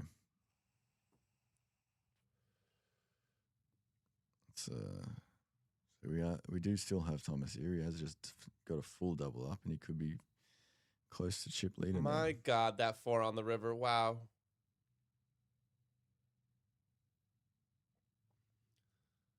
Howie just dealing the absolute cooler there. Although For almost all if of he wants, Miyagi's if he wants, stack. if it's for almost all of Miyagi stack, then definitely a cooler. But if he was trying to finish the stream, the cooler's gone the wrong way. Mm-hmm. I think it is for, Miyagi's probably down to under 10 bigs here. Yep, and you could probably see M being like, what happened in this hand? How does he have the chips? Yeah. So she is probably working overtime here to try and figure out what happened. We might have a pause just to count the chip stacks. Obviously, all of this happened 20 minutes ago out. Correct. This is old news. So we don't know what's going to happen, but it sounds like there's going to be a pause for a chip count because, as you can see on your screen, it looks like Thomas has been eliminated. He might actually be the chip leader. He likely is, with Sharif's stack not being exactly correct. Miyagi has 14 million on screen, and unfortunately for Miyagi, he has crumbs in real life. But we don't know. Maybe he has 14 million again since it is 20 minutes later. In real life, he may have already won the tournament. He may have already won. But we get no spoilers up here. We are in the dark, the same as you. Yes. The technology, we only know if the cards have been read when we're downstairs running the stream. Not what they are. So you may see them rescan the cards because we know that they haven't been read, and but they on our screen they are just blank. They're either flashing or not flashing. And those chip counts up top will be updated when this hand starts. So the integrity of the game is protected. Nobody knows what has happened until we see it and commentate it in real time, the same as you are hearing us as we speak. Mm-hmm. We know as soon as you know. So Thomas with the ace-4, and he has 11 million chips. Miyagi down to 1.5 million. Down to 6 bigs for Miyagi. And Sharif has been adjusted to 13 million. Let's see if he's got the kind of hand that's going to put it all in here. So we're four-handed, and there's only about 20 big blinds in play total. He shows this. He shows the friends at the table, but we don't get to know. I imagine it was just garbage. So sub 1 million stack now with the 250k big blind. And you could see that the king deuce suited was folded there when, on this table historically, on the small blind, that's been a call from some of these players. I imagine that's because they just want to let Miyagi. Yeah. They don't want to play a big pot. While Miyagi has 6 bigs. Exactly. They all want Miyagi to go. They all want to get the next ladder. Yep, the next ladder is a big one. Yeah. It's a big one, guys. This is where it really starts ramping up. It's like 7 or 8 grand, so it's 10 whole buy-ins just to let Miyagi bust first. I have to let it roll through again. And not the small buy-in either. $7,500. Yeah. Will pay your rent for a few months. It's true. Not a little amount of money. And blind on blind, Miyagi shoves and gets it in and gets it through. You got it through? It got it through. Discipline fold there by Thomas with the jack eye. Doesn't want to be the one to double up Miyagi again. Although he did add 50% to his stack just by stealing the blinds. That's how short he is. What are you going to do? Minaj, Better than a double up. Minaj also short compared to the other 2 stacks. 50% of the other 2 stacks. So It's true. Minaj is going to want to double up, but he's not going to want to do it while Miyagi's still. I mean, he will. If he gets aces, he does want to double up, but he's not going to want to risk it while Sheriff Miyagi's still ace here. jack. There's a new sheriff in town. He's got ace jack. It's just the same sheriff we've always had in the poker community. Same one. Been around a long time. There's an old sheriff in town. He's been here a while. Pops it up. Miyagi folds. Old fold. Thomas Ace 7 gonna call. Should be folding from the small blind. Yep. Given Again, a lot of calls from the small blind here when probably you could just chuck those in the muck. The Yep. small blind, not the best position to call from. Should not be wanting to go into battle with these marginal hands whilst Miyagi has such a short stack and does get Minaj to come along with the suited queen. Oof. So the flop is queen, Queen deuce, ahead. jack, rainbow. So the queen is currently ahead. Backdoor hearts. A7 with Sharif nada. is second pair. Ace jack definitely going to see bet here. Queen, no question coming along. Minaj is going to want to tread carefully here with Miyagi so short. So he's Yes, just going to sir. see a flop. Just see, Does sorry, see call a turn. pretty quickly. It's not a great turn card for Minaj.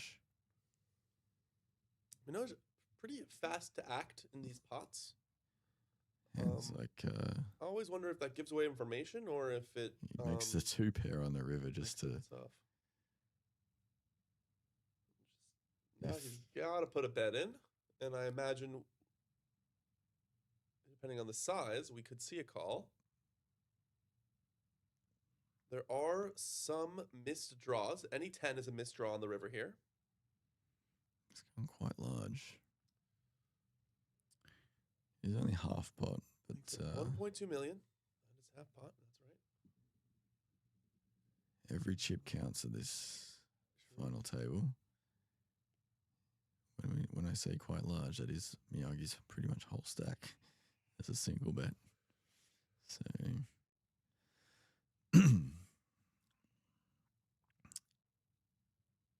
okay. All right, guys. We are going to be continuing playing until the break.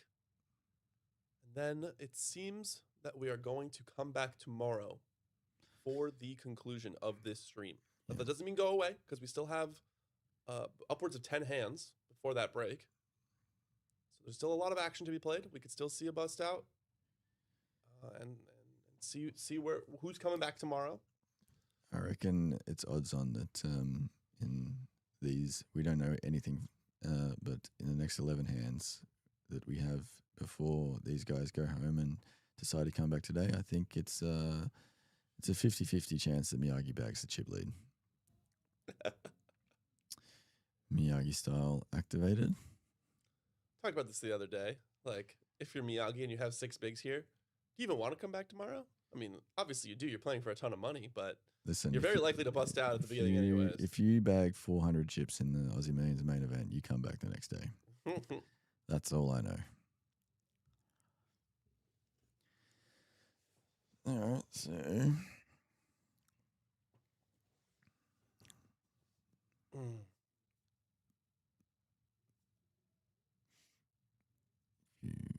I'm starving up here. I'm probably going to get some food on the way home. yes, I also feel like I'm going to eat. I also have the day off tomorrow, so Ooh. Getting a rare day off during the series. rare day off. That's probably the only one you get, correct? Yeah, it wasn't is right. an unscheduled day off. You know who needs a day off? Who- Your wife. Well, that's why we're having a day off. Yep. She was She's been working so hard. She takes care of everybody, make sure everyone's comfortable. yep. She runs the rotations on the dealers, does so much. She does it tirelessly, and she also has 3 kids, much like you. Not tirelessly. She is tired. So there was a raise and take it with pocket jacks there. Premium hand, 4-handed. Jack's getting through. I mean, that's pretty much the nuts 4-handed. Pretty much the nuts. That's, yeah. Not a lot of people don't like playing jacks, but 4-handed, that's aces. I had some very weird hands with jacks in the opening event. Oh no, in the mini main rather, earlier in this exact event.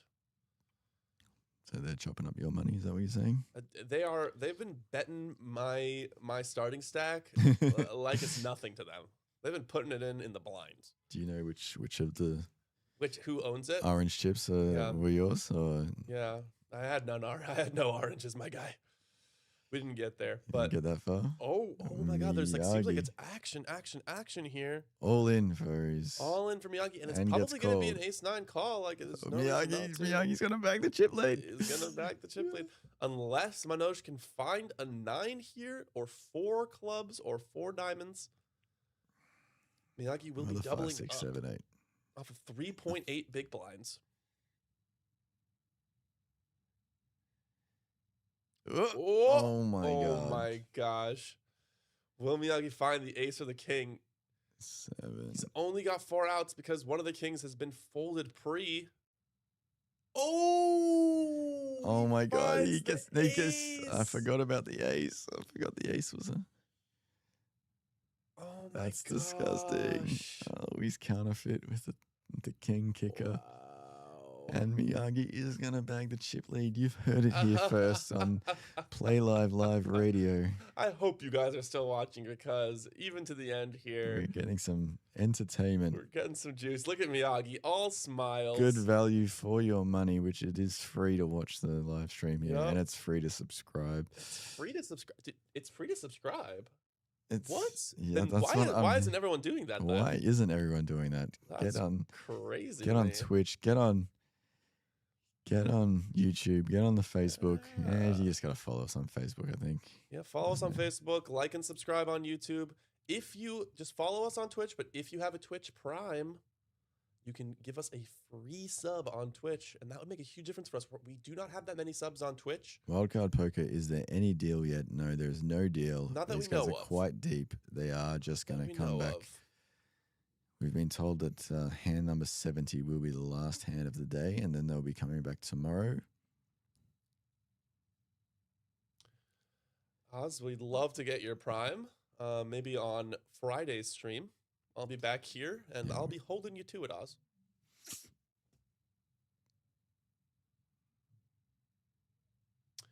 Oh, the Facebook stream must have gone down because we went for over 8 hours. Yes, these are some very well structured tournaments, if I do say so myself, as the person who writes the structures. So, Mr. Miyagi all in again with the King 6 suited against the Ace 10. 100% chance to win the hand, even though it says only 47%. Now he's at 51%. Wow, he gets the flush draw. And he just binks the it. flush There's on still the a- there's- turn. No more hearts? No more hearts. Oh my The nudge with the ace of hearts gosh. there. And And he blocks the flush and he still gets there, and then no flush on the river. Miyagi's like, all right, I'll agree to go home in a couple more hands, but I'm going to win every chip on the Oh table my before we do that. gosh. He's up in his my second. gosh, guys. I A think full that double through any of those other guys, and Miyagi's a chip maybe leader. Maybe if Miyagi had busted out, they would have elected to play for a little longer, but with the break coming up four-handed, I think that they're going to choose to come back tomorrow. Now, we will come back with the stream tomorrow. Yes, we had nothing scheduled, so Nothing scheduled, so we're definitely coming back with the stream tomorrow. We will tell you at the end of this stream when the players elected to come back, because it is up to them. it's their money. We are open from 1 o'clock, so I'd imagine they come back at either 1 or 2, because that's usually when the players decide to do so. yep.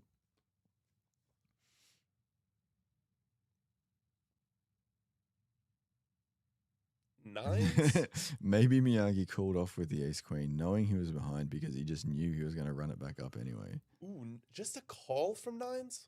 A bit tight there from Sheriff. Given that Miyagi's no longer a 3 big blind, he's a 21 big blind stack. Yeah. Now we're back to playing poker, so I think I would have liked a 3-bet. 3-bet, So yeah. 4-handed. Easy call. We've just had confirmation that the stream will be at 2 o'clock. Well, we'll be starting play at 2 o'clock tomorrow. So the stream from about 2:20, 2:30 by the time we get it up. I imagine it goes check here. And depending on what the river card is, we might see Sharif lead. I think I like a lead here. There's not a lot. Like, I mean, the ace-x that's giving up is bad ace-x. So there's about let's say half of the ace-x's are giving up, but the other half keep going. The 5s, the 6s, the 9s. And he has 9s in his hand, so Yeah, I kind of think I would have liked to see trying to get some value there from something. yeah. From an 8, from a 7, but you know we can see that he was never getting paid there with the ace high on the other end. So check is the same.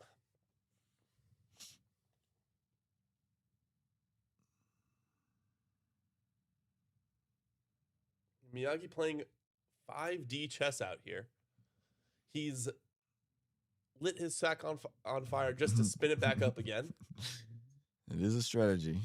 It's not one I would recommend, but it is one. I mean, you know, there's something to be said for putting other players on tilt, and this would certainly put me on tilt if I was, let's say, Manoj here, and I went from looking like I was guaranteed third to a spot where I'm the chip, the lowest stack now. What's the opposite of a chip leader? A chip lagger? The short stack. The short stack. The shorty. The shorty. Manoj with the ace jack, 16 bigs. I would be shocked to not see just a jam. There's a raise up from the ace 3. You just have to whack it with this. This is just a whack. I believe that is what he's done. Where he just 3-bets He's medium so that if it goes like all in call, then you can just get the fold in. But he's not folding. this is and Miyagi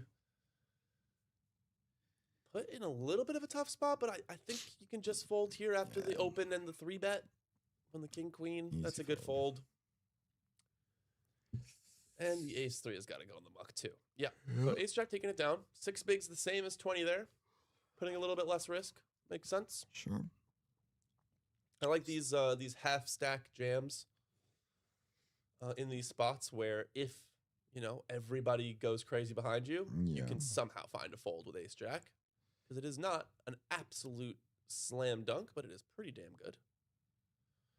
Wildcard Poker says, this is my war story. 100K stack. Blinds are 1-2K, so you're 50 big blinds deep. Straddle 4K. Blind. Sorry, we're playing a tournament and are we playing a tournament where someone straddled? That's fantastic. Straddle 4K. You raise to 8 with ace 8.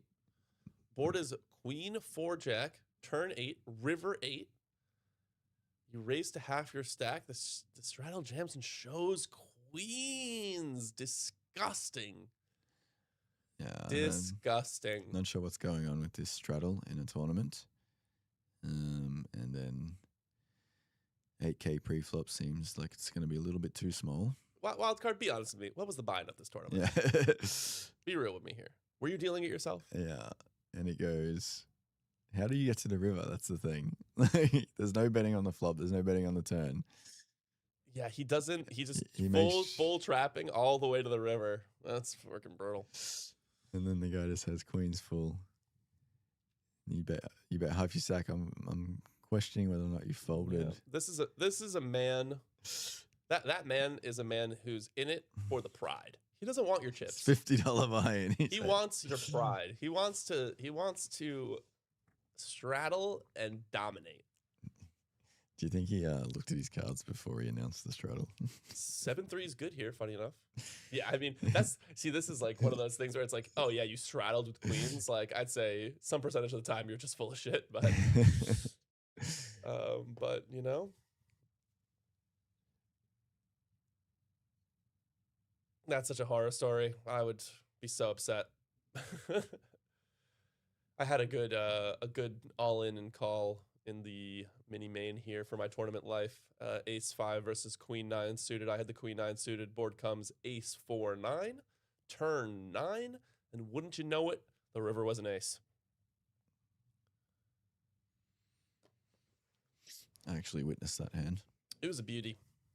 Didn't see the money going in, so wasn't sure whether the 2-outer was on before or after the. I've ruined this story altogether. It's late, guys. I got to go to sleep. It would have been. I would have been much more upset if the 2-outer had happened to me. The money had gone in on the turn and he got 2-outed. That's a different story. But the money went all in pre-flop. Players. The deck tried to make it interesting for me. Tried to make it interesting. Amy was my dealer. She looked distraught at the situation. She's a very nice lady. Okay, we have some confirmation from downstairs. The players are returning at 2 p.m. tomorrow.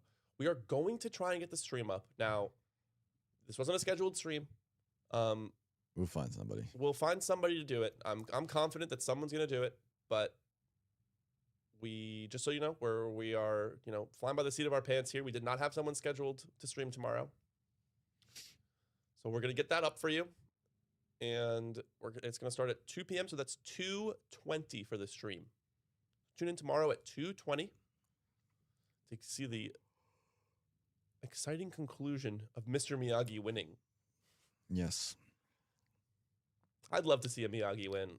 You know what? I want to see Miyagi win the main here. I want to see his face on the wall permanently. Every day I come in, I want to see Miyagi's smiling face on the wall. Listen, every day I come in, I want to see Miyagi in the building. So Yeah, it's hell not- yeah. It's not far from that. Hell yeah. It's 4:20 in the morning, Kiwi Bird says. Hell yeah. I think you're going to get to go to sleep very soon, Kiwi Bird. We have 3 or 4 more hands. Everybody blaze one up for Kiwi Bird.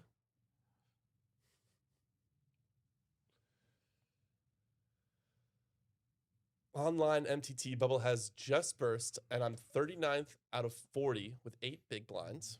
Okay. Ship it. Ship it. Ship it with the best of them. You made it. You made it through. Now, how are you gonna get sucked out on?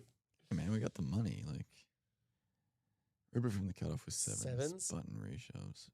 Big blank calls. They both have 40 bigs. Oof. That is not what you want to see when you shove with Yeah, sevens. you're dead. You are in a very bad spot. Ace King versus Ace King, please, one time. Oh, that's sick. Ace King versus Ace Queen. They both have pocket aces. I saw that coming. Flop. 7. No. Yes. Oh, he's going to get run down. He's going to get run down. With the flush? No, I don't know. Oh my God. How do you even lose this hand? It's not even a war. It's not a war story. He just won the hand. He says 7 deuce to 10. Isn't that? Aren't they That's drawing it. dead? They're yeah. drawing- yeah, Oh, they're drawing. cheers. Okay. Cheers, Wonderful. you won. And I went on to win the 20. Hell Yeah, let's go. yeah, hell yeah. We appreciate you, Kiwi. We just got another about 5 to 10 minutes of hands here. Keeping up with the action. So there's no surprises tomorrow when you see Mr. Miyagi be the big stack here. Yeah. This is one of those really weird double flush draw boards where neither of them have the flush draw, but both of them have blockers. Wildcard Poker just putting here it out there. comes The 10-10. They're not dead. The yeah. 10-10. The 10-10. And Miyagi just picks up another 1,000,000 chips after he was below 1,000,000 chips. Let's go. Not too long ago. Let's go, Miyagi. The players are just swapping cards around. Having fun on the That's fun good. there. I actually got it all in pocket. Sorry, I got it all in the Aussie Millions main event with Ace King suited versus pocket eights. The flop came Ace, Queen, small, and the guy stood up and was like, "Good, I wanted to go max late reg the 5K PLO anyway." The river comes an 8. This guy eventually came 12th, I think. The river comes an 8. He doubles through me. He was a very short stack, and I picked up the 8 from the river and turned it face down and said, "Nah, he didn't want it anyway. give us another one." Yeah, in that case, you want to be playing against Sheriff folding the best hand. Yeah. Unfortunately, number for me, 69. they'd already been tabled. So This is the nicest hand of the day. nice. Miyagi's the GOAT. Nice.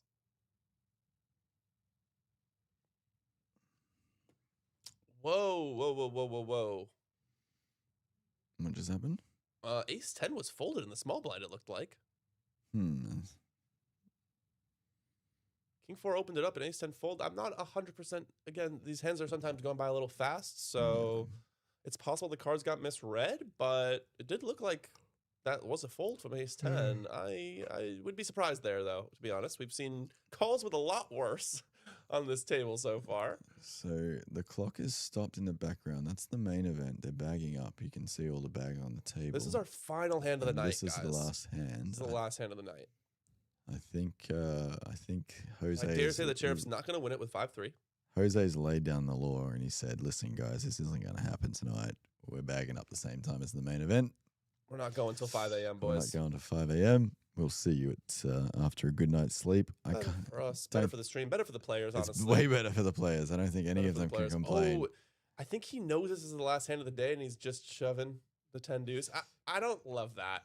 Yeah. I don't love that. I mean, he's got Minaj covered in Super chips or covered. whatever. So like, if Surely, worst but comes to worst, you know, Minaj is calling any ace high, any king high there. So yeah, it's yeah. Well, he picked up a free 700,000 chips or something. So okay. Well, thank you so much, Bridges, for coming and commentating with me. not a problem. It's such a pleasure. Hopefully, I'm getting paid for this. I'll You talk to the guy. certainly are getting. You have the equity. I'll talk to the guy who does the payroll. Oh yeah.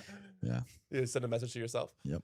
Okay. Well, thanks so much, everybody. We will see you here hopefully tomorrow at 2:20 for the culmination of this mini main event, our Winter Championship Series here at Playlive Melbourne at 129 York Street. Thanks so much. We'll see you next And time. if you're looking to play some poker, you've liked what you've seen, let's get on down to Playlive. 3 o'clock, we've got the 600, the Super 600, $600 buy-in, 150K guaranteed, 60K start stake, 24-minute levels on day 1, 30-minute levels on day 2, which is Friday at 2:10.